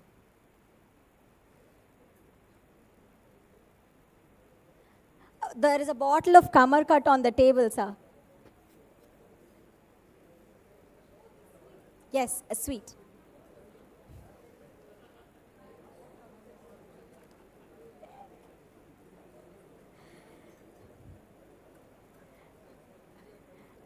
The Academia Next program attempts to provide an overview of how design thinking and shifting the mental model can act as an enabler to unlock new opportunities of innovation in day-to-day academics. The next session is a fireside chat on the whys and wherefores of Academia Next. For this, I would like to invite and give an introduction of Mr. Uday Shankar. Mr. Uday Shankar is a co-founder and trustee of Matram Foundation. He has over 15 years of diverse experience across sales, government relations, and industry academia connects in the education sector. He is part of the NASSCOM Sector Skills Council, where he is responsible for developing and maintaining relationships with pan-India government bodies to help implement policies and initiatives aimed at prompting skill development and employment. He has received many awards and accolades. May I invite Mr. Uday Shankar to the stage along with Dr. Anburatnavel.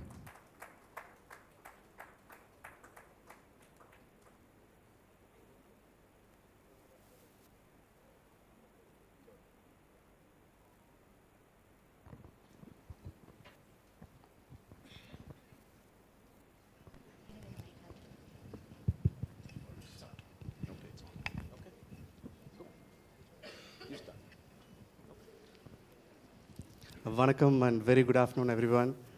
When I got the call from Anbu sir to be part of this session, the first thing I reached out to my mentor. And the first thing she said is, this time I'm not giving you points to speak. Go sit for 1 hour and learn what is design thinking is.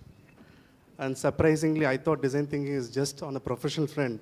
It will support me to decide on few things. But good thing after Arun sir's session, I can also solve my family problems. And what an elite audience I'm having in front of me. Thank you so much, sir, for this great opportunity. And I will go with the quote of Arun sir. Ordinary people coming together to make extraordinary things.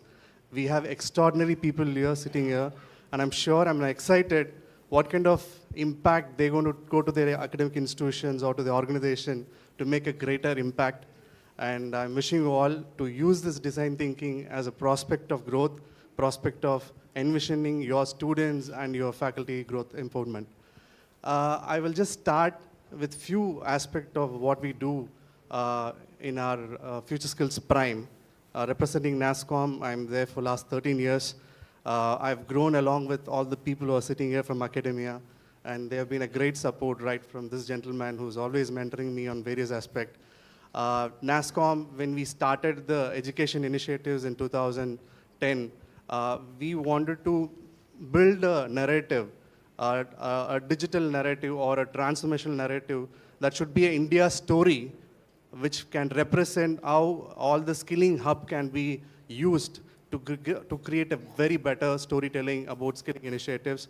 I will go with 4 dimensions because talent is going to be a critical mission for India, and we represent on technologies. We give more importance of digital fluencies because digital fluency is important for anyone, and who are they are working as a representative of an organization or academia or a government sector. And we feel that Future Skills Prime, we applied a design thinking even before we wanted to build something on the skilling platform. We created a pilot initiative called Future Skills. We have partnered with few institutions, like Sitaram was one of the institutions that we started with. SRM was one pioneer. So we created the ideation, the prototype really worked. After that, government want us to enable the entire ecosystem with one single platform, which is named as Future Skills Prime. We closely work with Government of India, and we are a chosen partner to implement this particular program, which is funded by MIT. When it got launched in 2018, our only ecosystem partner was academia. We believed these changes can only be accepted, driven, and executed by the academic leaders. And as we all talk, how this ecosystem developed, it's only because of the faculty strength that we had. the understanding should be from the faculty front, then it has to slowly move to the students community. And so far, we are connected with more than 600 to 700 institutions. We have chosen partners like ICT Academy, where we closely work with. Our engagement is always interested on the stakeholders like government, academia, and the industry. And today, as I represent NASCOM, I also wear a different hat, which is Matram Foundation. So when Matram was ideated, we didn't have a name. We didn't have an identity. All we believed in one process, the value of giving back to the society, the value of impacting the society with our limited resources. And there came a great opportunity. Many colleges, they said, we also wanted to support you.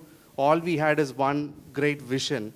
How do we impact society through students' community? Because education is the one sole arena that you can always trust upon, and the education system is provided to all the deserving students. I'm sure the society will not need any expertise. The society will be transformed by all the students whom we are developing. So we believed that ecosystem has always helped us. And today, as I was sitting I was listening along with Mr. Sai Prakash, we both were discussing, the students community will definitely understand what are the greater opportunities available, whether through design thinking workshops or various initiatives that we bring through NASCOM or various initiatives which comes from Government of India. Like our AICT chairman was referring, how impact can be transformed through various collaborations. That collaboration should happen not within this room. It has to be carried to your classrooms. Your students should be your partners. I think the better engagement has always happened through a partnership between the faculty and a student, because we are living in a generation where we equally upskilling ourselves, and that's the one representation which I always believe in. And Anbu sir, I was very excited to see the next Academia Next initiative. I have few questions prepared. We had a different plan earlier. We both did a design thinking workshop in the lunch area. So we know there is a constraint of time, and we also know that the audience should be understanding what is the right engagement that we can both align and share. What is the best impact in Design Next Academia initiative, and what is there for the academia to take away from today and implement for rest of the years? Okay, good. First of all, thanks for that. Very brief rundown of SSC NASCOM and interestingly Matram Foundation, something that's very close to my heart as well, Uday. Academia Next is about connecting the pieces. One of them is how do we make the student and faculty partner, like you were saying, right? One is to tell them, the other one is how do we kind of create that shift in their thinking, so they feel partnering with the student or partnering with the faculty is not in a threatening mode, right? It is more of a collaborative, and it is going to be of mutual benefit to both. And the higher purpose, or the why as we call it, the why of Academia Next is, it is not about, okay, we all know design thinking provides a lot of opportunities to approach a problem solving, and I like the way you said, how from our own session, even life problem could be solved by design thinking, which is so true, right? We had so many transforming incidences from our workshops. But what we have been noticing with the institutes with good intention and genuine interest, they immediately start with, let's do a credit course, which is great. But then we have to take a step back and, okay, you teach the student design thinking in the credit course, then the student move on to the next semester, and then they are starting to apply some of the things we saw from our own session, starting to ask different questions to the faculties, and the faculties are not prepared for it. Then all the effort kind of slows down, or it kind of dies, right? So over the last 8 or 9 years that we have been doing this with different academics, we realized we need to approach this with a multi-pronged approach, which means sensitizing the faculties, what are the possibilities of design thinking to begin with. Then get the faculties themselves, we do what's called the 3-day immersion, where we help the faculties to kind of break out of this thing of, I am a faculty, so I'm going to teach whatever I'm supposed to teach. And students have to listen to it and then pass the exam and go. One of the favorite questions that actually leads to a lot of dialogue and debate is they always say we have a constraint of AACT norm for evaluation. So I cannot change the way I teach, right? So therefore we work with the faculties and then many times with the management as well, right? Therefore, if the faculties are now starting to look differently, think differently, management should be willing to adapt to that. Otherwise, this will again become a very siloed thing, which is what academia next is trying to do now. How do we do this? Therefore, over a period of few years, we all know change takes time. But over a period of few years, we are very positive that the campus ecosystem itself will become more adapting to design thinking. So just aligning to your answer, we see that there is going to be a very strong digital skilling gap, which is, the imperative says that there's going to be a huge gap. And we are expecting few areas will be totally into a student-centric approach, that a student who's highly digitally skilled or who's understanding the emerging technology, because we see that 26% of shortage every year, and in 25 to 26, we'll have a huge crunch on the demand supply. What does design thinking, this particular program, is going to give a better opportunity for the students to plan their career path? So how will this program will create a great success career path? The narrative should be a pan-India narrative, like Arun sir was referring. This will solve the major problem of Indian talent pipeline. And there is one big case study that morning I was hearing from SRM professor. He was talking about how faculties will have a different challenge. I'll just combine both the questions. First, how this particular program is going to lead a success story for the student, and how faculty can envision or make a better impact through this particular program. Okay, that's a very interesting question. So for the students, the bare minimum, it's about looking at a constraint or a problem as an opportunity, right? How do I, again, it goes back to our approach of designing their thinking. What we mean by constraints and problem is they face certain hurdle and then they give up and then they move on, let me look into something else, without realizing that overcoming that hurdle or turning that into an opportunity actually can let me explore my potential further. Right, and connecting back to the question of the larger talent, or even you mentioned as part of your NASCOM role or Matram Foundation as well in terms of the social things, right? So with one of the institutes for their credit course that we worked with, this was for a rural community engagement, right? Digital skills, great. I know technology, so students jump in and say, because I know technology, I know the solution. Without realizing I need to go to the core of the problem, right? We always say, peel layers so you will understand the problem. So when we take them to the village, then they realize when I'm in the village, when I'm observing or listening and dialoguing with the village citizens, suddenly the problem seems to be completely different.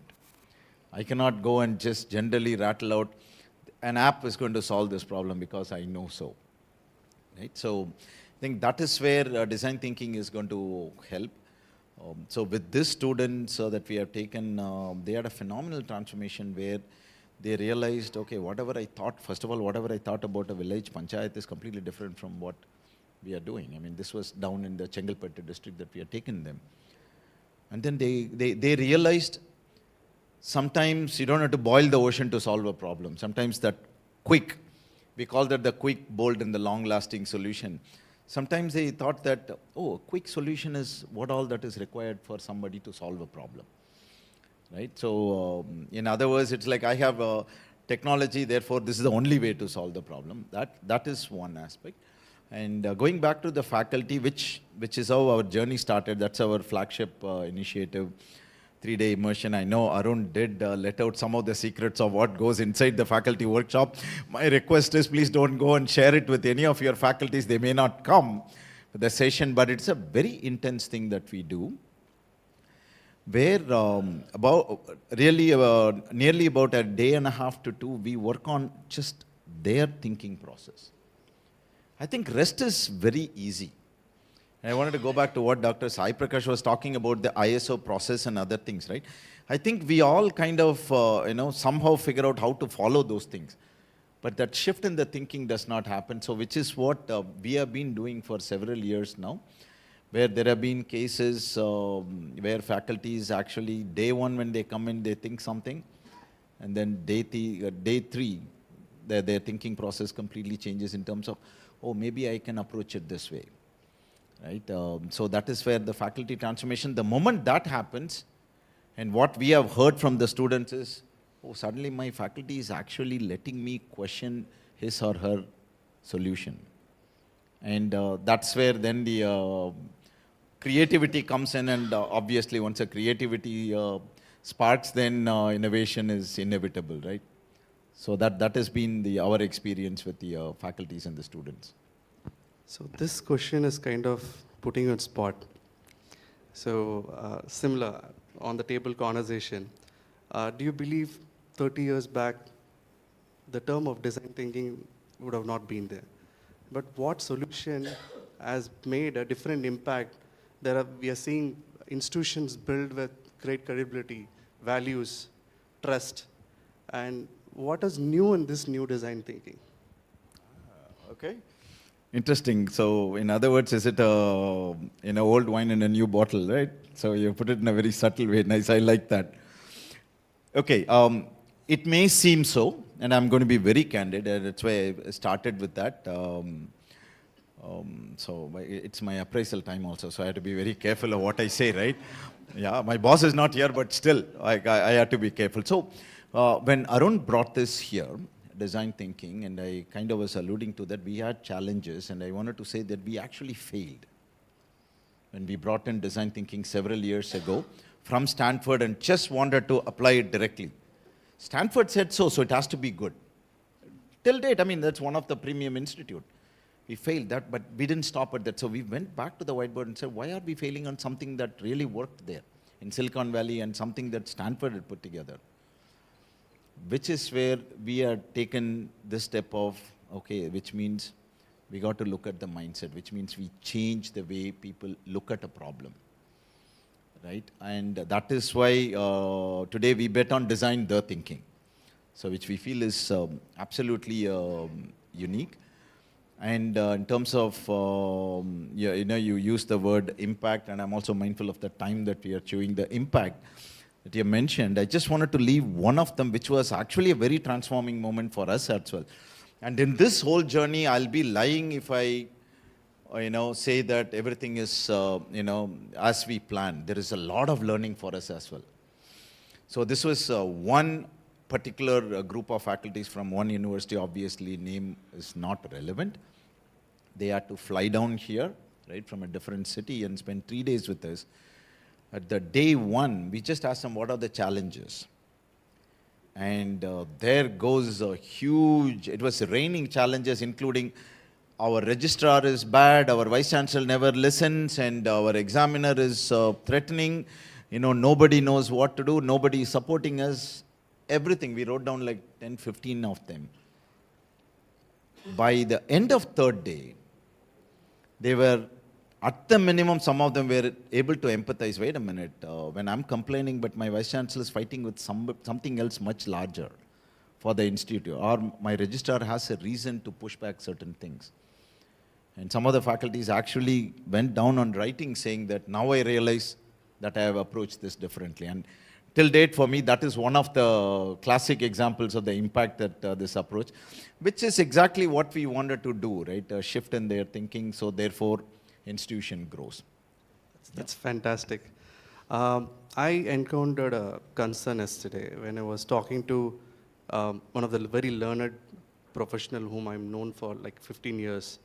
I was referring tomorrow, I'm going to be part of a session which has been organized this, and I told, this is my topic and it's going to be a fireside chat. He said, it's summer. It's summer. I said, he's just kidding me. I said, no, are you kidding me? No, it is summer. So we also know people who are not aware of certain jargons. Correct. I'm sure in design thinking, I was listening to Arun sir, few butterflies flew, and I was thinking literally where I'm a technology person, I'm representing NASCOM. So how do you address people like us and person whom I met yesterday, because we have a bigger challenge, more than the faculties, more than the students community. A common man who can carry that message. I should be considered to be a brand ambassador of IT.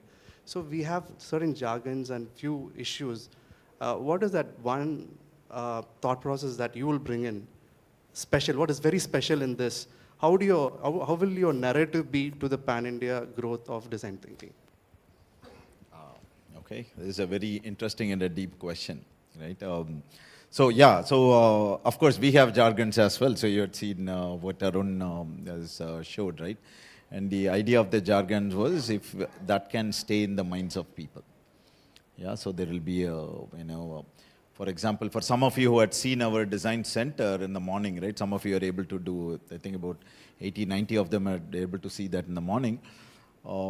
There is a self-portrait of Rembrandt, 3 different faces, right? And for us, that is a siloed approach, 3 different departments working on their own, not seeing each other. So today, that jargon actually helped not only us, there are other places where we go, they say, oh, we had a Rembrandt situation last week, Dr. Anbu. We are trying to solve it. Which is where the jargon kind of comes in handy. Having said that, we are also very big. I think within the organization Intellect, we have like some 410 acronyms. We actually had a language book at one point in time, so everybody can understand, right, what the jargons are. But going back to your point, the very interesting point, which is where I think we need the support of SSEs, NASCOM, to ICT Academy, to all the bodies, where we feel there is something that can be taken to the larger audience for the benefit of how do we help shift the thinking of the younger generation. Right? I think it's a larger agenda, and you all have been running it for several years. But the idea is in terms of how will it go pan-India. One is at a college level where if it can be brought in at like SRM had done, right? Like what Dr. Sai Prakash was saying, design thinking, or Dr. Raman Batra was mentioning about how they are bringing it into the curriculum. We also wanting to take it to the school level. So basically, can we arrest all these things of creativity not being there? You know, it's like equivalent. If I have to use a metaphor, it is like the pulse polio immunization. And we started somewhere, and now today it's almost eradicated. So I think we'll start with the faculty, college students, and then can we go down up to the school level and then say creativity is addressed at that level. Then you don't have to worry about it. There's a lot more bandwidth when you come to college, right? That's at least a dream, but we'll see. But definitely that's a larger agenda, and you all are running large agenda. That's where we look up to you for both support and inspiration, both. Definitely NASCOM, like all the academicians are going to partner. We're definitely with you. Before they throw us out, I think it's good discipline to get on and finish the session. But I have a great takeaway today. That certificate, appreciation certificate, I will start from today to give something to my family members. But I'm not sure, will I get an appreciation letter? And most of the men here will have the same doubt. So with that, note, thank you so much, and we had a great day, and it's so inspiring to hear from all these great leaders, and Anbu sir and the entire team. Wishing you all, and Madam, we know for years, it's great to meet you today, and wishing the entire team of this design school to be a great successful one. And we are with you, and it's a takeaway from our side. Thank you. Have a great evening. Thank you, Uday. Thank you all. Thank you, Dr. Anbu and Mr. Uday Shankar. The dialogue was very insightful and revealed an immense potential that this partner program has for academic institutions. When they consider leveraging design thinking for superior outcomes in terms of innovation, patent, and overall brand, it is indeed necessary to transform the mindset first.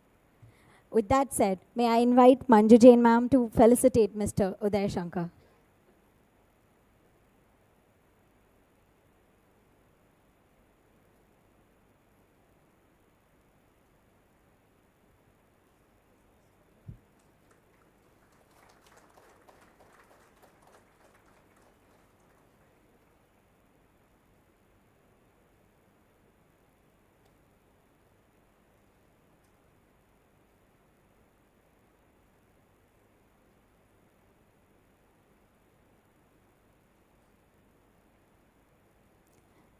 In design thinking, there is a popular quote which goes, "Innovation happens when dots are connected beyond boundaries."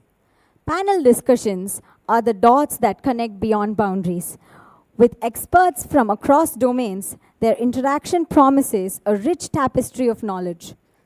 The topic of today's discussion is skill economy, a holistic design to go beyond a degree. We will now immerse ourselves in listening to the following experts. The panelists are Ms. Akila Rajeshwar, Mr. Anil Tentu, Mr. Shrikant V, Professor Tillai Rajan, and Mr. A.J. Balasubramanian. Let me give a short introduction about the panelists.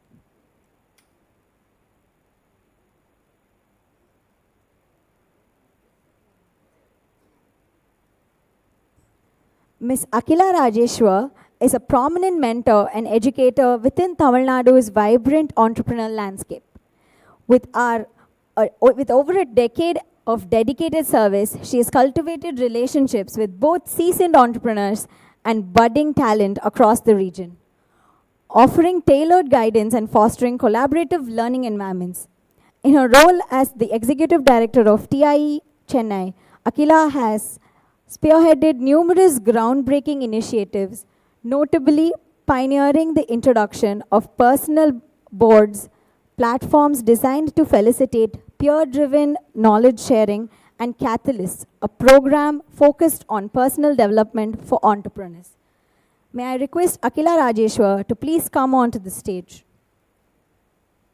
She was awarded the prestigious Business Mentor Award 2023 from Nanayam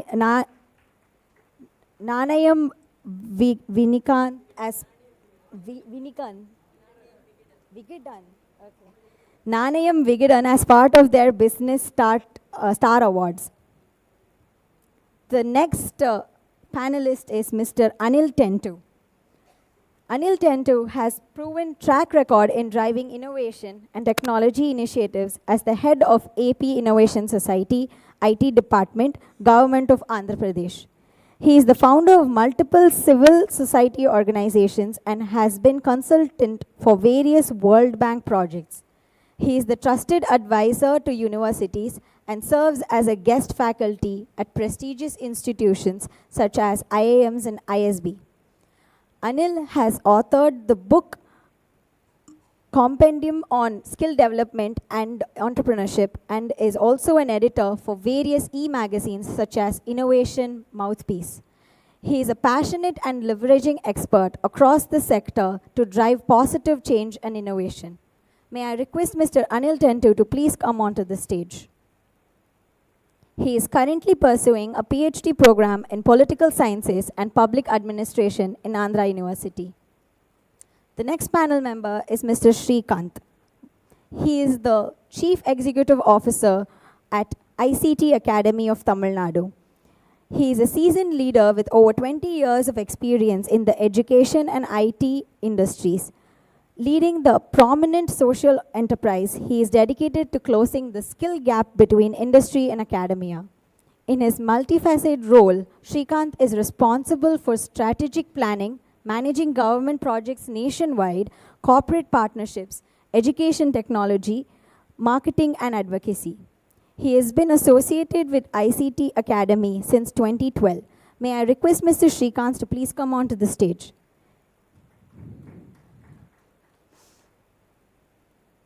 The next panel member is Professor Tillai Rajan. He is the professor in the Department of Management Studies at IIT Madras, where he teaches financial management and corporate finances. He heads the Center for Research on Startup and Risk Financing, a leading global center for scholarly research in the areas of entrepreneurship and venture capital in IIT Madras. His research work primarily focuses on venture capital, startups, infrastructure finance, and public-private partnerships. Professor Rajan founded YNOS Venture Engine, which has now emerged as the most comprehensive information platform for early-stage startups and investors. May I request Mr. Professor Rajan to come onto the stage.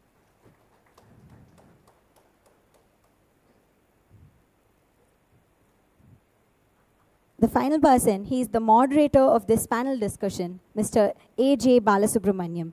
He is a serial entrepreneur, startup mentor, and preceded angel investor.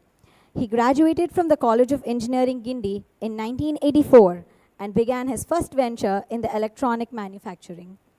Throughout his career, he has been involved in startups across various sectors, including manufacturing, IT products, and services. Mr. Balasubramaniam currently serves as the Managing Director and Head of Indian Operations for Agilis Health Technologies Private Limited, focusing on healthcare data and analysts. May I request Mr. Balasubramaniam to please come onto the stage.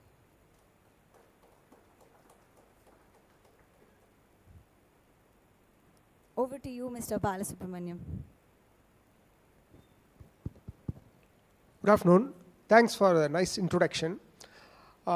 Since morning, we have been having wonderful session on various aspects of design thinking pertaining to academics. Today we have this panel discussion topic with this eminent panel here on a topic called skills economy, a holistic design to go beyond a degree. Now, I don't know how many of you have understood the phrase skills economy. Now, to clarify to those of you who are not having familiarity with this term, let me first define skills economy. Now, we have known that there are various types of economies in human civilization, that we had the agriculture economy and then industrial economy and then knowledge economy and then now post-knowledge economy or artificial intelligence or industry 4.0. Now throughout, if you really see, all these economies are one way or the other, at least during the early period, were very intensive and are dependent largely on resources, usually the natural resources. For example, in agriculture, arable land and water, fertile land, and these things were important. Of course, human skills were also important. And industrialization, again, availability of energy, other natural resources like mining and all that. There were also still skills required to deploy those resources and convert them into economic output, which directly led to development of human resources as well as the economy itself, the quality of life and standard of living of the people.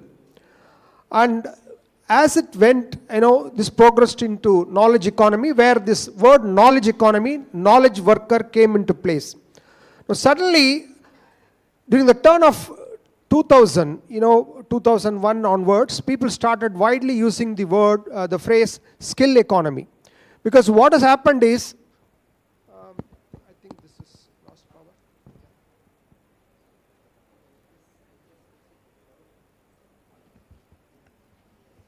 Hello? Yeah. After 2000, if you really see, skill economy started being applied everywhere, because most of the countries which made significant economic progress, they relied heavily on the skills of their people. So skill became very, very important. Take the case of China. The US designed most of the products, and however, the US could not manufacture all these products, but the manufacturing skill was widely available, which used to be earlier a speciality of both Europe, Western Europe as well as America. They gave up the skills of industrial production, and China took over and they built huge skill capability for the people, and then they started growing rapidly, achieving currently I think $20 trillion gross domestic product, which is a huge jump for a country which is sustained close to about 9-10% of GDP every year. And India, largely its success came from IT, which was again fully dependent on skill economy. I mean, our IT skills helped us to go there. Now, what has led to this? Eventually now currently we see a trend that people started giving a lot of importance to skill over formal education. We are here with number of academicians. So sometimes, with these online courses parallel education, there are sometimes even question whether there is any relevance for academics. Sometimes people start asking, I don't want this degree. Why do I want this degree? And we also see a lot of outliers, like, for example, some of the founders who have never gone to college, they start building some very successful companies. So people started questioning the relevance of academic education, because these education programs are also becoming very expensive. Like in the US, it's said that higher education is so expensive that people have to work at least for 10 years after they graduate to repay the loan and all that. Now, can we, as India, as a country, our dreams are, we want to also reach the higher GDP levels. Can we manage to do it without focusing on formal education? Will skills be sufficient? And this is the context of this discussion. So now I will start, engaging the panelists. Now I will start with, we have people from both, government sector, academics, and somebody who has worked on skills, and somebody like me who has worked on startups. I'll go over to Akila. Akila, based on your experience having, dealt with startups, how do you put this, the need for skills as important in the growth of startups? Yeah. Thank you. Can you hear me? Yeah. Thank you. Good afternoon, and thank you so much for this, AJB, and congratulations to Intellect Design and the School of Design Thinking for putting this fantastic program together. It's wonderful to be amidst all the influencers of the future of India, and more power to you, and congratulations once again for participating in the first National Conclave for Design Thinking. So he talked about the skills economy. I will start from the word skills, right? So how do we define skills? When we ask what type of skills are there, the first thing that comes to our mind is hard skills and soft skills, right? So hard skills are the necessary skills that are important for anyone to get the job done in wherever they are working, right? So the second part is, of course, soft skills. We always think that soft skills are synonymous with communication skills. I mean, that's how the trainings were given earlier, right? So we always think that written communication, verbal communication, and how to how will you interpret body language, all these things are part of soft skills. But actually, soft skills are much beyond that, much more than that, right? So let us redefine soft skills. I mean, that's what I would say. That's the need of the hour at this point. So let us redefine soft skills and say that these skills can be called as portable skills, as AJB was mentioning yesterday during our conversation, and or transferable skills, right?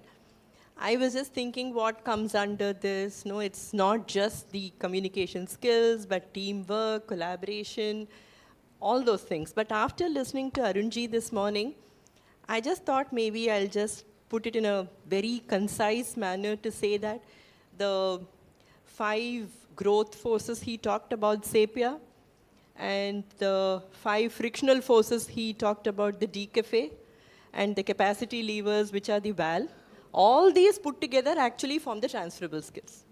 And that is why I think the importance of design thinking comes into, I mean, it's of utmost importance at this point, because that is why several colleges we saw, the forerunners who have implemented this in multiple colleges, and many of you who are looking forward to implementing this as a course in your respective institutions.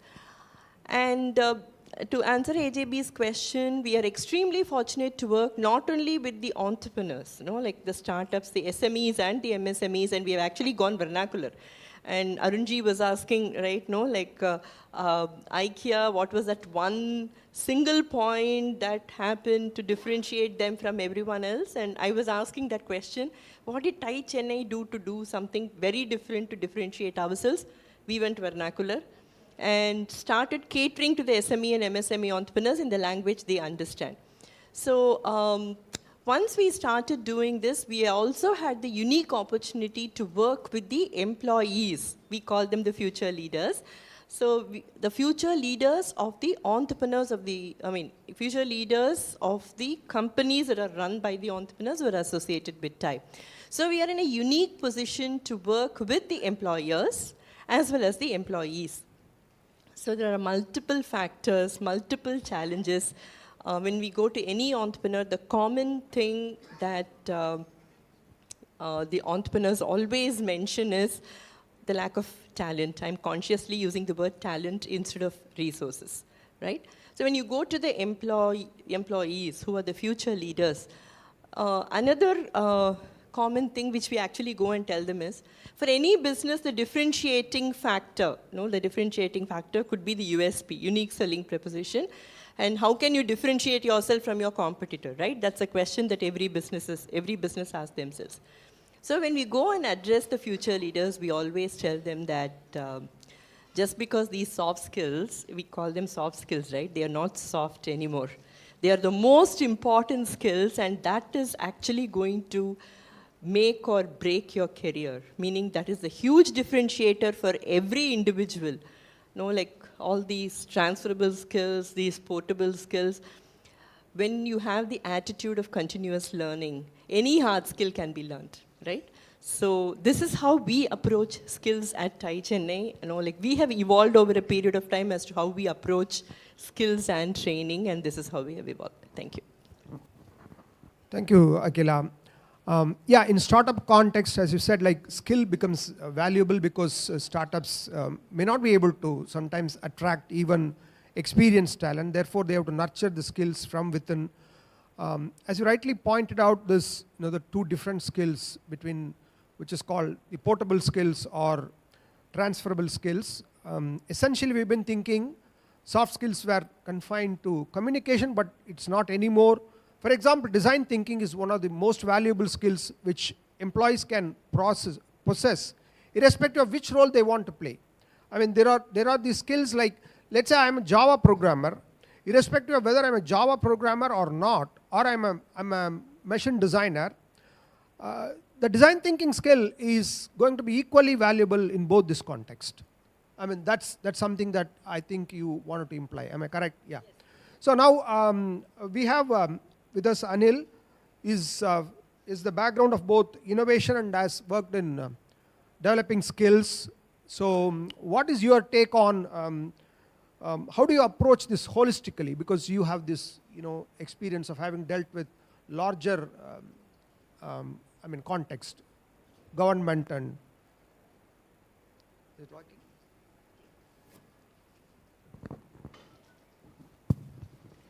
Yeah, warm good evening to the chair and other co-panelists, and also to the esteemed dignitaries who are present here. I am pleased to be here, and also would like to thank School of Design Thinking and Intellect for organizing such a great national conclave. And in fact, in my current role, I am from AP State Services, and presently I am heading the startup ecosystem in Andhra Pradesh, part of IT department. We are working with 44 plus incubators. And also, we have close to about 3,000 plus startups. And we had set up a lot of activities based on that, promoting them and giving support from government of AP. And in fact, in my previous role as the Executive Director, AP Skill Development Corporation, way back in 2018-19, we undertaken one of the biggest activity around that. And for that subsequent 3 years, AP has come as a national best. We had spent close to about 1,000 CR on that. And again, in fact, on startup side also, we are putting a lot of efforts. And recently, AP has been placed in the leaders category by Startup India rankings, recently announced. As part to the that question that my chair had been asking me is that, there's been a transition or a period of time, if you see, the skills and economy, when you look at both the points, it started way back in modular employability skills. And from then on, the government has come up with the National Skill Development Corporation, where sector skill councils had taken up a dominant role. I think most of the colleges are implementing some of the NSDC programs. We would have seen, NSDC had done a tremendous job. Of late, the focus had come on to startups. You look at startups, there's quite a lot of activity. The government of India has shifted focus and then promoting, as the chair, Balasubramanian Garu was talking about, how the economy has been transitioning. like it's more now startups contributing to that. For that matter, like we are conducting a lot of activities on that, like in a way, strengthening the startup ecosystem by conducting master classes, bring out center of excellencies, and various other things. So this is a nutshell about that. Yeah, thank you, Mr. Anil. The Skill India initiative, the state government initiative, and then initiatives like ICT, which has been, even before Skills India were implemented, they were all doing a wonderful job. So how are we, my question, asked to Srikanth is, you have been in this space for quite some time. The ICT has been doing this, skill development, and where all you thought that, like you could succeed, and where all you still think that there were some areas the academics could modify with a design approach to improving this outcome of this skill training programs. If you may have to, suggest them, because we have an academic crowd here. So, yeah. Respected audience, and very happy to be here, part of this first National Conclave of School of Design Thinking. To answer the first question, in fact, our collaborative partner NASCOM is here. The first project we did in 2021 was project-based learning to all the engineering colleges. So there, whatever you're talking about, the design thinking had got three terms. One is the teamwork, the collaborative approach. So these two things we were able to witness with around 50,000 students in the state of Tamil Nadu. So that was a huge success. That's the first time that Anna University, ICT Academy, NASCOM, and IBM did. So that is one good approach we did. So that particular program is becoming a sort of a need of our program. We are also going to pilot with the arts and science institutions in the coming year. So that already we have started. I was just telling to Mr. Sai Prakasha just a few minutes before, when I was just Googling around for design thinking jobs in India, it was just randomly showing around 8,000 jobs live available for design thinking in India. Live.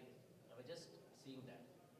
The minimum package for a fresher just happened around 26.67 lakhs. As clear of that. The skills which they were asking, was the collaborative skills and working effectively in teams, communicating the ideas very clearly. These are the three sets which most of the companies have asked. And the package is also high. In fact, I saw one course in IIT Delhi. So they are having a very specialized course on MTech on design thinking. So I was just Googling around. But this is a need-based program. There's no doubt about it. And we are also trying to see that whether this can be brought into our system as an elective, or this can become as a compulsory curriculum course into the system of education. That is something we want to do. So we are also in advanced, probably will be signing an MOU or shortly with NASCOM on the Sector Skill Council. We will see whether this can be incorporated. As I was telling, the PBL project-based learning is something that new norm. I think that we are going to extend it further. I think design thinking component is very much available there. Thank you. Okay, yeah, thank you. Over to Professor Tillai. Tillai is from the management sciences background. He is an academic practitioner. He is also running a startup, as well as he has a vast amount of data about how the startups are performing in India.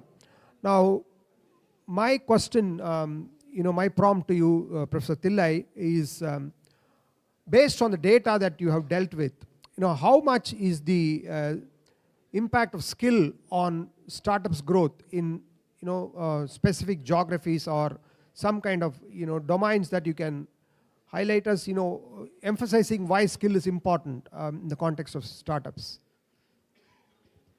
Okay. Okay, good afternoon. So it's such a pleasure to be here, and thanks the opportunity to the chair and opportunity to intellect, and also a very good evening to all the fellow panelists. So before I take the question, I also want to touch upon the larger objective of what do large tertiary institutions are looking at skill building, because I'm from IIT and I want to share some of my perspectives here. So if we kind of look at an higher education institution, broadly we can look at it in two categories. One is the research-based institutions and the other is teaching-focused institutions, right? I'm kind of broadly defining these two. Right? And in a teaching-focused institution, I think the primary motive is being to, generally is to kind of prepare the students for the job market. And ultimately, whether we like it or not, people are studying because they will get a good job, or they will get a, they'll be able to shift the job from one career to other and so on. So job is a very important reason for why people are pursuing education today, whether we like it or not. Then we have the research-based institutions. So for a long time, one of the major objectives of the research-based institutions was to generate new knowledge. Right? So there is no clear black and white here. Even in research-based institutions, there is a lot of emphasis on teaching, and even in research and training institutions, there will be a lot of emphasis on research. So, but at a very two polar levels, we have teaching and research-based. So for a long time, the research-based institutions were more concerned about how do I really break new knowledge, which is measured in terms of how many publications that's going to come out, and what is the impact factor of these publications, and so on and so forth. Right? So there is a reason for that. I mean, if you look at some of the top institutions, many of these institutions are worried, right? And what is the worry about? The worry is about whether, as an institution, they will lose their relevance in the world, right? Whether they will be in a position to meet what people are looking for, right? So there are some people who call these institutions are being paranoid, right? And they are a very reason for it. They think that they will lose their relevance. And in order for these institutions not to lose relevance, what they are trying to do, they want to not be reactive, but then they want to actually be very proactive. So they don't want to respond to the industry, but instead tell the industry that this is where the world will be in a few years from now, and this is what you should look at. So if we can tell the world in terms of what direction it's going to go, then there is no question of you losing the relevance. So this was one thought that kind of pervades with many of these top institutions, research-based institutions. But what we are seeing today is many of these top institutions are not just satisfied with breaking new ground, but they also want to see how this new knowledge is in some form can be transformed to skills. Right? So how can we actually move one step downstream and see if we can transform this knowledge to skills? So ultimately, we look at knowledge and skills. What is the big difference? Knowledge has a little bit more permanence to it, right? So knowledge is going to exist for very long time, whereas skills are a lot more temporal in nature. We might have to constantly keep on upgrading our skills, right? So today there could be focus on one, tomorrow it could be the other. So the same person might have to revisit and retool himself to upgrade his skills, but knowledge is a lot more permanent, right? So as some of these institutions are looking at trying to create skills, the process of skilling from this knowledge, several initiatives are happening. So if I take the example of IIT Madras, so today IIT Madras has introduced new courses which are purely on skills mode. For example, there is a BS program on data science, right? That's not actually taught in the classroom, but actually you start in the online mode, right? It's purely a skilling based. And the objective is to see how we could kind of look at some of the cutting edge knowledge that we have developed over time and really give it to situations where people can look at getting high quality jobs in this particular area. A second aspect that people are doing in most of the institutions is creating incubators, right? What is these incubators fundamentally doing, right? So these incubators are essentially trying to see if we can actually take the ideas that is coming out of the lab and make it to the real world. Right? The innovations and the inventions can be commercialized. Right? So that's what the incubations are supposed to do. And the incubators cannot do it on their own. Obviously, they need a vehicle as a startup which can actually do that job of transforming this knowledge and innovations to the real world. Right? And for that, there is a lot of skill is needed. Right? The skill is needed in terms of engineering skills, from lab to make it to a product. Skill is needed in terms of making that product market ready. Skill is needed for making a market ready product, to kind of looking at what the customer needs and then communicating it to the customer. Skill is needed for servicing that product. There are so many skills that are needed, which actually is what is happening in the incubator and in the startup ecosystem. So this is not being explicitly mentioned by many of these institutions. Ultimately, setting up of this ecosystem is one way of reaching out and communicating how knowledge can be translated into skills. Right? There are several other initiatives also happening. Right? The focus is on seeing how we could kind of patenting, right? So why do people patent? The patent actually happens because then something that's very implicit knowledge in terms of the faculty, it gets now documented. Right? And this documentation, once it is done, can actually help in skill building. Right? So some of these activities, without being explicitly mentioned, so is an outreach by many of these institutions to see how we can build skills. Because ultimately, as we are all looking at, skilling is needed. The process of transforming knowledge to skills is very important, because we all need to give jobs, and if our country has to really grow, jobs are important. And knowledge may not directly result in jobs. For example, I can understand about cost of capital. That's knowledge. I mean, if I'm teaching finance, I'm talking about an example in finance. Cost of capital is knowledge, but then how can I use that knowledge to create a capital structure that's very efficient for the company? That's a skill. Right? So this is something that that's what I think the world requires, and that's what I think many of the institutions are today trying to do so in a variety of ways. Sorry, I think a very long answer to your question. Yeah. Thank you for that. I think you covered a large ground. The skill and knowledge is something like, I remember after graduating in engineering, I went home, there's Mixie failing. My mom asking, hey, now that you have completed engineering, go fix it.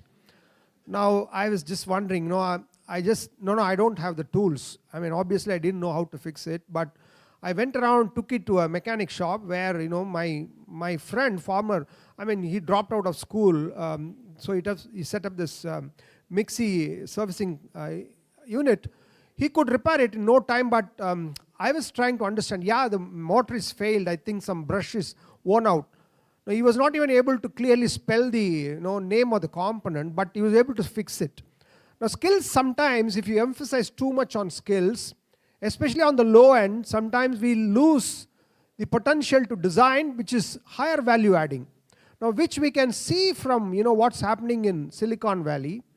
If you see this Silicon Valley, the design skill or the value of creating new things, innovating new things is always in the higher food chain, or the value is more. They produce like companies like Apple, companies like NVIDIA. They don't manufacture all of that, but they have this skill, which is a different level of skill, which is combined with knowledge. As you said, repurposing of the latest knowledge into skills for the relevant output, that's more meaningful. So now the topic, we are supposed to discuss about the holistic design to go beyond degree. My question is to the panelists, probably the same question, we can open it to the audience also. How do you really approach it like a design thinking, if you have to approach this problem of how do you still manage to have degree but still create skills which are relevant to the market?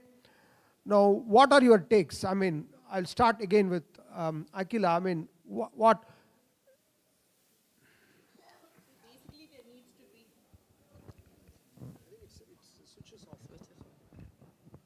I think it's okay now? Yeah, thanks.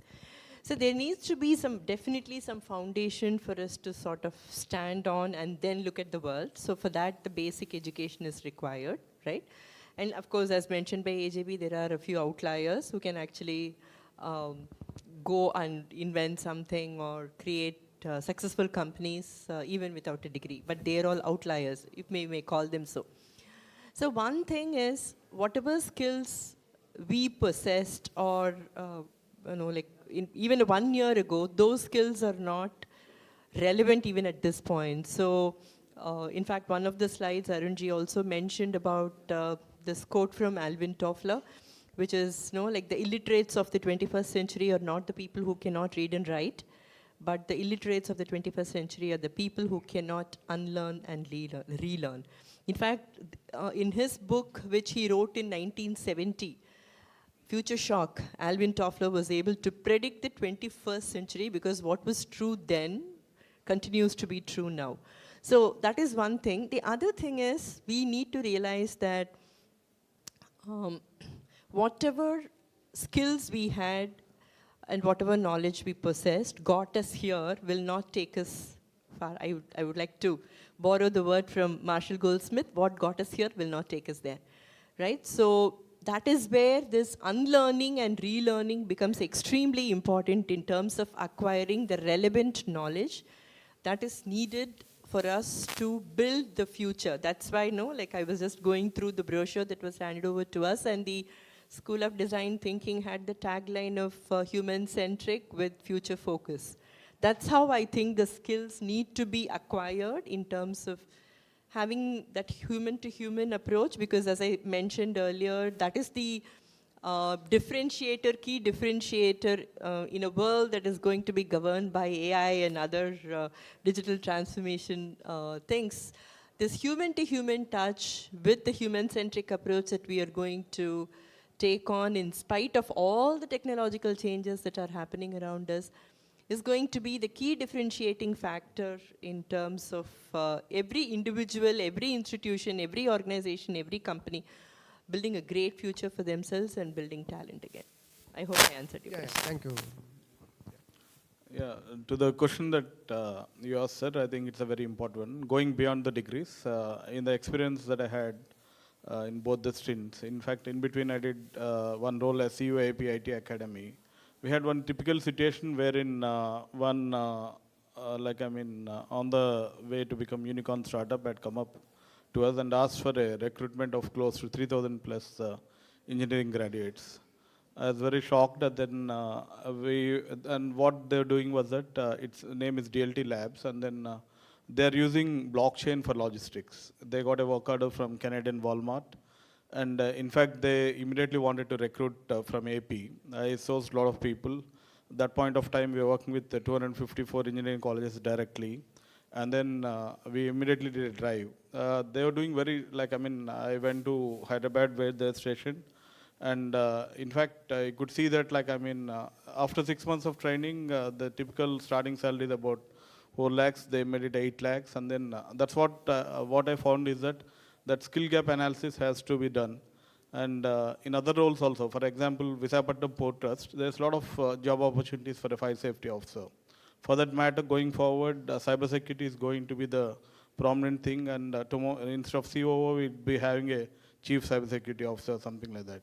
So it would be when you look at, when you have that kind of skill gap analysis, then you'll understand the degrees are not there. As we were talking about morning, somebody was talking about AI, the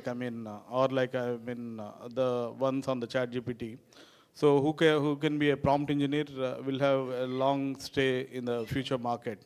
So already I keep seeing a lot of IIMs and IITs opening up the short postgraduate certificate courses or executive programs, so that they'll help sustain in the market. So it has to be rather that analysis, if you do clearly, it will definitely bridge the gap and bring them to the fore. Thank you. See, in fact, our ICT Academy's point is clear that wherever you feel there is a market for demand for a job, I think the people have to get trained. So, in fact, fortunately, Dr. Anbu sir is here. I was just Googling here, sir. I think there are around, as I Google, it shows around 38,000 jobs available on design thinking. The top E&Y or PwC says they want design thinkers, associates, freshers, in fact. See, probably that could be my suggestion, probably you can think about it. Post this workshop, could be the market-driven curriculum is there. So probably you have a School of Design Thinking curriculum is there. Probably this curriculum and the market-required curriculum, you both can gel, attach. I think that can be the key takeaway for the academicians here. Because the market is asking for certain attributes, I could see that. And what we preach and what we tell in the School of Design Thinking is there. That's also covered for certain percentage. Some percentage market is asking. Probably if you're able to bring out some sort of a course, design thinking course by intellect design, if that can be added into the curriculum or in the elective of the education institutions, the student of all the disciplines can actually read about it. So that becomes a testimony for the market to look at this as a new vertical they can recruit. I think that's a clear point. Today, AVGC sector is require a lot of people. The gaming sector is required a lot of people. So there is a good number of jobs available. What my suggestion is that some out-of-box thinking is a design thinking. I think we need to do some out-of-box thinking post this workshop, understand where this design thinking implications is going to create a good career for a student.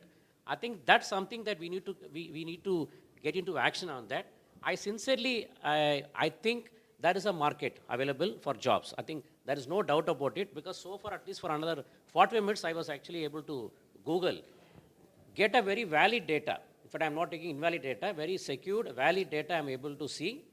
Very systematically, I'm seeing some companies are seriously looking for freshers at this particular package.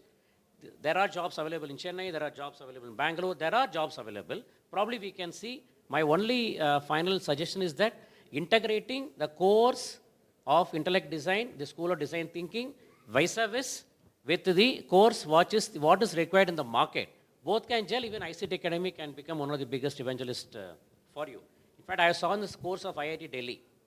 I think that is also, they got some one curriculum. So probably this can get into some sort of some collaborative method. Whether it's available at the Skill Sector Council, probably we can check out. If there is a QP or a NOS available, a curriculum is available in the Skill Sector Council. If not available, design thinking can be one of the most predominant course which can come under Skill Sector Council. I think that's the way that National Conclave should come out with a theme report which can help the academicians at large. Thank you. Yeah.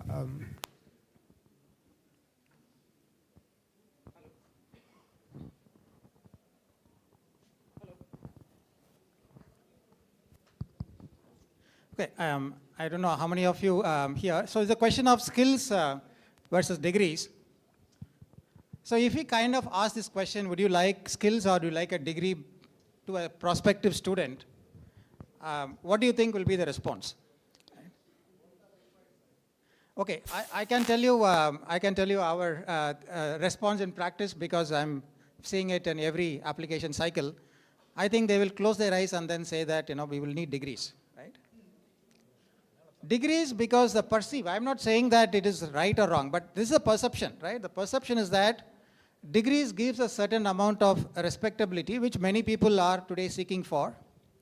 Recruiters are looking for degrees, right? Along with my degree, I can pursue some skills as a side job, right? I can get some certificates and requisite selling, but then degree is very important. That is the perception that a normal majority of the students have that perception, right? Because we kind of look at, we said that, okay, we'll give a certificate, we will give a diploma, and we'll give a degree, right? We have some options in IIT which gives all the three, right? You choose which one would you want. Would you want a certificate? Would you want a diploma? Or would you want a degree? The highest response is for degree. Because the reason is there is certain, aura associated with the degree, and everybody thinks that is a desirable thing to acquire. But I think what is important to be realized is the degree should actually be very relevant, and it should be, it should actually encapsulate what the students are actually demanding or looking for. Because I remember a very, very, difficult situation. I think many of us know that. BCom is a very popular degree course in Chennai and Tamil Nadu. There are several students, very high performing, so they choose BCom, right? And in BCom, one of the subject is taxation, right? Indirect taxation and all that. So when overnight government changed from previous thing to GST, the students were still studying indirect taxation, sales tax and all those things, right? And they very well know that that is not going to be relevant at all when they come out, because it changed. But the curriculum did not change. So this is a thing that needs to be avoided, right? So education institutions, I believe that should be able to have the flexibility to quickly change to the demands of the situation. It would have been a difficult situation for the faculty to teach a course that is not going to be relevant. It is so difficult for a student to study this knowing fully well that it's not going to be relevant. But still, for the purpose of getting the degree, they had to be studied, right? So such instances, if we can avoid and maybe create a situation of a degree where it gives the right kind of relevant skills for the student, then I think that's what is called as the being a part of the magic quadrant, right? The most relevant and the most desirable. If we can be a part of that, I think that's the best that we can do. Yeah, thank you. That's a very interesting perspective. Yeah, Akila was, emphasizing on not just, what do you call, the skills as to be, supported by degree. You require that. And Anil's experience is that we'll have to understand the gap and prepare for that.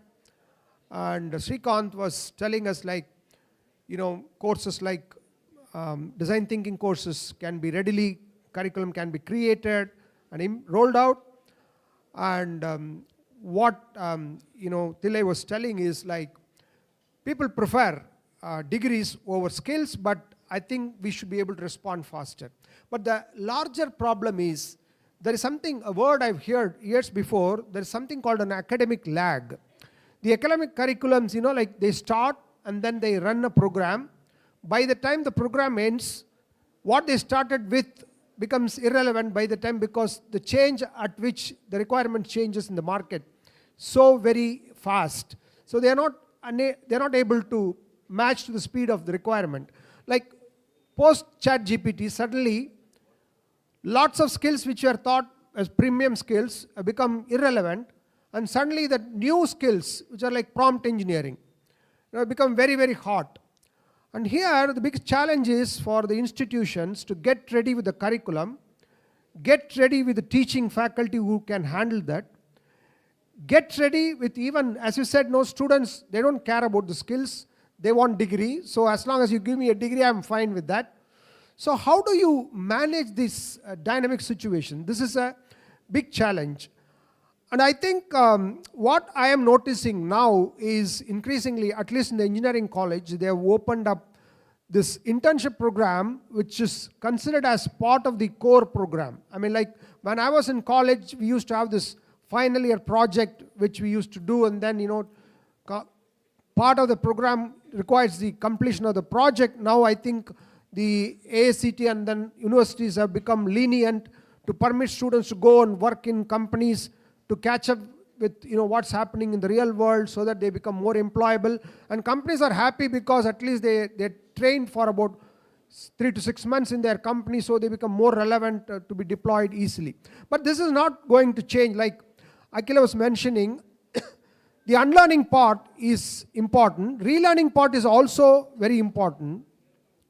Now, instead of our asking this question, sometimes we'll have to open the questions to actually the academicians here. I think, so with this, I think we will start, getting questions from the academicians, and they can tell us their own perspectives, and then probably we can sound, what we think is based on our practice. For example, I've been hiring freshers for a very long time. Ever since, when I started my first company, I'm very passionate in hiring. So I see that, I always hire for capability and attitude rather than, even how much scores they've got. Because this attitude determines whether he will be able to manage to transform himself. Because even I don't know what will be required 6 months from now sometimes. So therefore, we will open this, to the audience for their questions and their thoughts. One of the things, that Madam Architecture, expert, she was in the morning talking to Arun towards the end of the design thinking session. She was talking about the visual, element of learning, visual element of, thinking. I think we become too bookish sometimes. When we were in engineering college, I think even now also, we have a number of papers. We focus on the paper and complete it, and then go on to get the degree. But I would still think that I think we don't emphasize enough on the portable skills, which includes, reading, writing, comprehending, able to present and then listen actively, respond, after listening properly, thinking critically. And then now with that, all that, the digital skills, how do you use internet? How do you access certain tools that are technical tools? Like even your PowerPoint presentation or a Word or even an Excel. All this becomes very important, but I am not finding students even equipped with this when they come for, to seek a job. So the companies are reluctant to teach them because it's costing them money. And similarly, the other problem, there's a wide opportunity which is open. All those people who graduated about 5 to 10 years before, they all have to be relearned. I think there should be some mechanism within our university systems to help these people to reskill themselves. Although in the morning, Arun was telling about Singapore system is so very rigid, but what I understood from Singapore system is they have an excellent reskilling program. If you really go and look at future Singapore, they have phenomenally good exhaustive models, including giving some kind of 500 rupees grant to anybody who is over 25 years to go and take a certification every year. So we have to look at those models which work, and one of these models is this. For this, the academics has to also be prepared. And one more thing what I'm also considering as important is people like, whoever is a practitioner, there should be some way they should be able to go and teach in the colleges. Because especially the 3 to 5 year experienced people are more relevant. They should be brought to colleges and then they should be able to handle classes. Sometimes we ask, some leaders, the CEOs to come and speak in the college for inaugural speeches and other things. That is not going to help. Instead, you should be able to bring people who are very young, who are currently practicing some cutting edge, which is still not part of the curriculum. So those kind of people can share much more knowledge, which is more relevant, which can prepare the students much better. So with this, I think we will open the, to the audience for their questions and comments. Yeah. Good evening, sir. Yes, yeah. I'm Janakiram. Out of curiosity, I'm asking this question. How do you use design thinking skill in the area of finance, in the area of accounting? I ask Professor Sir from who teaches finance. I think I would recommend Anbu to maybe tell us, because we have the masters of design thinking here, I think, practitioners. Yeah, what do you think, Anbu? Like, yeah.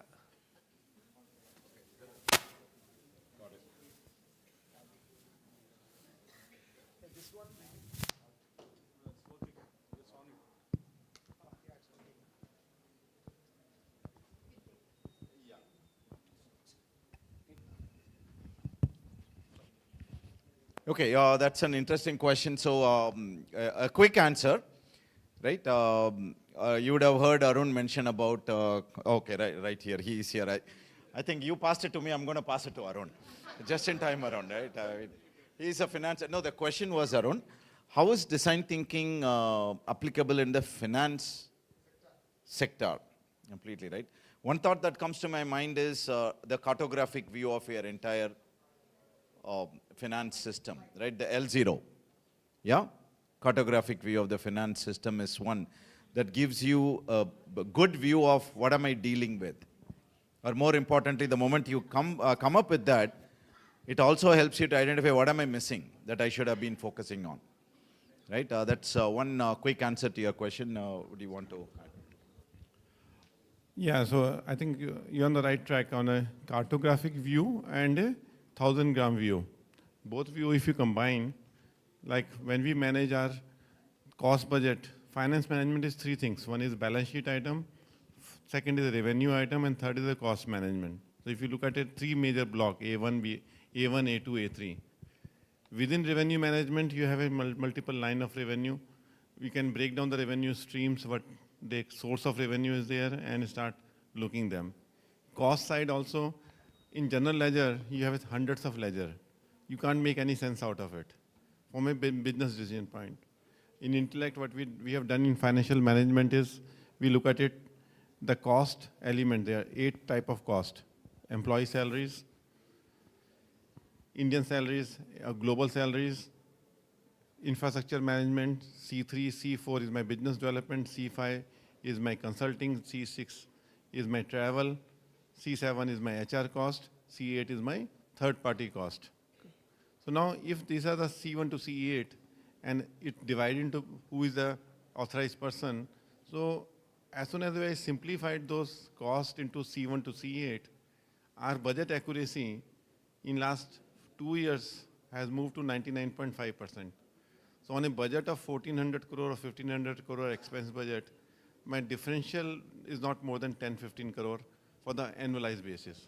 So that's the power of design thinking once you break it down to L1, L2, L3 level on cost side. Similarly, revenue side, similarly on balance sheet item side. So that's how we can apply it. Yeah, you wanted to say something, Tilai? Yeah. No, thank you. In fact, I kind of have, in fact, during lunch, I was exactly asking, Sri Arun Jain in terms of, these are all skills. How do we kind of not, okay, one is teaching separately as a course, but then how can we also integrate it with some of the regular courses that we are teaching so that students are able to internalize in their respective areas of work. So I'm in the same boat as you, learning along with you in terms of how we can do it. My own thought process is that there are many things that we may be doing intuitively so far, not knowing that these are essentially components of design thinking, but in a formal awareness that these are all components of design thinking might help us to kind of see which are the ones that we have missed out and how we could actually use them in the curriculum. That would be my response. That is how possibly I am going to approach this topic. Thank you. Good evening, sir. In continuation with this question, I'm trying to get clarity over that. I'm from SR University, Warangal. The financial aspect in the design thinking can be done with the business model canvas. If I'm wrong, you can correct it. The financial thinking can be connected to a business model canvas, which has various aspects for financial commitments. So I think he's giving it as an answer. So he's asking validation. Probably you should. Yeah. The business model canvas, financial is 2 elements of the business model canvas. Out of 9 elements, revenue and cost are the 2 elements of business model canvas. But then you apply the profitability lever, which segment is giving more profit, which value proposition is giving more profit, then the entire business model canvas can be aligned to a financial management. From there, you can look at pattern and anti-patterns of the which segment is giving margin, which segment is not giving margin, which segment is more profitable. So from that analytics, you can fine-tune your business model year on year. Yeah, one thing I've realized, I've been attending 3 or 4 of your sessions. The cartography is something that, complexity can be simplified by that because we look at lots of elements. So sometimes, it overwhelms us. So obviously, people think, this is so many things, so I may not be able to systematically do anything. I think that myth is broken because you go into the detail and be able to see everything individually. And you have some power to act on them. So that itself is very powerful. So the 2 principles are there. One is principle of first principle thinking. When you go first principle thinking, why bank exists, why financial management is there, the why part of the question. Then you come to what part of it. Cartography is the what part of it. And then how part of it. When comes the processes and practices, which comes as the how part of it. So cartographic view, when you put it, it makes it finite. As soon as things become infinite, my mental frames become composed. They become calm. Because it looks very big. It may have 100 elements, but still finite. My anxiety is when I'm talking about infinite or a mystery. So when it becomes an algorithm, cartographic, we make an algorithm of the things. That finance management has got 40 components. The investor component, this component. So if you put it into L0 chart and student, you tell that first year, this is the 40 concepts will be taught, of 400 concepts will be there at L1 level. Still he will feel more comfortable. He will know where he is and what else is to be learned. So in intellect, when we say this is a banking chart, in 2014, we say we have 15 products there, which we are good. Rest 15 products we are there, but we are not best in class. And 15 products we are not working on it. At least we knew the agenda. So we don't have anxiety. We say we will be growing 20% year on year to the investors. Investors are very happy. From last 10 years, we demonstrated that growth curve to them because cartographic view. So your understanding of design thinking on a cartographic view is a very, very interesting. We call it frames, details, connect the dots, and storytelling. We call it FDCS, framework thinking. Then each frame to be detailed. You go into L1, L2, L3 of the frame. Then you go to the connecting the dots. Once your knowledge packet are visible to you, you can connect them. That's the ideas which I explained you there. As soon as you connect the two dots on knowledge packet, it becomes idea. And as soon as this gets connected, you need to tell the story, which is the fourth step. So FDCS framework gives so much ability for our teams in a field to be effective in their function. So if HR is there, they have 9 frames, T0, T1, T2, T. So 9 frames are there for HR. L1 level, each frame is divided into 7 frames. Each frame then further divided into processes and then measurements. So, but it's a, so they know out of 9 frames, HR department is working on 3 frames this quarter, 3 frames in next quarter, 3 frames in third quarter. So there's no anxiety of moving from frame 1 to frame 9. Fantastic. Yeah, that is a wonderful discussion here. I think we can discuss forever these topics. So the timekeepers are warning me. So thank you. Thank you so much for giving us this opportunity.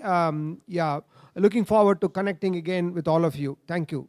Thank you, panels. Yeah.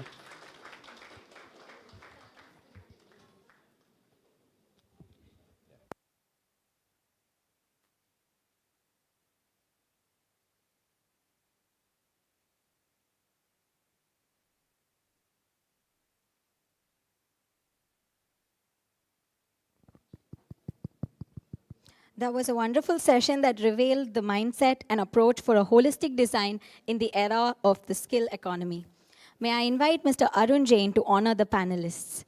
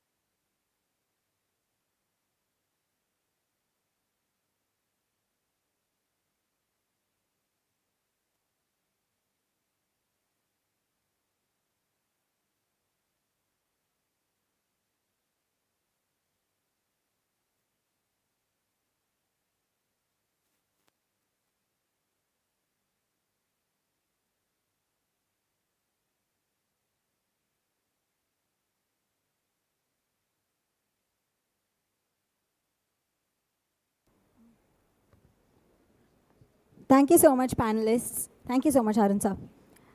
I would like to introduce Professor Saikat Maitra. He comes with a very interesting background. He has a master in comparative literature and a PhD in cultural anthropology from the University of Texas, Austin. That's a deadly combination when it comes to his current academic profile with the IIM Calcutta, which is a public policy and management. He has multiple grants and awards, both from US and India. I invite Professor Saikat Maitra to come onto the stage. Over to you, sir.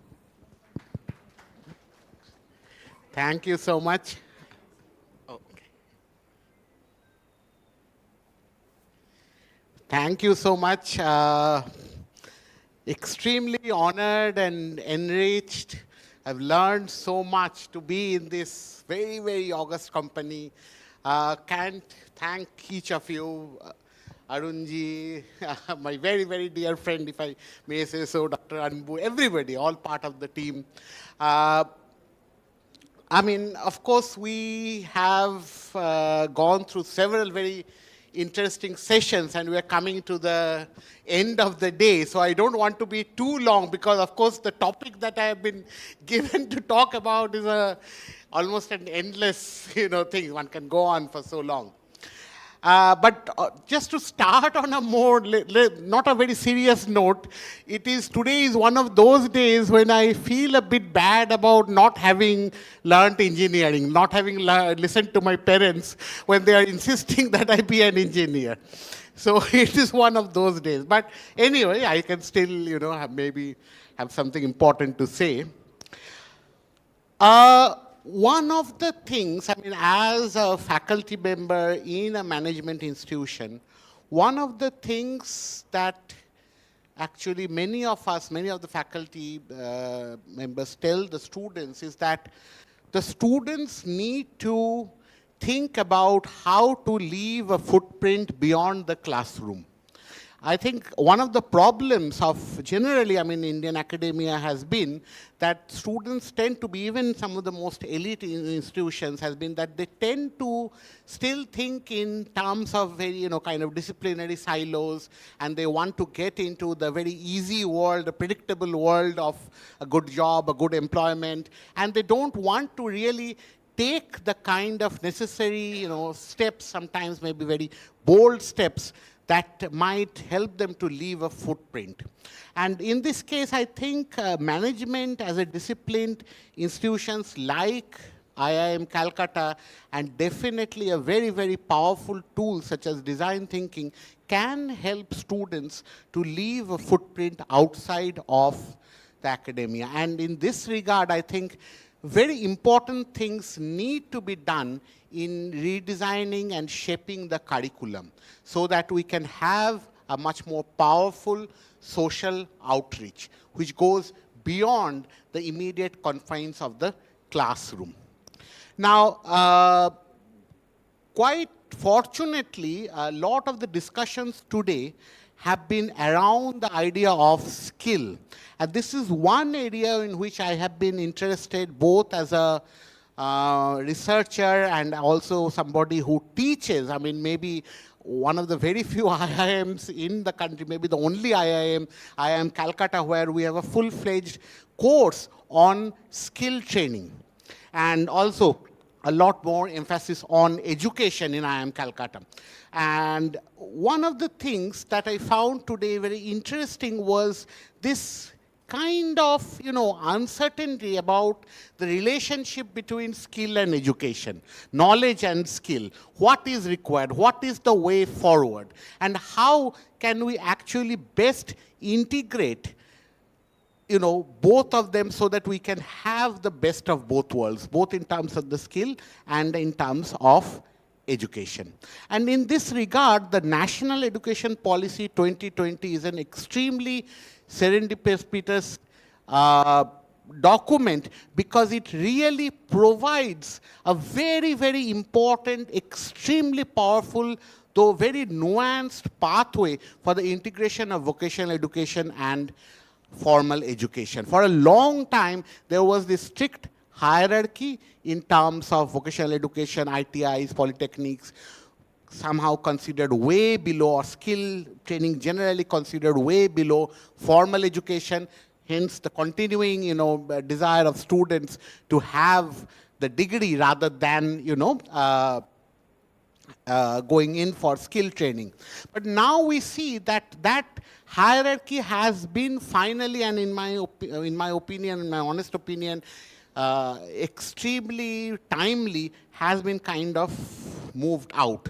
The National Education Policy NEP 2020 is an extremely important game changer in this regard. And I think now the real need for a lot of institutions, including the IIMs, is to think about how we can bring about. It's one thing, of course, to have the policy vision that to integrate skills and education, but how do you bring this about? And in this regard, I think design thinking is going to be extremely powerful. There is just one particular concept, and in many ways, this is how even the collaboration, I have been working with Dr. Anbu for some time now. But in some ways, I would like to go back to this, the idea of idea that Arunji also mentioned, right? That, you know, sort of the packets of knowledge, but idea really comes out when you manage to, you know, sort of move them in unexpected ways, not in the same, it's not the skill, it's the next level maybe in that sense, right? So this is what makes, you know, of course, we have now the possibility of integrating vocational education, skill, formal education, knowledge, everything together. But how do we do it? What might be the most powerful way of going about it? And just to give an example of our ongoing collaboration, it really started with this course on skill trading and public policy of skill mission in India. And when I had the very good honor and opportunity to collaborate very closely with Dr. Anbu, and we sat down, and the result was amazing. It was not very predictable. Of course, again, I am coming from the humanities, very little, in the beginning, very little idea about how to bring this thing together, and it worked perfectly. It had the perfect alignment. I think that was the most important thing. And more importantly, I think that what was personally the most important and the most powerful lesson for me was the fact that IIM students learned that there is a world outside of Joka and the classroom. And it's not just the corporate boardrooms, and where they can actually make an impact. Of course, many of them do go on to make wonderful impacts later on in their lives, but as students, it's really good to expose them. And the fact that they went on a field trip, listened to the real world problems, the challenges faced by panchayati members, by women working in the villages, and this creates, and the fact that these management techniques and tools, including design thinking as such, can have a much greater application. I think this is the need of the hour, particularly, definitely in disciplines like management, it can be done, where we can integrate both, maybe, I mean, of course, we're talking about this over lunch. Should we have a full-fledged design thinking course and then have little bits of it integrated into the modules, or we start integrating parts of design thinking into existing courses? These are, of course, the finer things that can be worked out. But I think as a tool, it is extremely powerful, which can have a lot of social impact. The second place where I would like to kind of talk about the importance of how to integrate design thinking, and we are also in the process of collaborating, is we are developing a course broadly on the idea of sustainability and gender development in IIM Calcutta. It's going to be a very unique and extremely dynamic also. That's why it's also taking a lot of time, because more than 4 or 5 internal faculty members, along with Dr. Anbu, we are all trying to come together and make a broader course outline which can integrate some of the most important aspects of the sustainable development goals, including quality education, health, climate change, but all with a focus on gender development in India. This, I think, is going to be one of the most important game changers in terms of how management education can have a very powerful, at least in elements of its knowledge, knowledge footprint, can have a very important footprint outside of the classroom. And I think design thinking has a wonderful role to play, not only in terms of how it sets up the ways of the techniques, so to say, about how to approach a problem, but much more importantly, in my opinion, I've always been convinced about this, the importance of having the right mindset. Sometimes the actual techniques might change, but if you have the mindset, of course, it can be worked out in the end. And this is something that we need to give this is the kind of gift, let's say, that we as academic leaders need to give our next generation of students who are going to be our future thought leaders. This is one of the most important gifts that we can give them. Not just knowledge, not just skills, but also this mind which is really ready and curious and actually able to solve the upcoming problems of tomorrow. Okay. Thank you so much.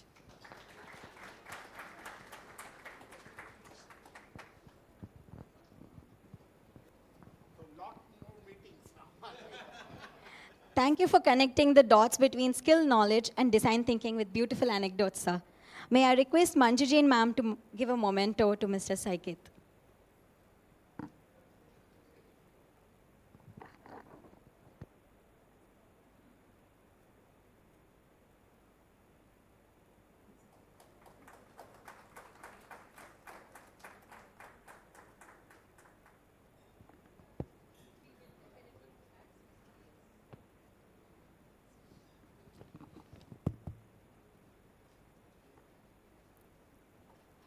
May I request Mr. Arun Jain to summarize and share his concluding thoughts about the conclave.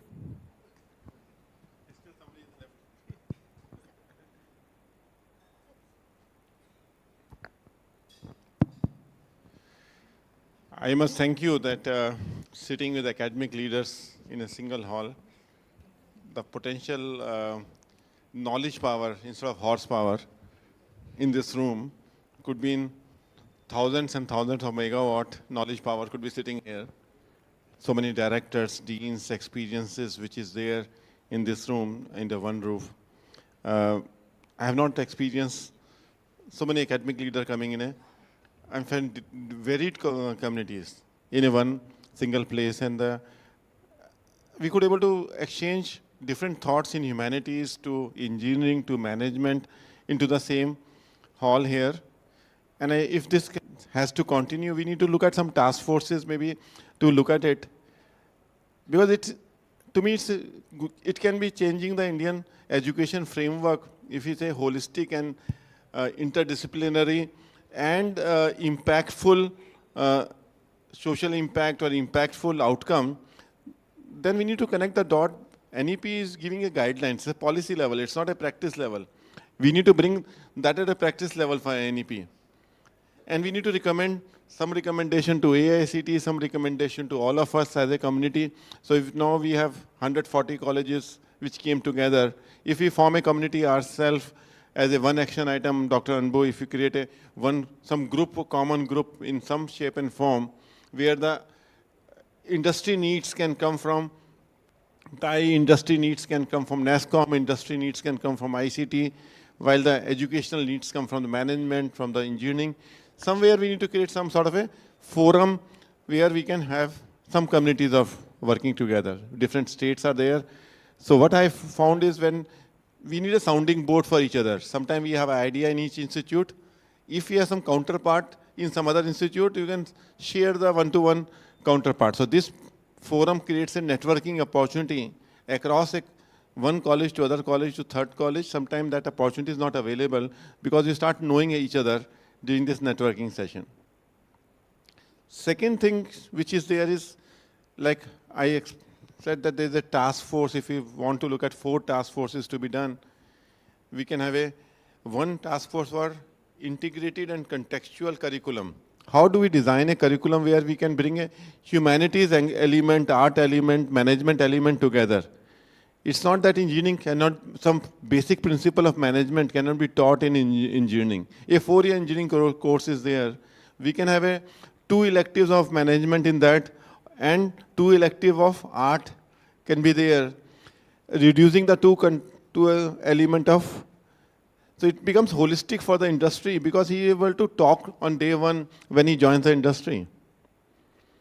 So the integrated contextual curriculum, integrated and contextual curriculum could be one task force where we can see who are the people who can participate, create a group, whether we do it here. Now a lot of people have left, so maybe Anbu, we can set up this group later on when through the meal exchange or something. Then second thought we are looking at is district level clusters. Can we look at it, the idea of 800 districts into 100 plus clusters, where in those clusters what universities are there and what social problems are there in that cluster which is specific to the community. Today we try to solve India problem as an India problem, while the cluster problems are having at a district level and a block level and a village level. And each state has somewhere the water is a major issue, somewhere crop is a major issue, somewhere there is a major opportunity sitting there. And we are trying to solve with the national policies or state policies, one policy for Tamil Nadu. Now one policy for Tamil Nadu is there are some rich districts and there are some poor districts. There is a rain-fed region and district near Kaveri. All the districts on a Ganga are all rich district. All the districts sitting on my valley are a poor district because water flows out. So a lot of poor index happens because of geography, structure of a district, not necessarily the people district. We blame a people, but fundamentally it's a geography linked. And geography linked means water linked. There is always a shadow area of Nilgiri. Kerala gets all the water and Tamil Nadu, Madurai region doesn't get any water. Or you get the same thing over Rajasthan. Mewar get all the water, Marwar doesn't get any water. Udaipur is the rich and Jodhpur is the poor. So these are all linked to the geography, all linked to the water. And based on the clustered, if you create a district clusters, like Bikaner, Jodhpur, this become a one cluster. And there are some educational institutions are there. Then we create tie chapters in that area for startup ecosystem. So if we create that cluster-based economical model of development where we participate and then college student can go to the villages nearby. So Unnat Bharat Abhiyan is there, where every college has to participate with Unnat Bharat. But it's not that being done constructively. As of now, that's been done more as a tick marking. Few institutions are there which is really taking serious note of Unnat Bharat Abhiyan, but most of the colleges which I meet are tick marking kind of exercise. And it doesn't build year on year. The point is, if you are solving a village problem of Unnat Bharat Abhiyan in the village, year 1, you solve 5 problems. Year 2, you should solve next 5 problems. Year 3, you should solve next 5 problems. Then year on year, after 5 years, you will solve at least 25 problems of the rural India. Today, they may solve same problem again and again. Same student will go, they identify the same problem, they will be solving the same issue. That's a second task force, which I would say, if you can take a takeaway from here, basically we are all agreeing, education is to make a society better, humanity better. So what academic institution, what we take a pride is, tomorrow will be better than today. And overall humanity should be better. For us, industry is a means to achieve the betterment of the society. Industry is not an end by itself. So this cluster of district innovation hubs, including rural industrial parks, like Chhattisgarh has a RIPA, rural industrial parks are also there. STPI has a innovation hub. And chairman is AICT saying they are also investing in innovation hub. The state also has investing into it. Sometimes we have 3 innovation hubs, but all 3 are empty. If we pool in all the capacities, it may be much, much better. Then I was looking at it, design thinking, if it is, we believe that it's going to make a path breaking, and the dilemma today coming up was whether design thinking should be separate course or design thinking should be embedded into each course. This is the one more dilemma has first time surfaced. Beautiful thing which surfaced today is embedded design thinking in a course and design thinking as a separate course. I think both are a relevant topic. And for that, we need to create some framework of assessing a design thinking of the institutes, let's say CMM level 5 institutes, so that we know where we are. So this level of assessment gives a, when we were in software company, we say we are level 2 in 95. Then 97, we become level 3. Then we become level 5 by the time we came to 98. We have a roadmap to improve on design thinking.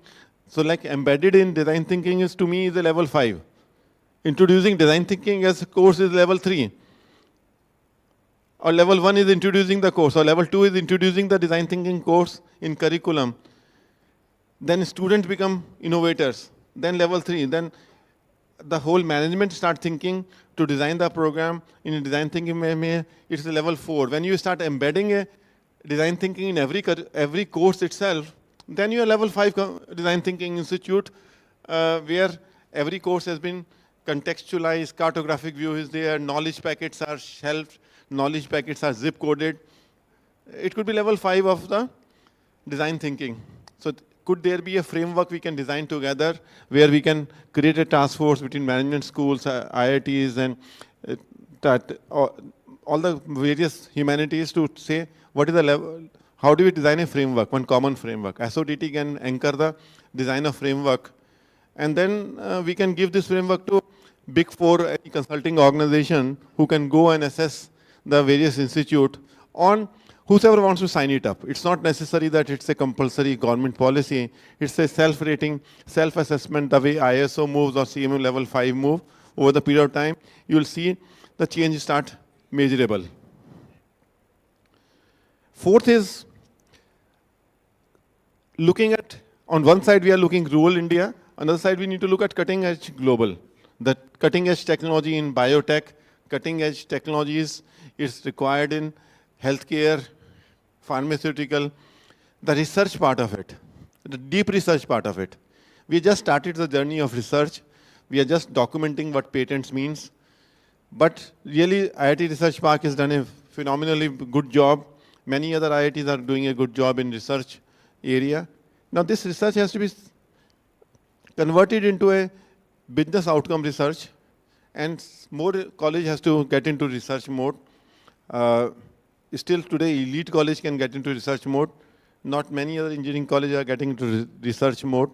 We need to put that science of putting research into the deep research areas. And that is the fourth area of design thinking, where you apply design thinking for research areas by going deeper, deeper, deeper into a particular subject. So there are four tasks comes to my mind.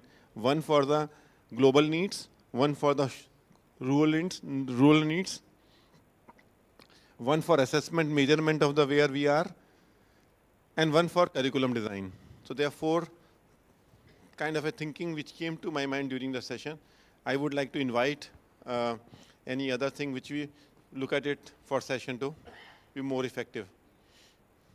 Anybody has anything more type of task force, and later on, yeah.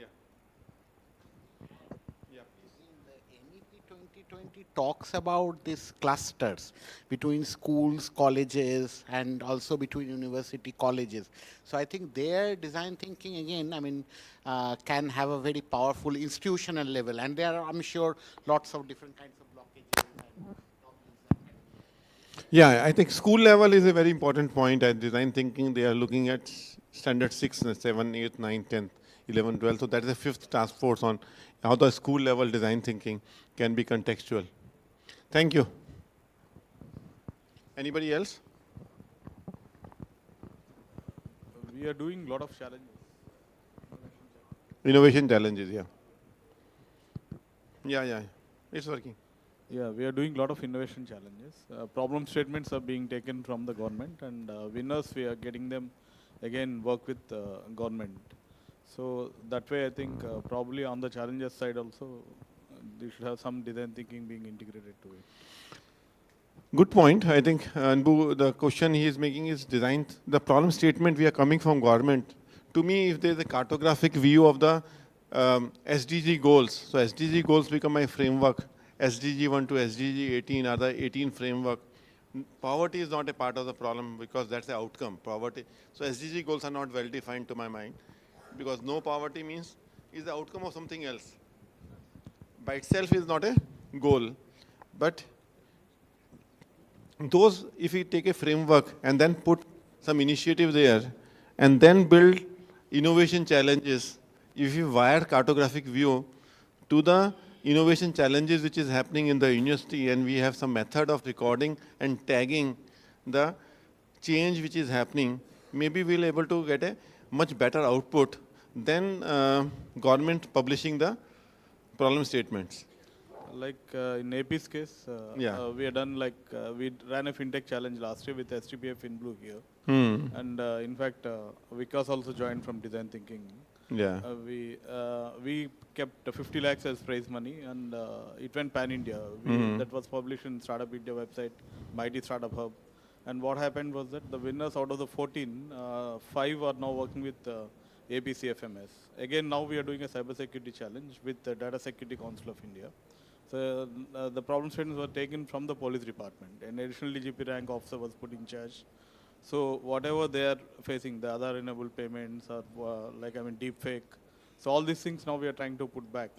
In a sense, now the winners will come and sit and work with AP Police Department. Okay, So that's a very good case, idea.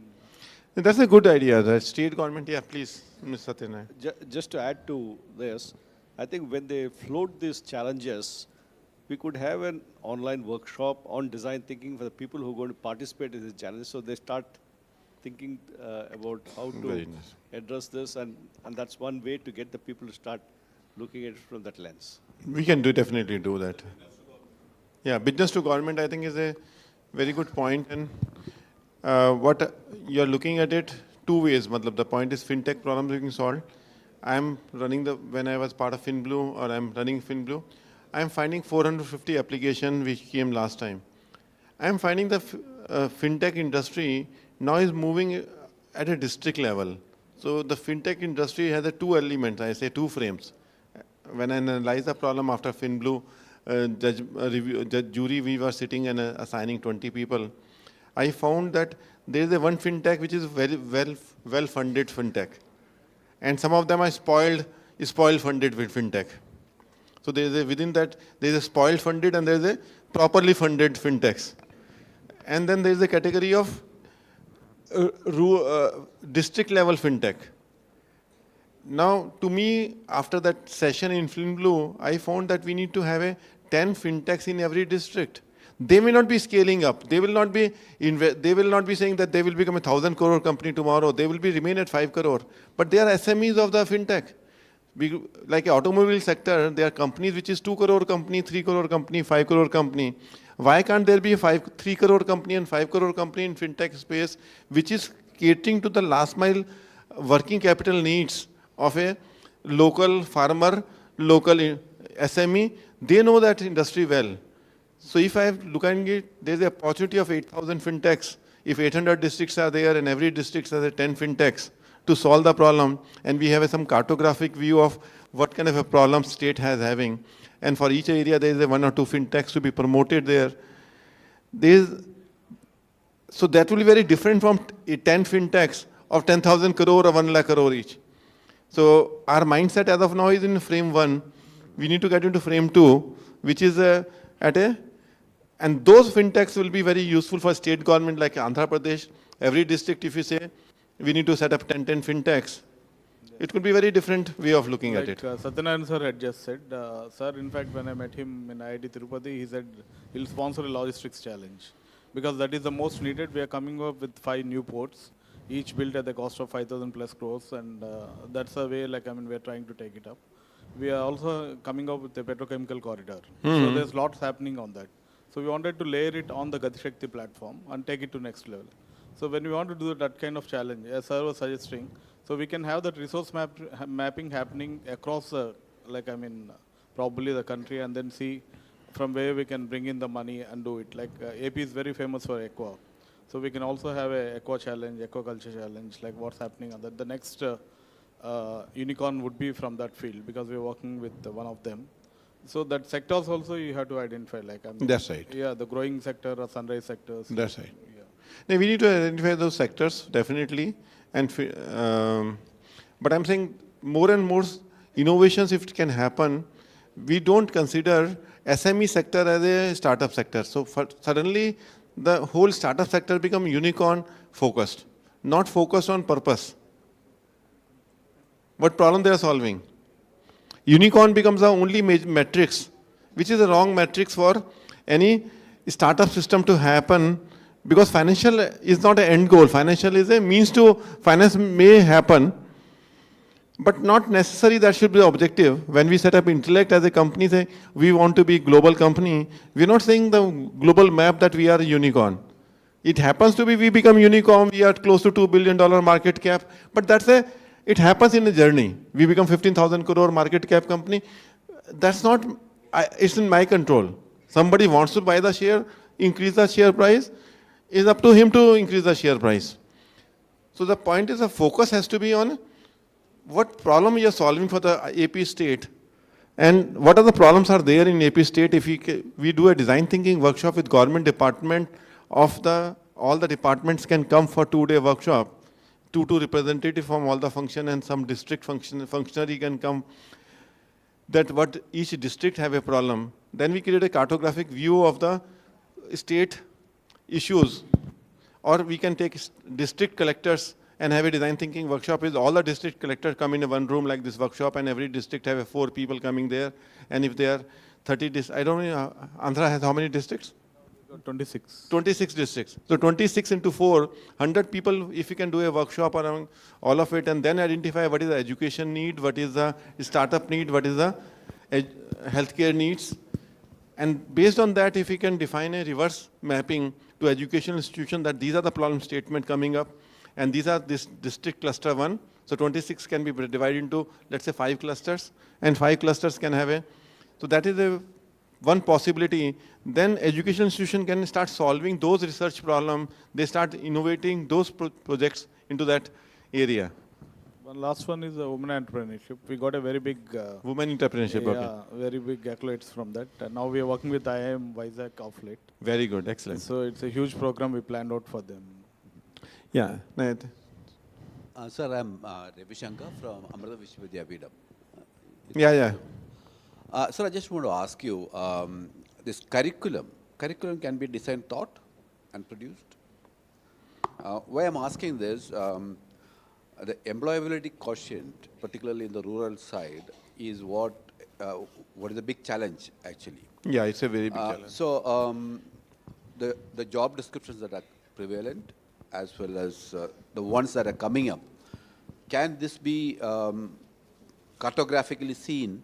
Yeah. And reverse mapped in a manner, at least you are able to make problem solvers. Beautiful. Reorienting the kind of students that are coming out. I'm talking about a large number. Can we have any sort of intervention through curriculum? That's what I just want to ask you. So you're saying, look at the cartographic view of demand. If the demand cartographic view is set up to map to the supply side of the area. So definitely that's a very positive way of looking at the demand side. But today the demand will change substantially. Today IT industry is a major employer of all the professionals. Almost 70% engineers goes to IT sector. Tomorrow that will not be available. I doubt in next 3 years, IT industry will be the largest employer. 90 is the right number. Okay, so I want to be conservative, so give a respect to other profession. So I don't want to be 90%. So 90% profile, world doesn't need it. Additional people, world doesn't need it. Because Europe and America both have saturated on the outsourcing front. Next 3 years will be bad for the industry. We need to find a new job opportunities within India, and for that, design thinking has to be focused on 100 crore people rather than focusing on 30 crore people of America and 30 crore people of Europe. So that would be our different way of looking at it. I'm not a negative person to talk about. I'm very optimistic, but we need to find a different solution for the problem, not just solving the problem, because TCS, Infosys cannot hire the same number of people. And this year, they're not hiring the same number of people as they hired last year. They're not hiring in thousands. So suddenly we are seeing the issue there. It's a first year issue. Next year issue will be accentuated. Because the people, if they sit idle this year, they become a major issue for the next year. So it's a major change in the education pattern we need to do on a war footing manner to to apply design thinking, because so many academic institutions are there, so many new students are coming, they are taking loans and becoming engineers in computer science. If computer science doesn't need those many engineers, there will be frustration 2 years, 3 years down the line based on the current forecast on the technologies which are there, because IT itself is making themselves redundant. Because now technologies, they're getting applied for their own industry. Earlier technology was applied for other industries problem solving. Now if they apply IT for their own problem solving, it means their headcount will come down. Any other thoughts or? Yes, sir. Yeah. Good evening, sir. I am Ajita from Anurag University, Hyderabad. We are very much happy to be here. Thanks for the invitation. We have 2 queries that is completely from the academic side.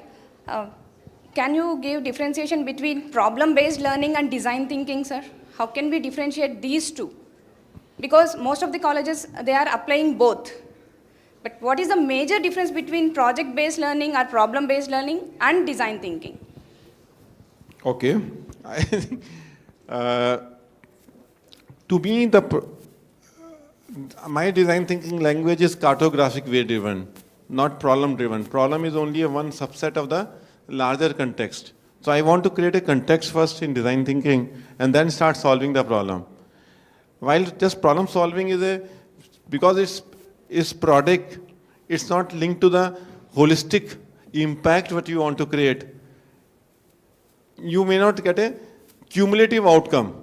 For that problem solving, you can create the solution, and that could be similar to design thinking. That's the method of design thinking. That's a subset of design thinking. Design thinking has 2 major blocks: design the thinking and thinking the design. And problem solving is only between 5-step process. Step 2, step 3, step 4 is the problem solving step, not step 1 and step 5 of that. So problem solving is a subset of larger design thinking cartographic view. So in that case, will ethnography be a subset of design thinking?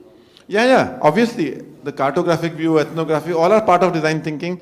Design thinking is a very larger context of a problem solving, and then problem solving is a method which is there. Thank you, sir. My second query is, we came to know that you are training faculty, vigorous training for faculty for 3 days. So during that process, are you training the faculty based on discipline or domain based, or it is a general process of design thinking? We don't consider domain as a part of design thinking. Domain is the expertise of a person which he brings on the table. We train the systems of design thinking in 3 days.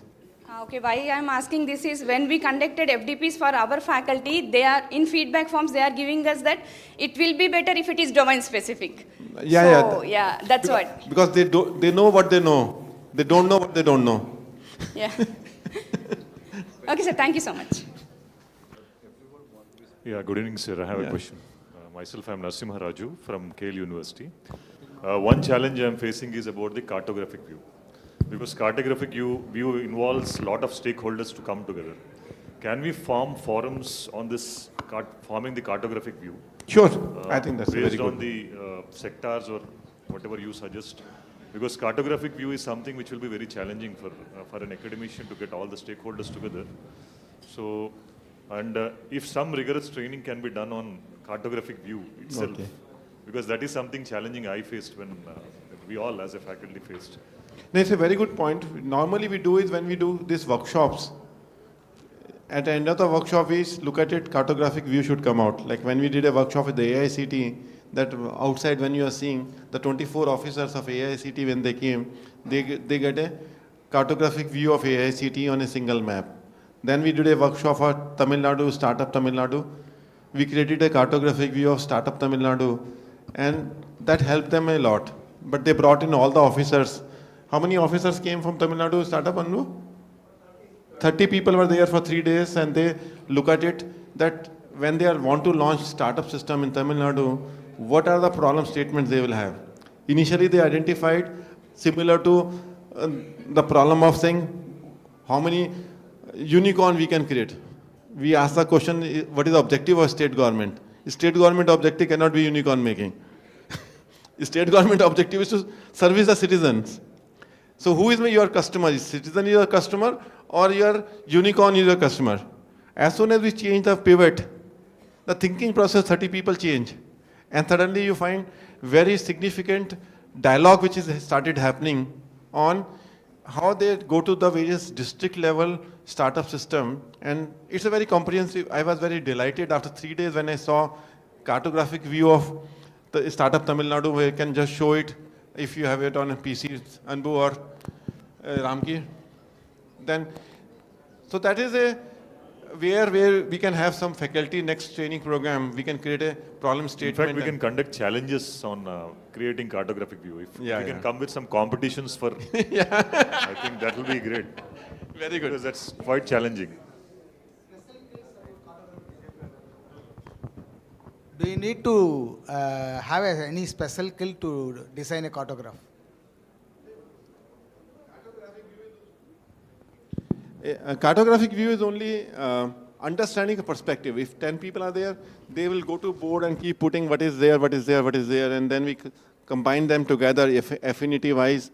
And it's a group exercise. So we can facilitate a group exercise. If 20 people come together, we facilitate 20 people because everybody brings a small chiclet in a cartographic view for saying, oh, this is what I am doing, this is what I am doing, this is what I am doing. When we combine them, a cartographic view come out. Excuse me, sir. Yeah. Yes, thanks for the opportunity for the academic leaders to, design thinking at last by the intellectual after 2 decades of experience, sir. Sir, why don't you have a design thinking workshop for the academic institution founders, sir?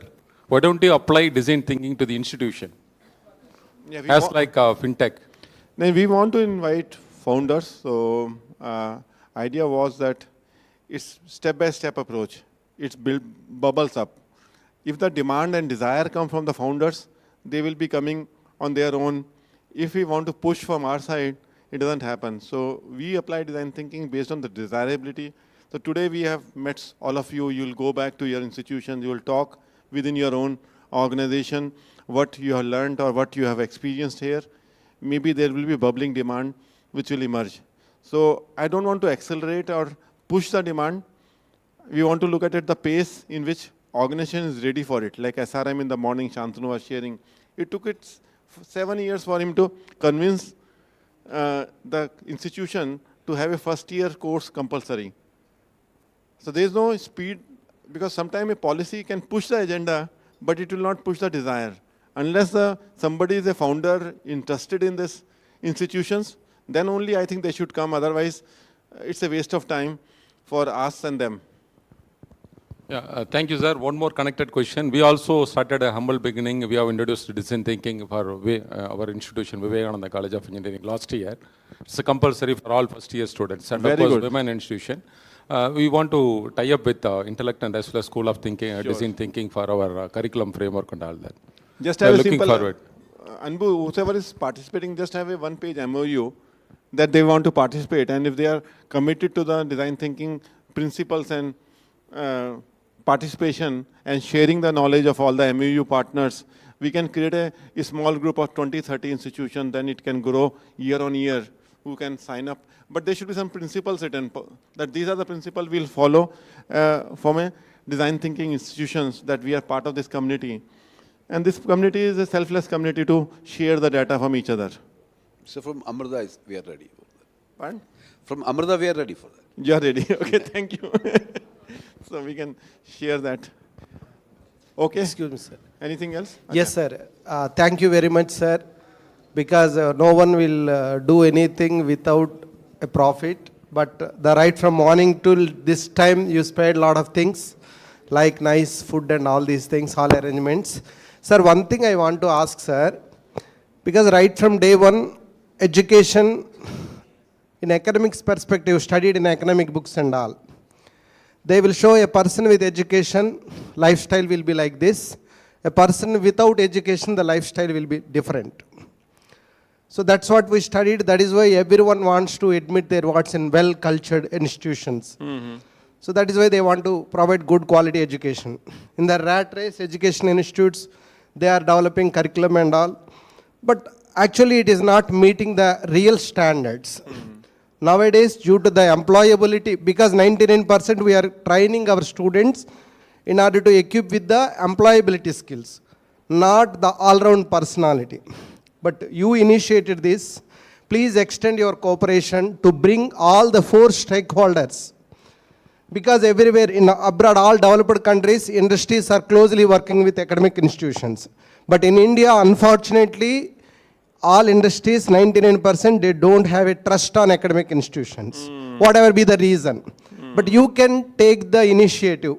Because here I seen one CEO from Andhra Pradesh and many business magnates and all people are came here, many vice chancellor here, means everyone wants to contribute something. That's right. But ultimately the result is not coming. Say for example, a person produced a movie on a farmer. 100% it will be a big hit movie, but farmers remain farmers. Similarly, we will talk about the change in education system and all these things. But in reality, again, we are producing poor students. That's right. Sorry, sir. Please think about that and try to go for a good initiative. Thank you very much for this opportunity. What's your name? My name is Prabhakar Rao, sir. I am from Prabhakar. VIT, Chennai campus. So Prabhakar, this is you touch upon the very fundamental cause. Our education system in India or curriculum in India is imitated by the West. We imitated the Western system to India. We got some development in IIT, the same curriculum started going to some other institutes. We start imitation mode. We never look at the desirability of the society to design an education. So it's a very, very foundational first principle question which you have raised. We never spent time if farmer education on the class book of class 1, when you are teaching mathematics, should that mathematics should be taught on the farm field, that how many plants you have grown, each plant grows 10 wheat flower, how many wheat will be grown, how many plants will have it, what is the distance of the plant. We never teach him that way. We teach him in the examples, which is urban example, which he can't see in a village himself. So we never designed any curriculum based on the need of a village, need of a semi-urban place, need of a urban place. I think if we are really looking at change, we need to relook at the fundamental customer desirability at a zero base and then design the curriculum of class 1, class 2, class 3. Because in urban cities, we can't have a plant. Lot of education can be based around the nature. Because everything which we are teaching the student is linked to the nature. Physics is about the principle of nature.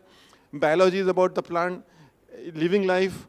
Chemistry is about the reactions. But we can experience all of it in a rural settings. We cannot experience those of it in a urban setting. But it's designed by the urban people.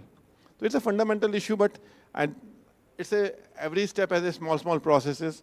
We will take another 10 years for somebody challenging what is my desirability is there, what is the core desirability of the people. If we design the system around core desirability, then things will change. Not immediately. Yeah. Thank you very much. Now with this, Anbu, thank you for organizing.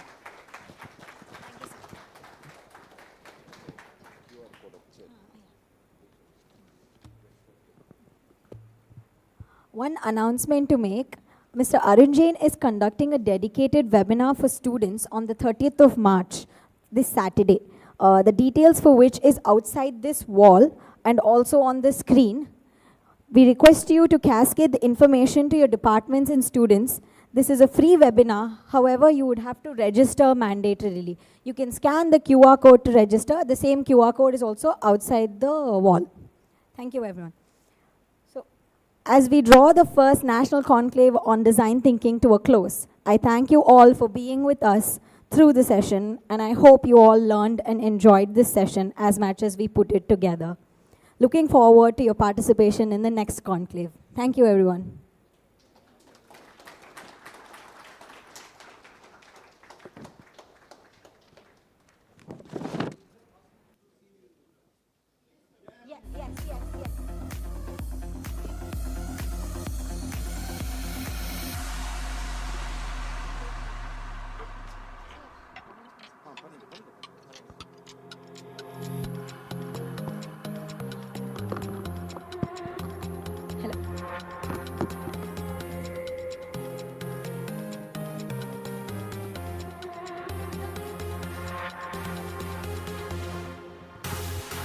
Those who are interested to see the design center and have a walkthrough, please stay back. We will take you all to the 7th floor.